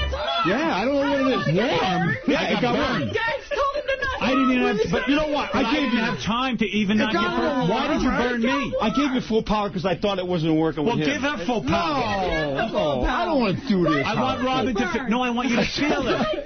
She felt it. Well, why did you make it hard for me? Why'd you give me full power? You know what? He's the first guest to actually push you with Howard the worst. I got to give him respect. Great, I love it. No, you ain't real like saying get out. You know, you thought I failed. I didn't want to. Fuck. She thinks you failed too. No, she knows. She knows I got it. It got warm. It got hot. Crazy enough to let him burn me. You burned me. I really apologize. I can let you read their mind now. That'll screw it up. All right. You want to try it? Fuck that. Get the fuck out of here. My mind. My goddamn burn on my mind. Here, watch this. Artie, one more thing. Artie, come here, Artie, watch. Here. No, you don't have to sit here. Come on. Get over there. Come here. Get over there. I want to have kids. Watch. You don't need children. Here, hold your hand out like this. Watch this, Howard. Watch this. Hold your hand out. Let's go. That's a trick. You can have that. All right, I'll just... But I got you. See, you jumped. Yeah. All right, Jim, listen to me. All right. I really apologize. Give me one other quick thing, because I'm running out of time. I really apologize. Don't worry about it. I wanted to see how it works. This is a gift to you. Right? Thank you. That's the shock chair. This was specially made. Only one person sat on it so far, the PR guy, Ryan, out here. But wait a minute. Will that work without you being here? Huh? Yeah. This is Howard's to use forever. Well, let me ask you. Have some fun on Who do you want to bring here? Is there anybody you think is lying? Let's see. Is there anyone we need to test? Let's think. Real quick. Who's been telling us stories lately? Is there anybody we think was lying to us? Why don't you ask, I got an idea, Howard. Yeah. Why don't you ask Scott DePace how long he was playing Xbox last night? Oh. I don't know. I mean, he ain't going to sit on it. If you want to be current, you could ask Goodstein what he thinks about the whole Christmas gift. Goodstein's out there giving interviews like it's 60 minutes. Really? Oh, jeez. Who cares what Goodstein thinks? Yeah, he's not thinking. What else can you do? I'm trying to think of someone. You're going to shoot me, Patrick? No. Oh, Sal, what? Benji and his age. That's good. That's a good one. Yeah. Will you sit down and get on the truth chair and just tell me your age? Why not? See, why not? Because I know I'll get shocked no matter what I say. What's going to be here forever now, so if they don't do it today, he's going to get you another day. Yeah, Benji won't do it. If you say 40, you won't get shocked. Can I jab you with a knife? Yeah. Okay. That's not true. All right, thank you. You don't want to get started with him. With Benji? Yeah, bad idea, Sal. All right. Now, on the show Phenomenon, it's going to be in search of this mind stuff like this, mind games, things. It's not magic or anything like that. Should we really be doing card tricks on the radio? It's not a card trick. What is it? Watch. We mix it up here. And I play poker, right? Okay. In fact, this site, I do these predictions, sports predictions and stuff like that. Yeah. I'm like 90% accurate this year. I don't know what's going on. Are you super wealthy from betting? No, I don't bet. Watch this out. You're going to love this. 90% accurate. Cut the deck. Watch. So accurate. You're not going to burn me. No, I swear. I really apologize. I'm sorry. Kill me. Now watch. Ready? This is one of the things I do. Look. Watch as the cars go by. I can look at the cards like this really fast. Look, watch. Ready? Okay. Now watch. How many cards out of all of those cards do you remember right now? 5, 5, 10, ace. Yeah, about 4 or 5. Well, that's pretty good. Yeah. Watch this. 3 of hearts. Good. 4 of spade. 10 of spade. 6 of heart, right? 6 of club. 8 of diamond. King of club. 5 of diamond. 4 of heart. 6 of diamond. Jack of diamond. 2 of club. 3 of club. You're going so fast. Queen of diamond. 9 of heart. 9 of spade. 7 of heart. 8 of spade. Queen of club. 3 of diamond. 4 of diamond. I think it's an ace of club, 3 of spades. These aren't magic here. This is what I do. I have a freaking memory that fucking is amazing. So you could count cards. I don't even know how I do it. So how am I going to do that? I could teach people how to do this, and that's what I'm. But you don't know how you do it. No, I could teach you what I do, but it's You're an amazing man. But you guys are awesome. Don't you want to learn to read minds? Try it, Howard. Yeah, all right, how do I do it? All right, you're going to read Robin's mind. All right, go ahead. Can I walk over here? All right. She wants me. All right, now watch. I'm reading you. Yeah. Now, Robin, you got to come out here. I got to come out there. You want me to read Robin's mind? Yeah. Jim's becoming my favorite guest. It burned my ass. I really apologize. It's okay. I wanted to feel it. I know. It's all right. You did the right thing. What, am I going here? Now watch. Ready? What do you want? Don't sit on that right here, chair. right by me. Robin, ready? In this oval right here. Wait. Print any number between 1 and 999. 1 and 999. Correct. She can't do that. You done? Now close it. Don't let anybody see it. 143. Now here are the numbers. Concentrate on them. Now look, you can't see through there, Robin. Look here. Right. You can't see through here. Look. And you can't see through the back, all right? No. Right. And nobody could. Now Howard's going to look in your eyes, and he's going to know what you wrote. Okay. Look at Howard's eyes. I'm looking. You're saying you can transfer that power to me? Yeah, we're going to try. We're going to try. This is crazy. Let me look in your eyes. You can't even look in my eyes. I'm looking in your eyes. I can't see the card.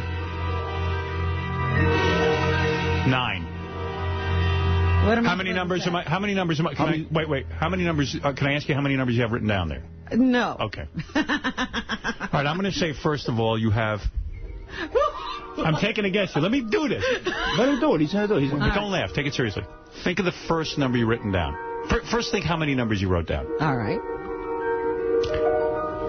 I say you wrote down 3 numbers. Yes, you're right. I don't know if I can do the rest, but okay, here we go. I know it's not 38D. That's your bra size. I'm getting that. There are no letters. All right, here I go.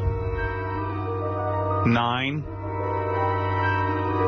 Don't tell me if I'm right yet. I'm going to give you 3 numbers. Okay. Tell me. 9, 8, 2. Are you serious? I am. Is that right? Is that right? Is it right? You're in the right order. Yeah. Let me see it. There it is. Yeah. It's the right order. I even forgot how I wrote it down. That's fucking amazing. Wait a minute, There's something flowing in the show today. I don't understand that. Yeah, no. Wait a minute. Hey, we'll do it one more time. Watch. Wait a minute. Here. I didn't write it down. Here, I just guessed. I didn't write do it it down. this way. Here, print a 4-letter word in that oval. Write it down. It's 982, isn't it? Print a 4-letter word. I wrote it down 892. Oh, well, that's all I got, 982. But it was written down there 982. We'll do it again. Don't let anybody see it this time. Print a 4-letter word. Make it big so we can show it later on. I got the order wrong. You got it? Do I have to close get the order? Close it. Now look, there's no trick. I'm not showing him nothing there. No, there's nothing here for the back for him to see. Right. You got to just look in his eyes. This is a number? Yeah. All right, you're leaving it down there. It's a word. A word? Yeah. Not a number? No. Concentrate. So what am I supposed to do? Look at her? Yeah, look at her. Seriously, I know you can do it, Howard. I can tell. Now, look at it. I can tell. I'm getting a word. Right. I mean, it's the first word I thought of. I don't know if I'm getting it from her or you, but I don't think Robin would say this, so I'm not going to say it. What? I think the word is fuck. What? I'm wrong. No, you're right. Let me see it. Yeah, get the fuck out of here. Wait a minute.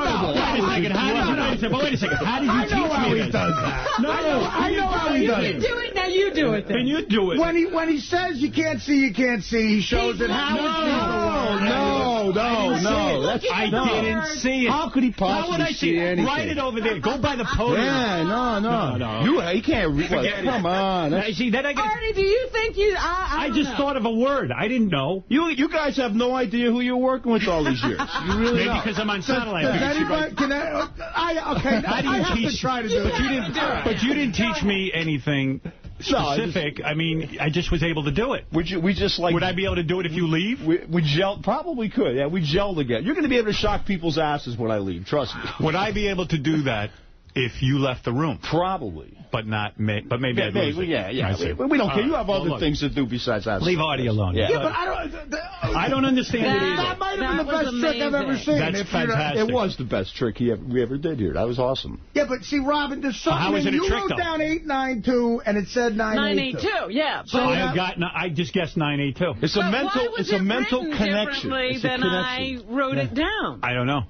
Maybe, no, you know what? I'm wrong. I wrote it down 982. You did? Yeah. But when you wrote down fuck.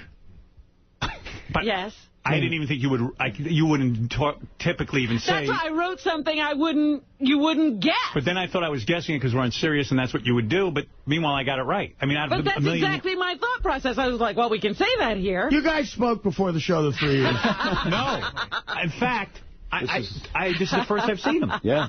Thank God that's the closer and not burning my wrist. Hey, listen, Jim is phenomenal. Jim Carroll, K-A-R-O-L, JimCarroll.com. Watch Jim on The Phenomenon, premiering October 24th at 8 p.m. on NBC. Wow. I'm at the Underground Comedy Festival on Wednesday night, too, if anybody wants to come out. This guy is great. I think I figured out how you did that. Yeah, that was weird. You're the devil, and we have to kill you. That's right. Oh, don't do that. Nah, Jim, you guys are too cool. I'm just kidding, of course. Jim will headline the New York You're Not the Devil. I can't believe you even got the number. Howard's amazing, I'm telling you. Don't ask me how. You're amazing. I can't do that if you leave the room. Let's try it after you. Yeah, we'll see. Maybe you and I have a connection. You can try to cheer after I leave. Jim will headline the New York Underground Comedy Festival this Wednesday night at 9 at Gotham Comedy Club in Manhattan. Thanks, Jim. All right, you guys are awesome. Thank you. Robin, if you could compose yourself, do the news, even though I already know what you're going to do in the news. And we'll be back right after this. To repay you for the week that you've been. I had to just go disinfect my arm. I don't want to get any disease. Are you sure you don't want to cut it off? I can't get any disease. Didn't enter my bloodstream or anything from his spit. Yeah, maybe you need to, cut it before it travels up your arm. No, I'm serious. You can't get that? I just put hand gel on there and washed it. It burns. You're fine. It didn't go that deeply into the skin. You weren't bleeding. You never know. Richard went on another plane, this time to Orlando, to do one of his gigs. He taped another screaming baby on the plane. Just listen to this.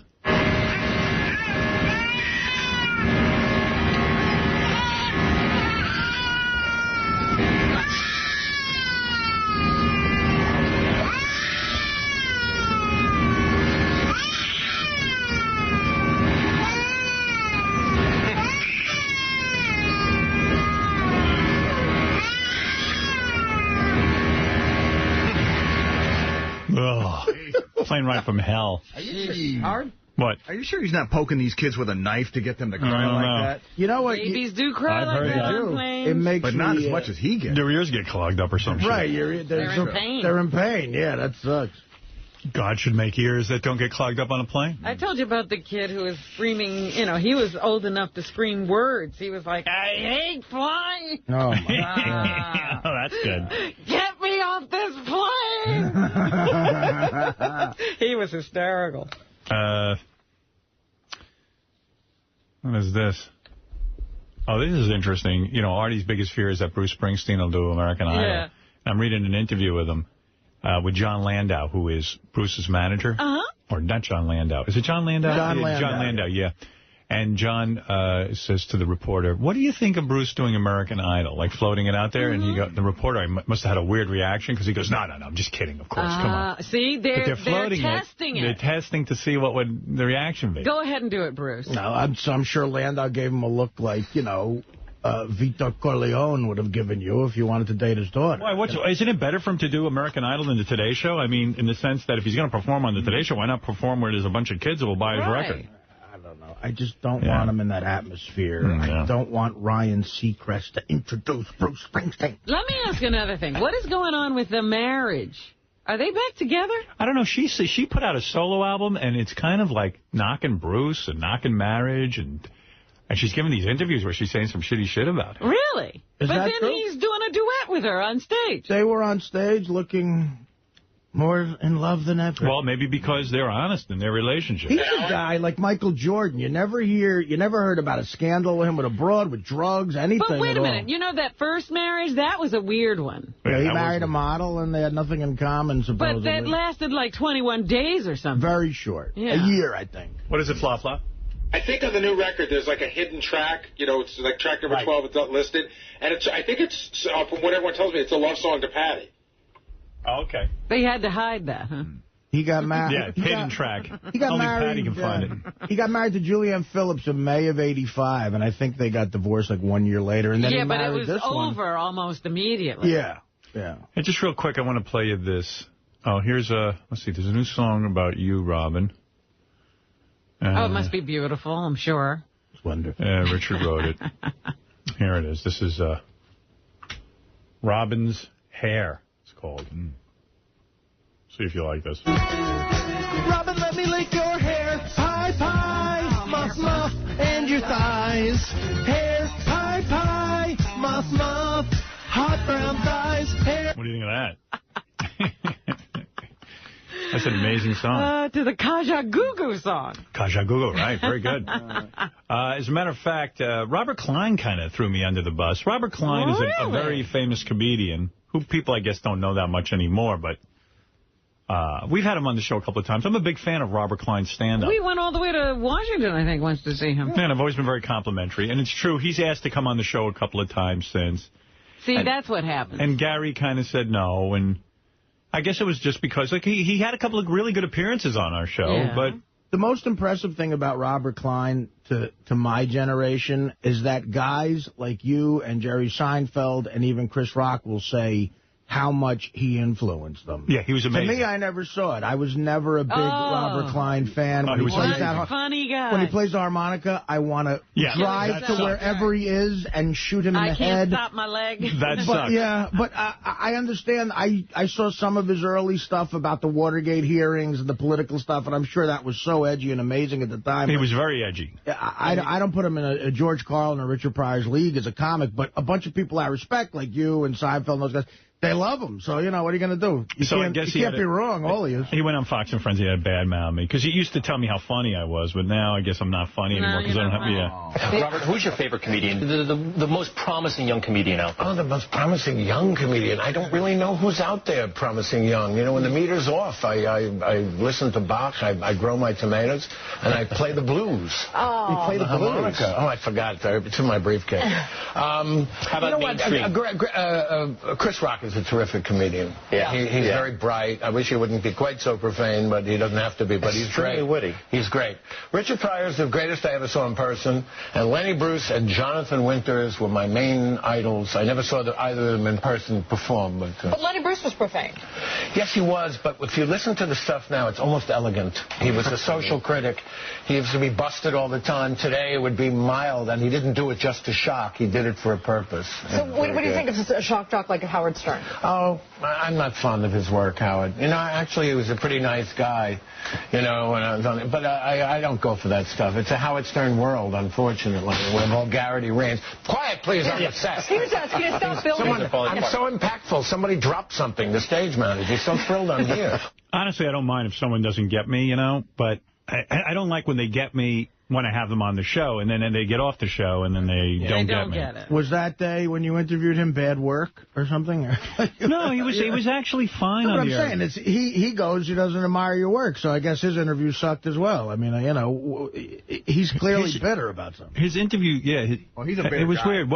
He is a bitter guy, but I don't know. I mean, I don't care. Did you see him on that Seinfeld show? Yes, the award thing. I thought he came off bad. He was pretty angry. Well, he's one of these guys who says Chris Rock doesn't have to curse so much, but you know what?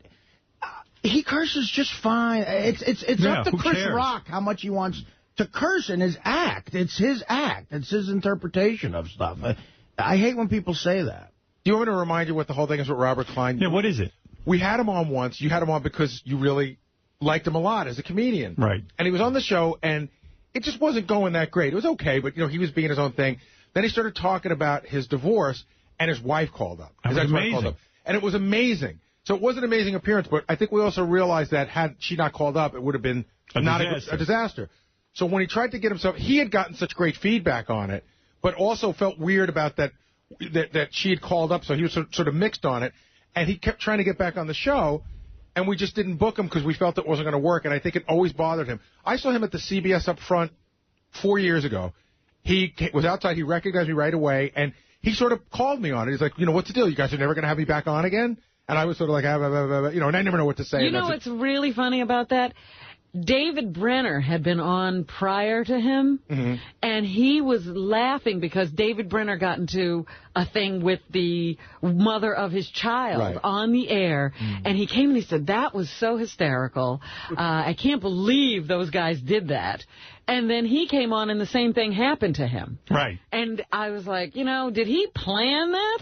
No, I think that he can't believe we don't have him on, end of sentence, and I don't think he can believe that we don't have him on, because I think it's weird to him that he had such a great appearance because of what happened with his ex-wife, not just because of him. Yeah. And we just don't have him back. Yeah, but it was interesting that he thought it was wonderful when it happened to David Brenner. And he was pissed about it. I got to think, he was not happy about that going on at all. He felt it was, he didn't like it. Yeah.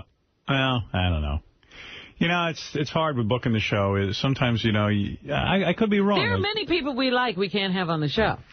Yeah, I got a note from Richard Lewis the other day. I feel bad. I haven't had him on in a long time, and I don't know why. Richard's a great guy. We actually agreed to have him back on. Now it's just a matter of when he's around. Yeah, we might as well have him back on because we have to discuss this and how uncomfortable it is. Yeah, we're having Richard Lewis back on because he's said horrible. He's like, Howard's a fucking asshole. Like, he sends me these messages sort of funny, but he's mad that he doesn't get on the show. But then he wrote me a note recently saying, gee, misses me and would like to hang out. And he even talked to me about the time he was on with Kinnison and...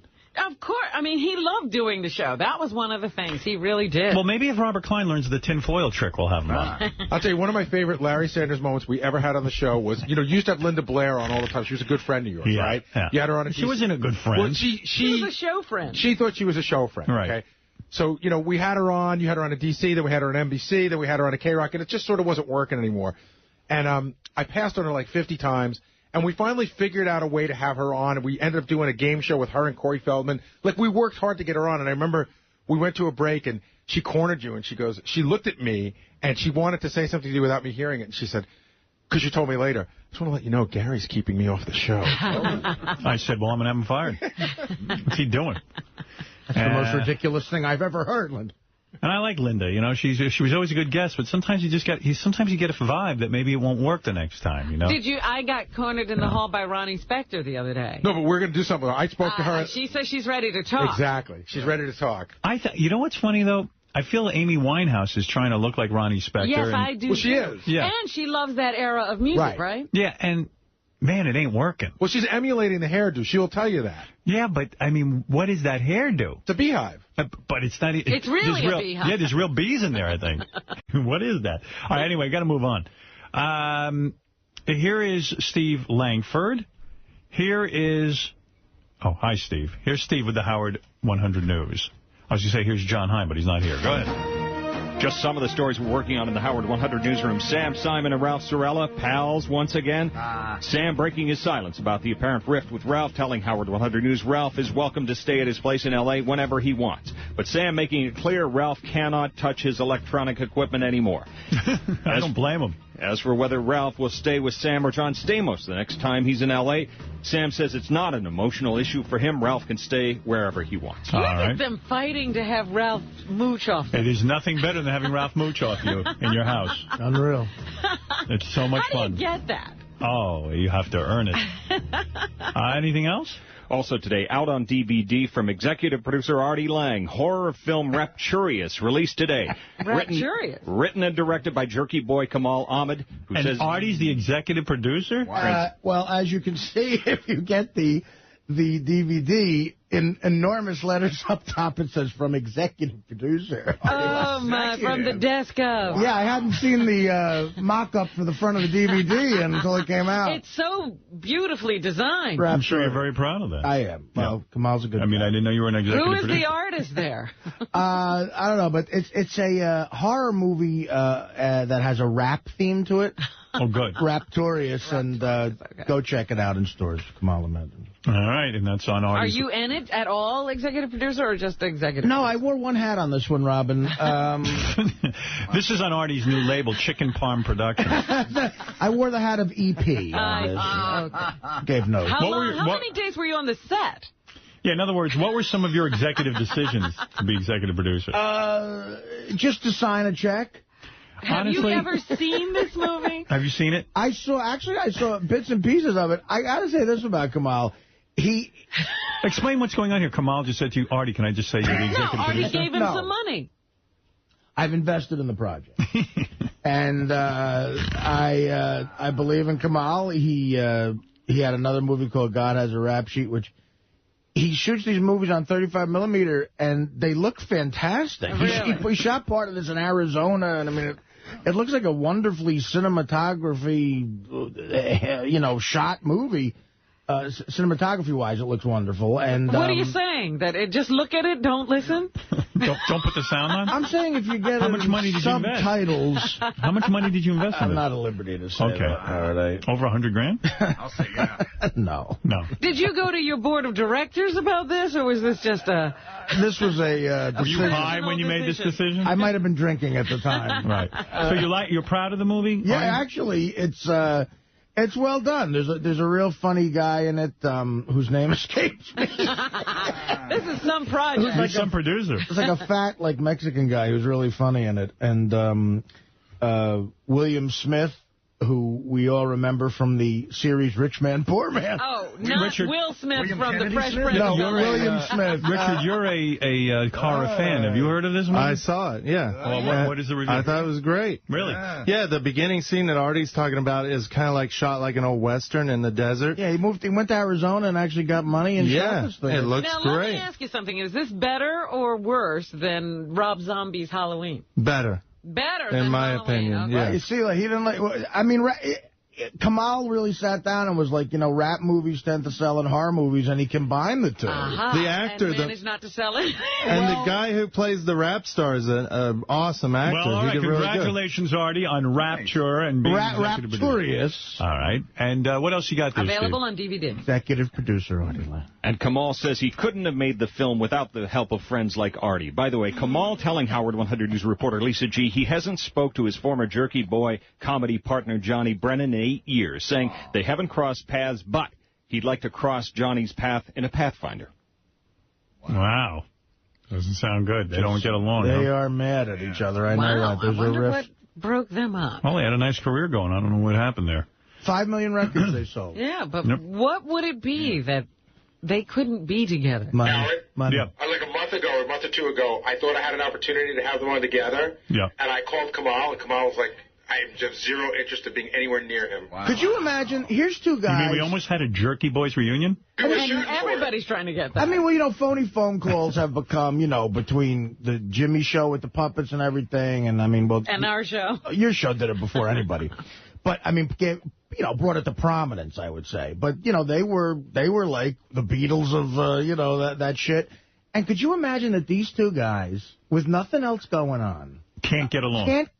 I said, come on, just fucking, I don't know, go in they were in their basement. I go in your basement, make a couple of calls, that Rizzo voice, whatever the fuck, and go, look, we got a new album coming out. I'm sure someone would give you some money. And they refused to. I mean, I can't, it's like, how much do you have to hate somebody? Yeah. Do you know why they hate each other? It's a money issue. Did they split 50-50 and the other guy wants more? Well, they had it's a classic show business tale. I don't want to get into, I don't know what details, I don't want to be liable about anything. They had a manager that, all right, don't get into they had a manager that there was problems with. And, and they stopped talking because of money issues. And their biggest thing was, they were told to go on the road and try to tour. And they did a college gig, and neither one of them are live performers. Right. And that guy, Brennan, who is some kind of genius on those phone calls, is very scared. He's scared to death in front of a live audience. Of course. And they didn't tour, and that cost them a lot of money. They were offered like 15, 20 grand a week. Well, you go to see the Jerky Boys. What are you going to do? They're going to make phony phone calls? Well, that's the thing. Like they went up there, and they were trying to do bits and sketches, and the whole crowd started yelling, make a phone call, and then it was a disaster. Like, exactly, who are you going to call? I'm live on stage. And right. Their actual story, though, is unbelievable. I mean, they were in this kid's basement in Queens, and they would just call around local guys busting chops, and they just for the fuck of it started to tape it to let their friends listen to it. And that first album is just them fucking around. Right. This guy Brennan didn't want anything else to do with it because he's just a guy who loves fucking around. Kamal put and this is where Kamal has a point. Kamal put 100 tapes in a bag.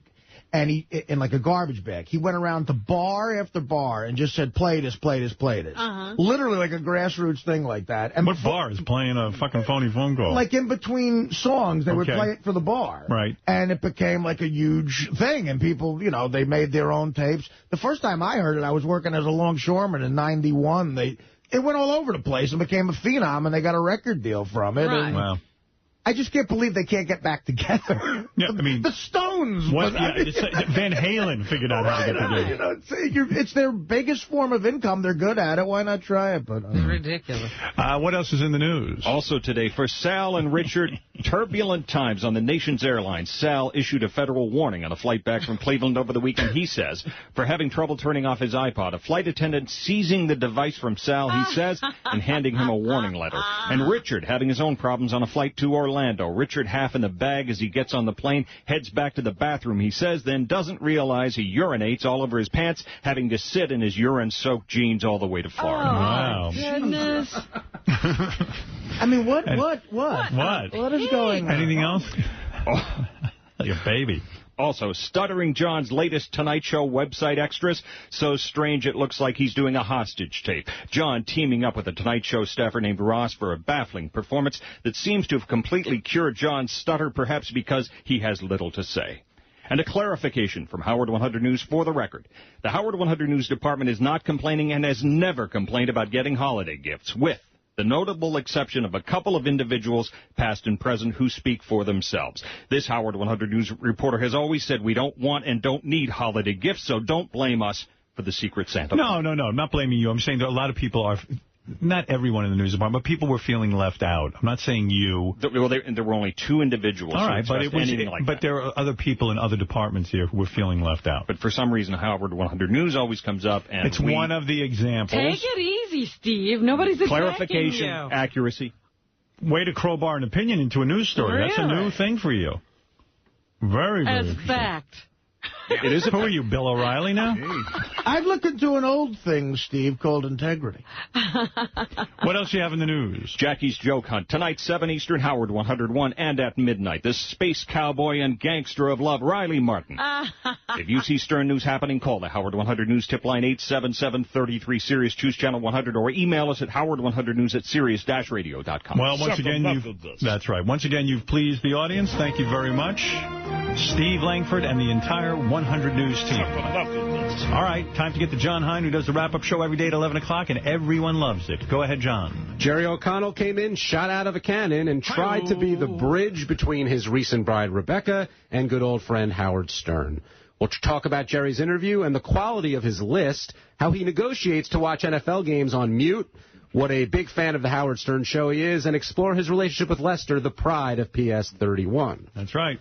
And a professor named James stopped by to play Win Fred's Money and brought in a former student that he slept with who just happened to get an A to get topless when he eventually lost. Malone. We'll discuss the professor being okay with sleeping with his students and giving good grades, the double meaning of ABD, and how Fred ran the table with another crushing victory. Unbelievable victory. Congratulations, Fred, and thank you for that. We all benefited off your win. I hope the professors at any college he teaches at are better than he is. All right. Plus, Artie felt nothing. Robin got warm, but Howard's arm is still smoldering from Psychic Madman's Jim Carroll's tinfoil trick. Yeah, I better not have, like, some disease from this. Well, it was burning, so it would have killed any bacteria. Oh, good. That's a good thing to put in my mind. I like that. Thank you, Robin. We'll cover Jim's... How about I read your mind twice? That was crazy. Yeah, crazy. I still don't know how I did that. What's she thinking now? She's thinking that she better tell me that the burning killed all the germs. I just or else I'll came go up berserk. with that. No, you really mean that, right? Yeah, I do. She was thinking about Florentine's thickness, but I didn't want to embarrass her. I think it's a bear can. A bear can? A bear can. It's amazing that she can fit that inside of her. You were thinking about Jimmy at one point. I scanned your mind. For that brief second, I was totally into you, and I got everything. That, really? And what you think about Fred, I don't agree with. Come on. I don't think he's an asshole. You know it's true. Well, you're the only one then. Please. You planted that. She's thinking about wearing my balls as earrings. We'll go over Jim's time in the studio, if Howard is truly a mind reader, and how Jim's ready to teach counting cards without knowing exactly how he does it. Plus how everybody feels about the new Secret Santa policy. All the therapy recommendations that were discussed on today's show will all be covered on the wrap-up show following this show. All right. Thank you very much, John Hein. Wrap-up show host, 11 o'clock, extraordinaire. Let's go to Robin. Oh, all right. Play an oldie, because I already played the new one. Let's go to Robin in the news. Come on, Robin. Yeah, I'm shot out of a cannon.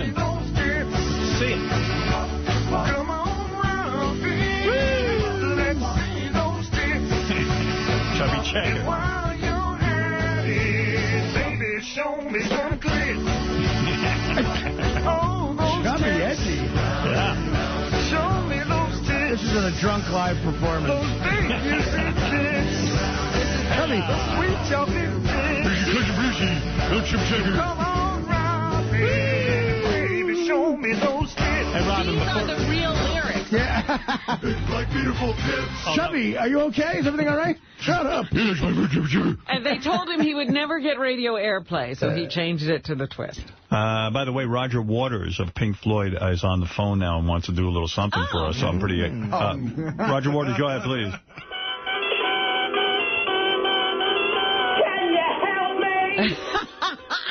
He's calling from his house. I think Roger's mother He's calling is... from the train. Roger's mother is trying to get into the blender.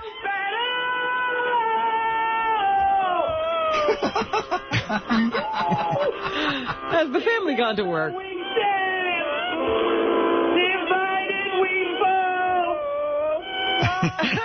Thank you. There he is. He's practicing for some tour. Maybe they shouldn't get back together. Ever since he was at John Bon Jovi's house singing on stage, he's been calling me.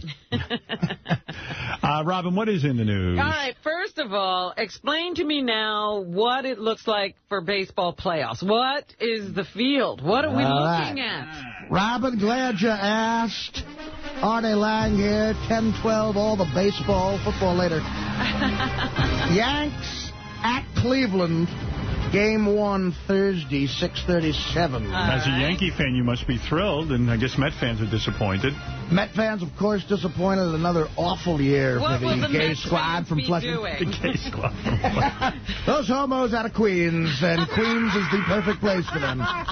Did not make it again, and Willie Randolph looking to put the pinstripes back on and coach third. They're saying that his job is not for sure anymore. Willie. So, but Robin, to answer your question, we got Yanks Cleveland first game's Thursday. They'll do Thursday. Who will win that, Artie? Honestly, I know you hope the Yankees will Now, win. the Yanks are the wild card. Yes, Yanks are the wild card.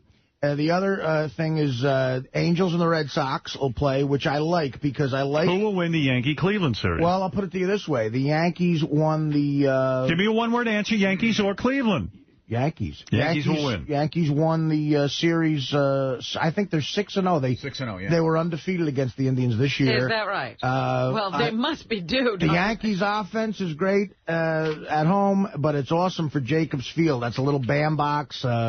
And A-Rod could play some pepper off that left field fence. Well, this is the time. Boston has to go all the way out to California. That's a tough matchup for them. Forth, and if they win, they'll be tired, as will the Angels. So I like the Yanks to go to the World Series. All right. Well, let me ask you this. How is A-Rod going to do in the playoffs? That's the biggest question.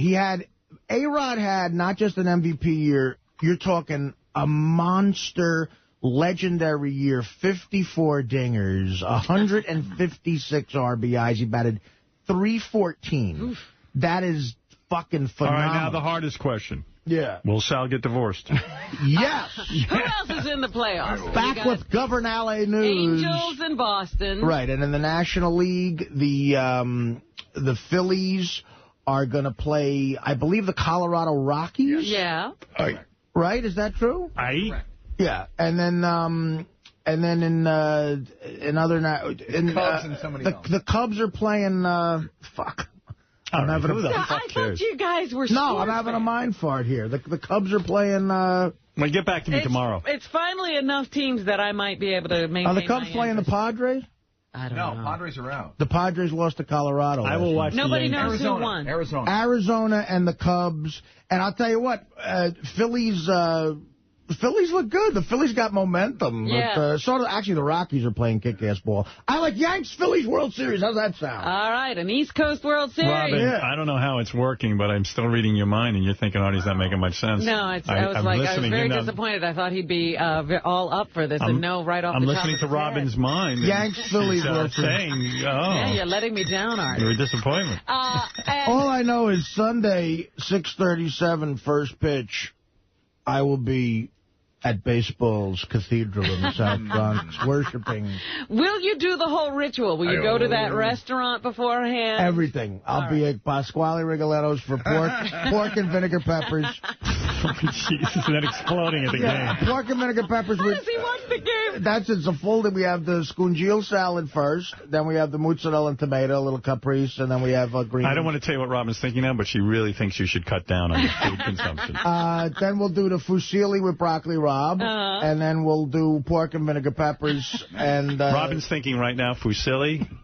Probably a silly idea. It's fusilli. Maybe cut out something. Fusilli and broccoli rabe. And then we'll go to the ball game and just shit all night. Robin's thinking the bleachers are going to stink. But to answer your question, Robin, the big question is, will A-Rod again choke? Like, he had a greatest year ever, but if that motherfucker goes 0 for 4, really, and I'll be one of the people. I'll be one of the people booing him. He better have a fucking great postseason. It's time. It's time for him to shine.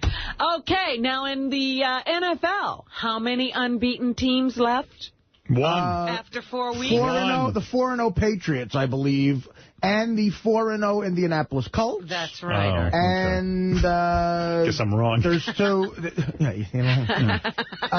There's Robin's thinking you should come up with the answers quicker. Yeah, come on. I was right on top of that. Robin thinks I'm feminine because I got it wrong. Colts and the Patriots, and they are the only 2 undefeated teams. Is that correct? I'm not sure. I just thought I'd ask the guys who are supposed to know. The Giants. Big win against the Cowboys, the Packers, the... Oh, the Cowboys. Oh, Brett Favre and the Packers. I'm trying to turn them into an expert. The Cowboys are 4-0. That's right. I hate... Oh, God. And the Packers. I can't deal with the Cowboys. And the Packers weren't expected to do anything this year. Brett Favre, this might be his... I think it's definitely his last year. Yeah. And he's got the Packers 4-0. He's a he just beat one of Dan Marino's records. I don't know. Enough of him. But that's longevity, isn't it? Giants had a great game. Right. All right. 6 sacks one guy had on the Giants. There you go. That's good. Nice. All right, Robin. All right. Lou Pearlman, remember that Chinese name? guy. Lou Pearlman is the guy who started in Sync. What he would do is, an older guy, he would put together boy bands. You were friends with him, weren't you, Robin? I used to know him before the boy band era, yeah. No.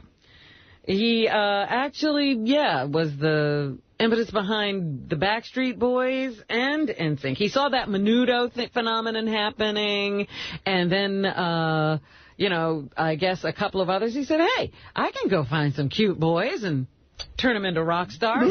Evidently, he found a lot of cute boys. I'm looking for cute boys all the time anyway, according to a new Vanity Fair article. He preyed on the young men he mentored. See, sometimes your illness will lead to great success. If you could parlay it into something good. Right. I would absolutely say the guy was a sexual predator. All the talent knew what Lou's game was, according to Steve Mooney, an aspiring singer who was Pearlman's assistant. He told Vanity Fair's Brian Burrows, some guys joked about it. I remember one singer asking me, have you let Lou blank you yet? Mooney said he once asked Pearlman, who was known as Big Papa, what it would take for him to get into a band. I'll never forget this as long as I live, he said. He leaned back in his chair in his white terry cloth robe and white underwear, spread his legs, and then said, you're a smart boy. Figure it out. Ugh. Who would have saw that coming? Another singer said, look, if a guy wants to massage me and I'm getting $1 million for it, you just go along with it. It's the price you have to pay. So what does this mean? Does this mean... I'm wondering about Justin Timberlake. How did he get into the group? Does this mean Justin Timberlake took care of the kid? No, they don't say all the kids got involved with him, but... They don't say, but you have to wonder when some kids are saying, yeah, how do you get into the band? You know, throw Lou a favor. Another guy says that Pearlman told him about an ancient massage technique, that if I massage you and we bond in a certain way, it will strengthen your aura. I want to thank Jillian Barberie for saying some nice words once again on her show in L.A. How's she doing? I guess okay. I mean, she mentioned our Sarah Silverman interview and talked about how good it was. That girl... You know, she's doing the 3-name thing. Like, she's not Jillian Barberie anymore. Oh, really? What is it? She's Jillian Barberie O'Connell? Pete or something. Jillian Barberie Pete? Did she marry Rodney Pete? She took her husband's name. I don't remember what Anybody besides me watch Jenna Bush on... I did. Wasn't she impressive? She was. I said, oh, damn, I'm liking her. I'm liking her, and I'm thinking something real good about her dad, that he raised a good kid.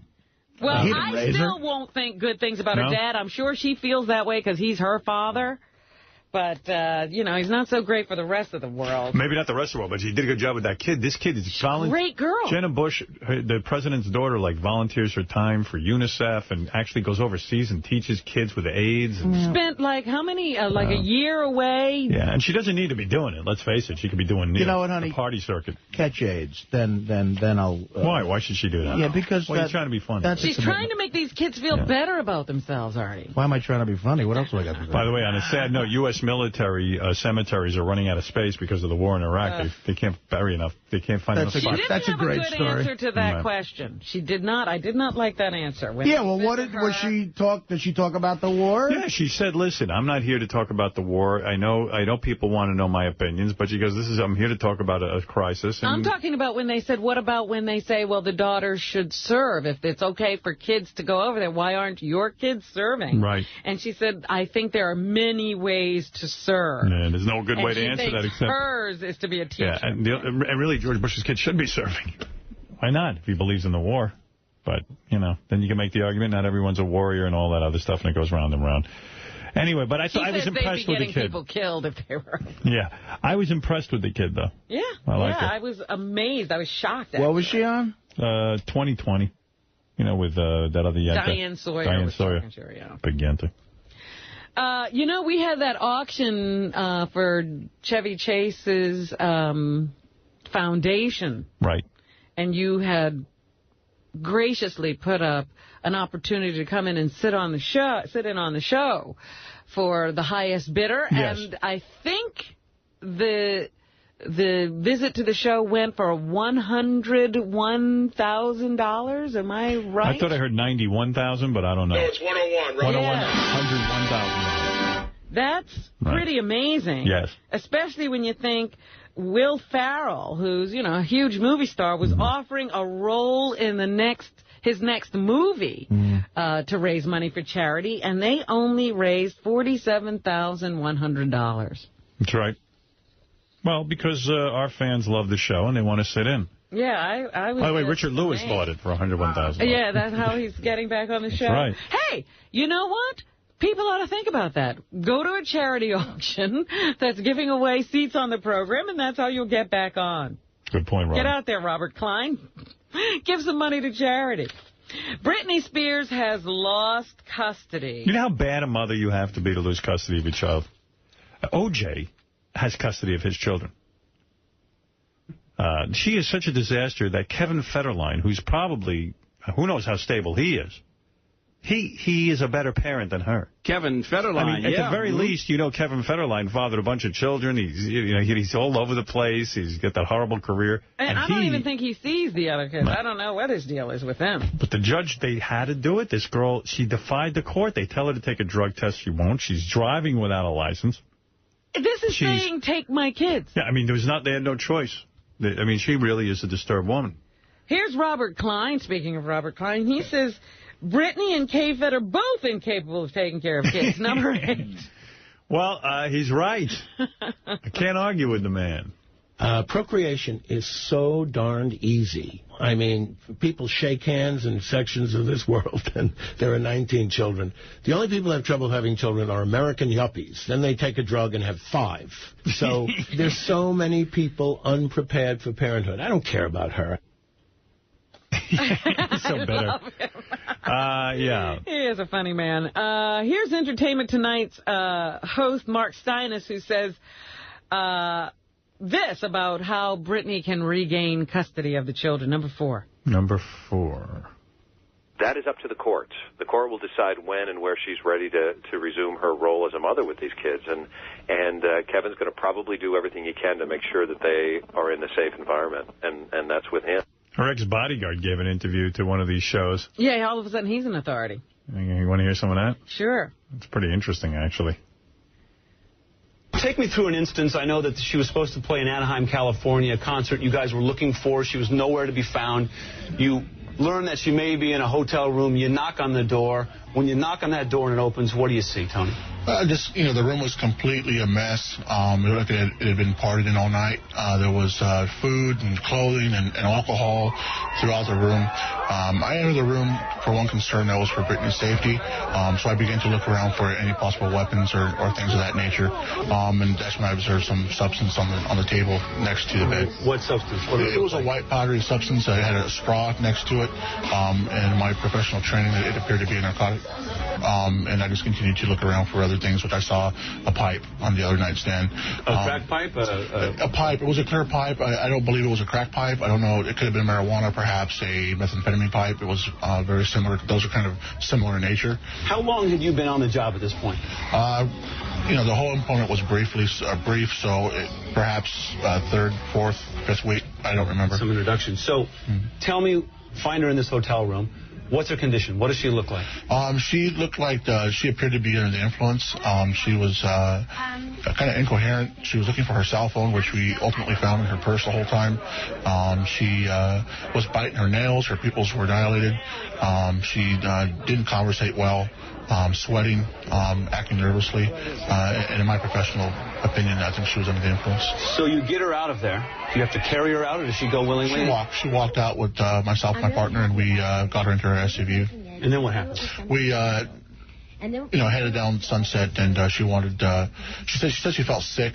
And she needed some medication. She wanted the air conditioner to be turned up full blast.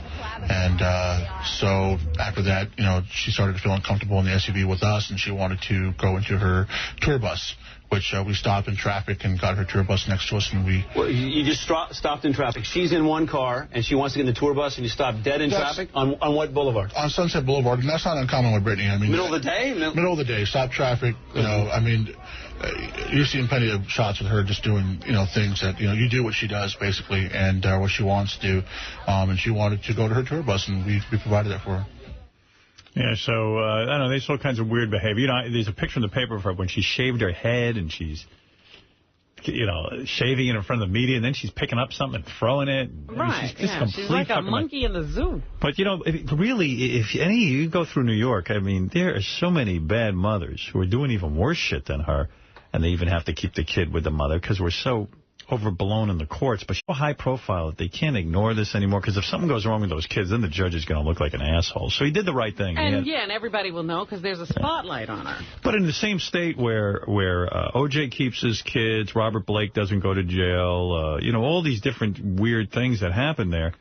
Michael Jackson still has his kids after dangling them off a balcony. Well, he did that outside of the country. Oh, I see. So, she's really the only one that, she's so bad. She really is a disturbed girl. The worst thing that she does, she drives around with these kids in her lap and no car seat, and she's high. Well, look, I'll tell you time driving. How bad it is. K-Fed doesn't want kids. No. But he couldn't leave them with them. Yeah, believe me, he ain't looking to take care of those kids. So, who knows? But Mark Steiner says there is an upside to this story. Brittany will have more time for her career. You look at it this way, she'll have more time to focus on her career if she's not looking after those children. And the court... Yeah, she'll be real thrilled. ...says she's just not suitable to do that right now. She does not have the capacity to take care of the children, and that's why they took them out of her hands. Yeah. Attorney Heidi Harris says Brittany is likely to have contact with the kids, though. It is unlikely that a judge is going to find that it is in their best interest not to see their mother. So I would be pretty surprised if there was an order that didn't provide for some kind of contact between her and the children. And Gloria Allred says this was absolutely the right decision. Today we believe that the Family Law Commissioner finally got it right. I guess she's representing K-Fed. Well, she's right, though. So, what are you going to do? Number 9 is Robert Klein saying most people are unprepared to have kids anyway. Procreation is so darned easy. People shake hands in sections. Oh, I think we heard that already. Okay. Yeah, no problem. We heard enough from him. He's now been on the show. Yeah. Just do other shows and we'll play tape of it. We'll take your funniest moment. In the Isaiah Thomas The jury apparently has sent out an indication that they believe his accuser, that she was sexually harassed on the job and lost her job because she didn't play along. So now they are taking up punitive damages. So that does not sound good for the Knicks and Isaiah. So that's the latest there. We'll have to see what the jury decides. Meanwhile... Yes, Robin? Nevada police are looking for a guy named Chester Stiles with multiple charges of child molestation. I don't know if you heard about this over the weekend, but there was a girl that was videotaped.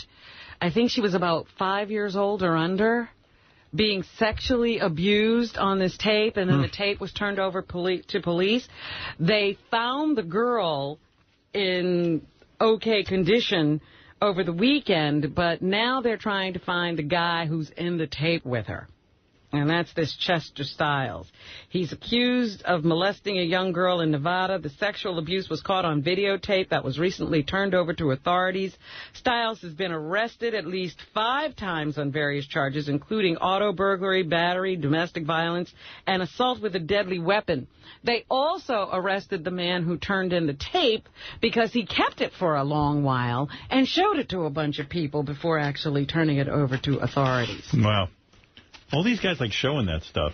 Yeah, they like to share it, right? Do things with it. They like to share. They're very generous people. I know. They're always in communication with each other, sharing what they have. Right. A Cleveland mother is being questioned by police about the drowning deaths of her 2 young girls in a bathtub of their apartment. The Cleveland police say the girl's father rushed home after he received a chilling message from Amber Hill. She apparently told him that the children were at peace. He didn't think that was a good way to have his children described, so he rushed home, and that's when they found 4-year-old Janelle Cintron and 2-year-old Success Hill were drowned in a bathtub. Amber Hill has been arrested and hasn't yet been charged. You know you can go online and read a profile of somebody's usage of their Xbox, find out how long they were on Xbox for the day? No, really? Yeah, Scott DePace. Now, was your son playing with Scott last night, Gary? Yeah, they played at about, I don't know, 7:30, 8:30, 7:30, 8, somewhere around there. How come it says he started playing at 9 p.m. or so and got off at 12:30 a.m.? I might be a different time zone. zone. You guys are what? Yeah, go ahead. Can I explain? There's 2 parts to the Halo game. There's the what's called the campaign, or the main sort of storyline. You just do it. And then there's playing on Xbox Live. So you play. So when you even go onto the campaign, it signs you into Xbox Live. So regardless, I was playing the game that long, but not with other people. It says you went from 9 p.m. to 12:30 in the morning. No, the times are off. The times are always wrong. 3 hours, though, is correct? 3 hours yesterday? That's what it says here. No, that's not correct. All right. I'll find out more about this. No, yesterday, literally, I finished the game. It says It's done, by the hours. way. I finished it. It's about, I'd say an hour, top. You finished Halo 3. I mean, there's no going back and replaying it? Well, you can. You can go up a level or whatever. But no, now you play live against other people the whole time. I see. Up until now, I've been playing just against, like, the computer in a way. Okay. So to get good, so you can beat the 13. Yeah, I went through the whole story. I saved the world. Hey, Scott, could you get me a Hershey bar?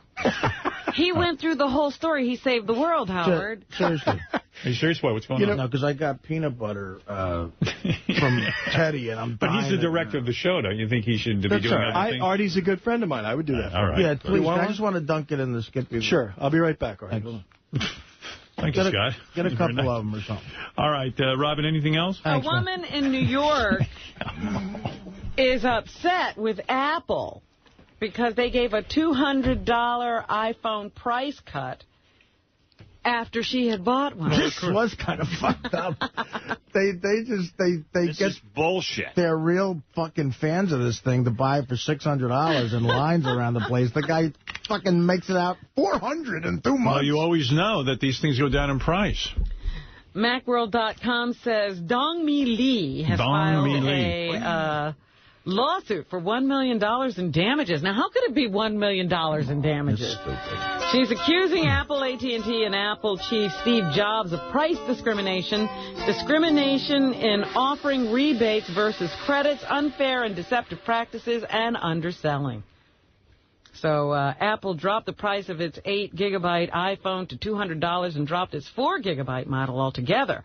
Jobs later offered earlier buyers a $100 in-store credit. Lee says early purchasers were harmed because they can't resell their iPhones for the same profit as later purchasers. You know, it really got screwed. I got one as a gift. So are sales illegal? So in other words, if you go out and buy a dress, Robin, for $100, right, and about a month or two later you see it on sale for 80% off, can you sue? I don't think so. I don't think anybody's done that. Of course not. It's a ridiculous lawsuit. It is stupid. It's one of those lawsuits. It's just a waste of time. That's the nature of business. Whenever I buy something retail, I see it goes on sale sometimes. And look at flat panel televisions. If you bought one when they first came out, you paid tens of thousands of dollars. Yeah. Well, that's like saying you bought my book when it first came out for, I don't know, whatever it cost, $30 or $25, and now you can buy it. Some guy sells it on eBay for $4 or something. I mean, you know, don't we see this every day in our lives? Well, I guess she's saying it doesn't happen as quickly as it did with the iPhone. You know, and that drastically. I mean, that's like almost a 40% cut. But who really gets screwed are the people who bought it in bulk. Like, Leary and the producer of Rescue Me got 30 people iPhones for a gift. You know, that's how I got mine. Well, that's basically what she's saying. Think how much they overpaid. Yeah. They got really fucked. But I agree with the world is unfair. It's sometimes. frivolous. It's stupid. Yeah. It's a frivolous suit. I mean, I figure the guy who's selling it can charge whatever he wants. Mm-hmm. But, and, you know, you're giving examples. Everybody knows these things eventually come down. You know what? Show some willpower. Wait, you have to have that technology right. that quickly? She was compelled to stand in line and get it at that very expensive price. Right. Anything else? Here's your chocolate bar. Thank you, Scott. What, are you going to take chocolate and put it on your peanut butter? That's what he's going to do. What is this? You've never seen One thing, Scott's great at delivering fast food. He was Employee of the Month at where? Chuck E. Pizza? Showbiz Pizza. Showbiz Pizza. What is this? That is, apparently, that's a candy bar from a place we're going to do a shoot called Gary and the Chocolate Factory. Or something. Oh, yeah? But they don't have Hershey's here, so. It's nice, though. You enable Artie to dip his peanut butter into chocolate. Good friend. I love Why are you sitting there with a jar of peanut butter? Because I asked Teddy. Because he weighs 300 pounds. I asked Teddy lately. He just finished French toast, by the way, which I caught a whiff of. Are you serious? This is dessert, I think. Lately at night, I have been craving, like... Are you might be pregnant? No, I'm not. Stop pickles and ice cream. You know how to use your iPhone yet? No, I haven't even set it up.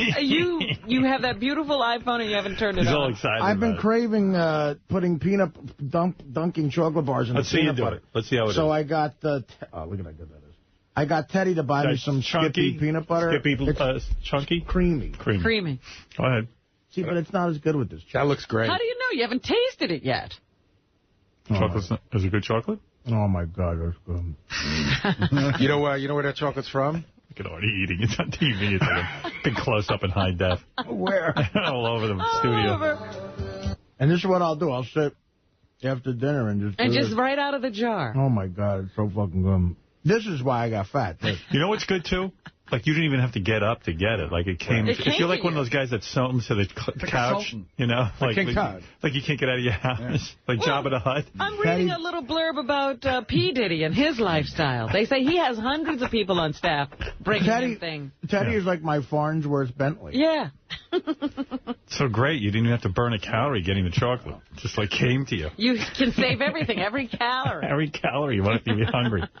This chocolate is good, but it's not the kind of chocolate you dip into peanut butter. It's high-end chocolate. It is. It's too good. Right. That's why, Scott, you fucked up. Scott, go get him a real candy bar. I just want a Hershey bar. What the fuck? What do I got to fuck to get a Hershey bar? There's a whole Hershey building over there. Gary's another chocolate addict. Didn't your grandmother used to hide chocolate behind her toilet? Yeah, well, let me tell you what she did. You sure that was chocolate you were eating there? No, she hid it behind, you know in The Godfather? She hid chocolate and orange juice in the dark chocolate behind the toilet. No, it was lemonade. You know in The Godfather, my grandmother had one of those pull chain toilets, so she used to put it on top, those big, giant Hershey bars and stuff. But where the chocolate already let me tell you where it came from. I'm doing a shoot with the TV show.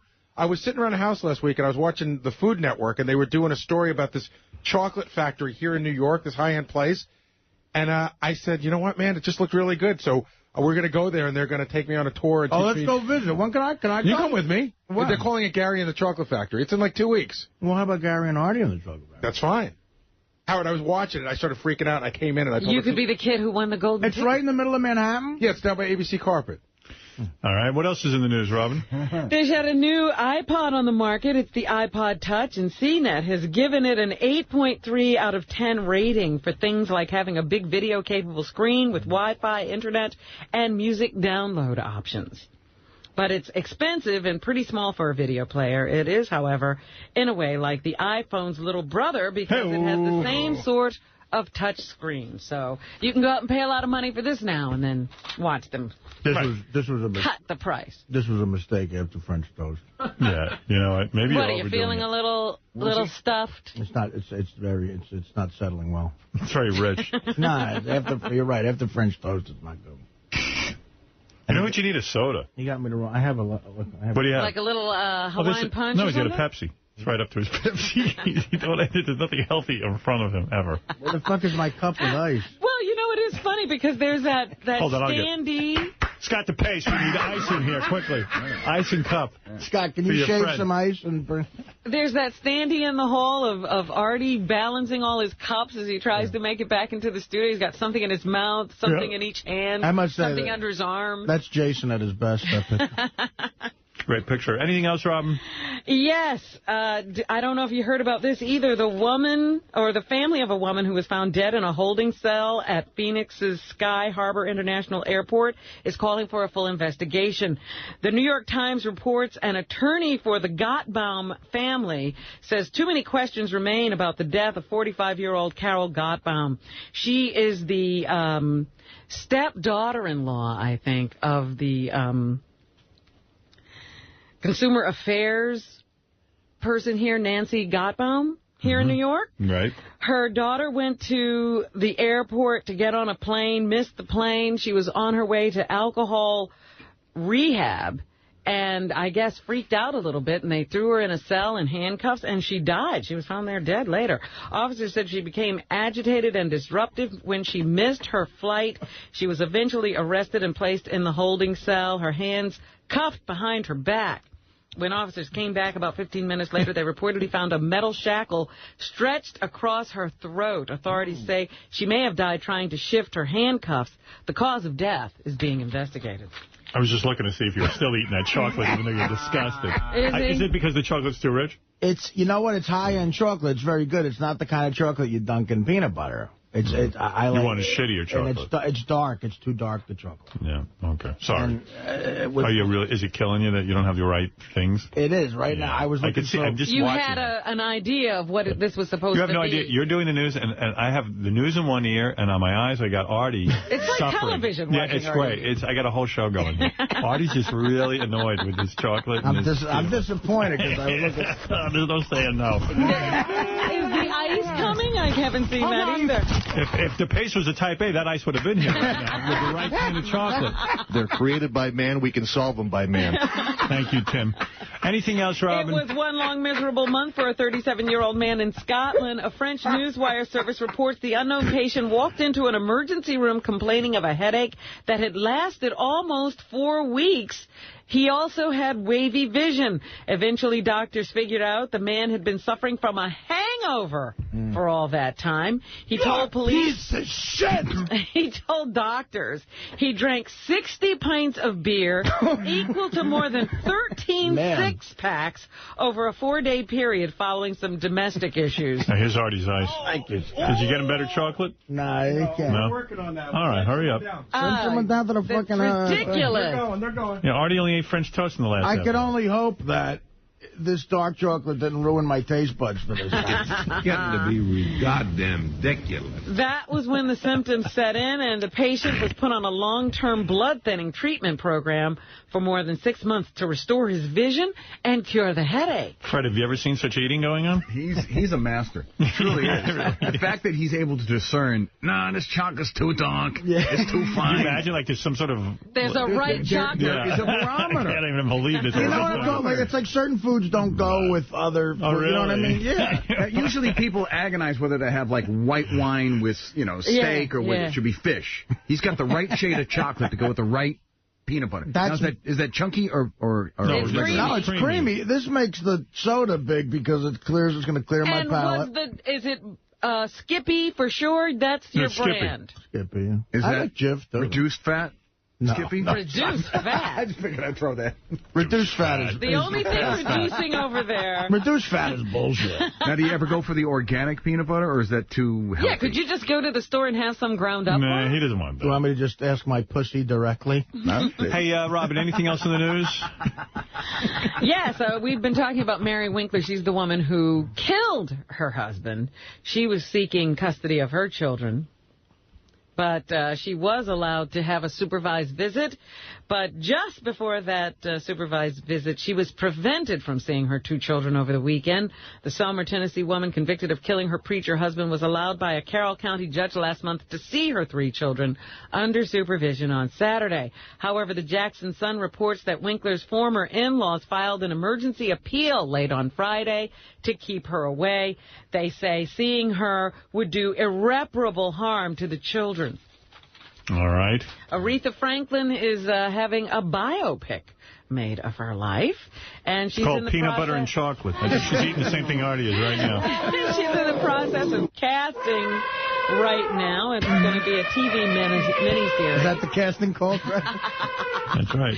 Many to choose from. The Queen, who could play Aretha? Are you kidding? Fred. The Queen of Soul recently told the New York Daily News she's received verbal commitments for the project from actors Billy D. Williams. He's going to play her? Early Aretha. Terrence Howard. Wait a minute. There's only one broad to do it, right? Is what Jennifer Hudson. That's right. That's well, what that's exactly who she's in discussions with. Oh, my. Nothing is in ink yet. But they are talking. Excuse me? Will Smith's 9-year-old son is reportedly on track to become the next Karate Kid. Really? They're bringing that back, huh? The IGN Entertainment website says Jaden Christopher Sire Smith, who famously co-starred with his dad in last year's The Pursuit of Happiness, will star in a remake of the popular 1984 film that starred Ralph Macchio. I mean, there's no other kids who can play that part? Come on. Meantime, the San Francisco Chronicle's Daily Dish is reporting that Will Smith will direct the film. So there you go. I tell you, if I was going to adopt a kid, I'd adopt that kid. He's making money. Yeah, that's true. Adopt a working kid? Yeah, I want to Where's earner. that program? Adopt a child who has a career. Yeah, a career kid. American Idol judge Paula Abdul is hoping for motherhood. No. Yes, Isn't she like singer 60? and choreographer tells USA Today that kids are the next step in her life. And she will definitely have one within the next 2 years. Scott DePace is here. He is type A. What do you got there, Scott? Hershey's. Hershey's chocolate milk chocolate. Let's see how this goes down. Go ahead. Go feed the Artie. No, but is that just regular chocolate? It's Artie feeding time? I just hope that the other shit didn't ruin my palate now. Well, try to get that out of your mouth. Wash it down. Wash your mouth out with some Pepsi. I blame Scott DePace for ruining your palate. Oh, this is the kind of chocolate you're dunking.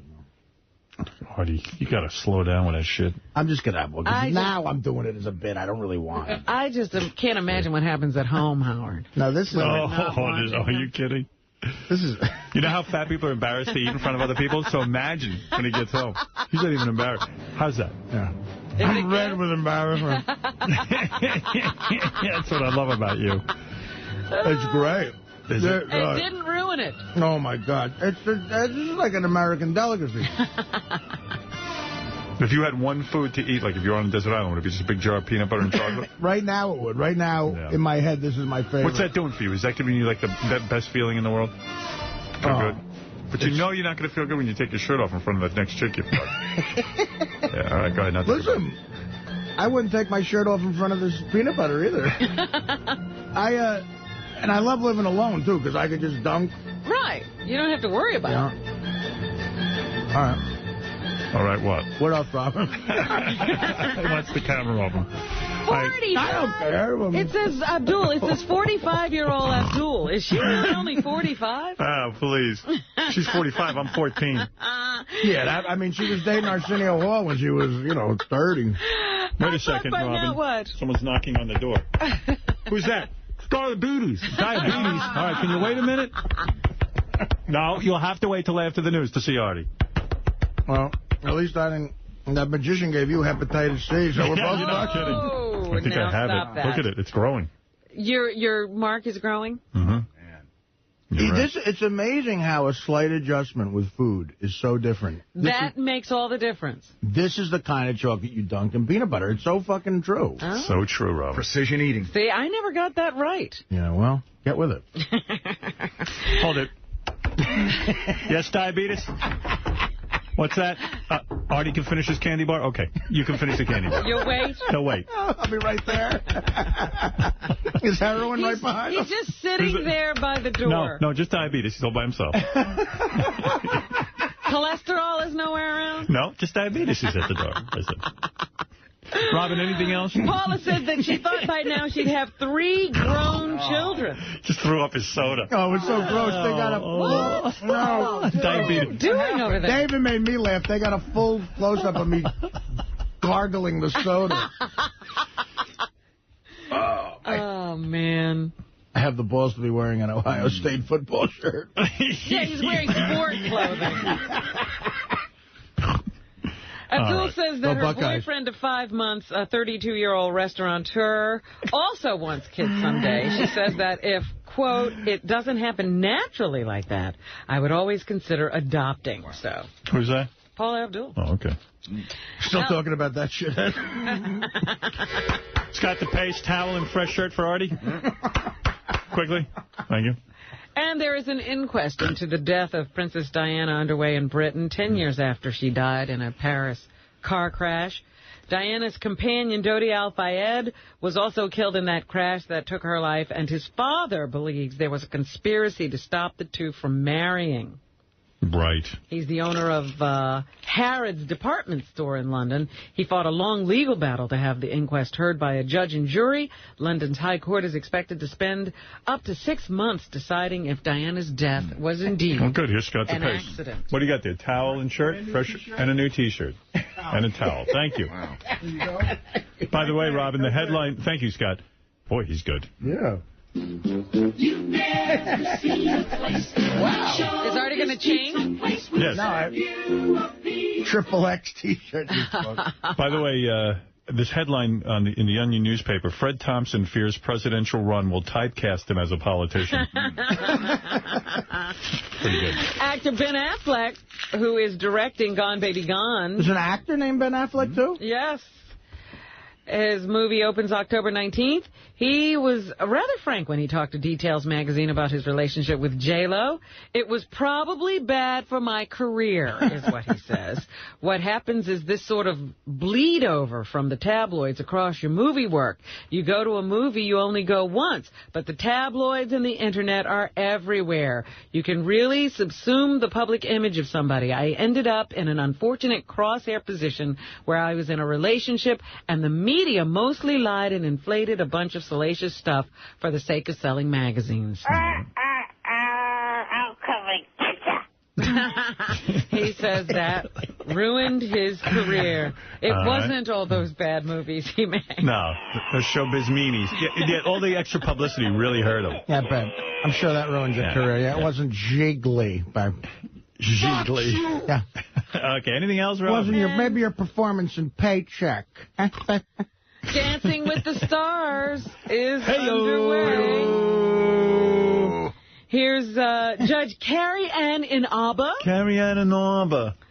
Talking about Marie Osmond being a hot cougar, 2-1. I thought that was really insulting. She called her a cougar. That's not a nice thing to say. Marie, you are one hot cougar.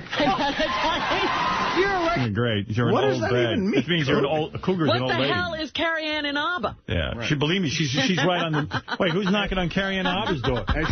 The Cougar Patrol. As she was saying, she's a hot cougar. Did you see that dangling amount of flesh underneath her arm when she was holding it up? Yeah, how's Carrie Ann Inaba a dancer if she's got flesh hanging off her? It's a flabby dancer. Exactly. And hold me closer, flabby dad. Tom Bergeron talking about Jenny Garth's tumble. Yeah, I thought she was they're going to have to wheel her out in a fucking, she looks like she's in a coma. Because, I think they might score extra for concussions. All right. Uh-huh. And here's the odds maker, John Avello, talking about the favorites to win. Top three favorites are Helio Castroneves at 4-1. Yeah. Melanie Brown at 5-1. And Albert Reed at 6-1. Really? What about that cheetah girl? They seem to love her. Cheetah? Yeah. They got cougars and cheetahs. They got Cheetah the monkey. Right. Speaking of odds, he's a painter now. He's too busy. By the way, I'm looking at my cheetah painting over here. Yeah. And they say that they got a lot of donations from our listeners after we talked about Cheetah the monkey from Tarzan is still alive. Is a painter. And he paints, and you can buy his artwork on the internet. Yeah, I've got a Cheetah original. It's signed and everything. Scott, massage Artie's belly. He's going to have a big meal. I think he's going to draw the line there. Finally, this morning, Jerry O'Connell came in and faced the music. Right. He's in a new TV show on ABC called Carpoolers. Here's the premise. All right. Number 11. Since he didn't get to tell it here. They're four guys who normally would probably not have anything to do with each other, but here they are in a situation where they have to see each other for 45 minutes at the beginning of the day. Ask about Rebecca. I don't know what he's talking about, Howard. The Daily News put a big star next to him. It means it's good, right? I liked his answer. If he's telling the truth, he doesn't care about reviews. So, you know what? You talk about some of the shows on TV who are the most successful. I was saying The World According to Jim never got a good review. Bad reviews don't mean shit. That's right. The Beverly Hillbillies was not well reviewed. Right. Petticoat Junction was not well reviewed. And I'm still watching Petticoat Junction. So you never know. You never know. But he was good. He was good here on the show. Yes, that's what he counts. was. And all right. That's what's happening. Thank you. Listen, we'll see you tomorrow, okay? Anybody got anything? I got one thing. Oh, I got one thing. Do you have anything? November 11th at Avery Fisher Hall for the New York Comedy Festival. Congratulations. NYComedyFestival.com. It's a big gig. Are you falling asleep? Who? Yes. That is sleeping food. Padre Island Bike Fest, South Padre Island, Texas. Opening for Robert Cray Saturday night, October 13th, 8 p.m. Don't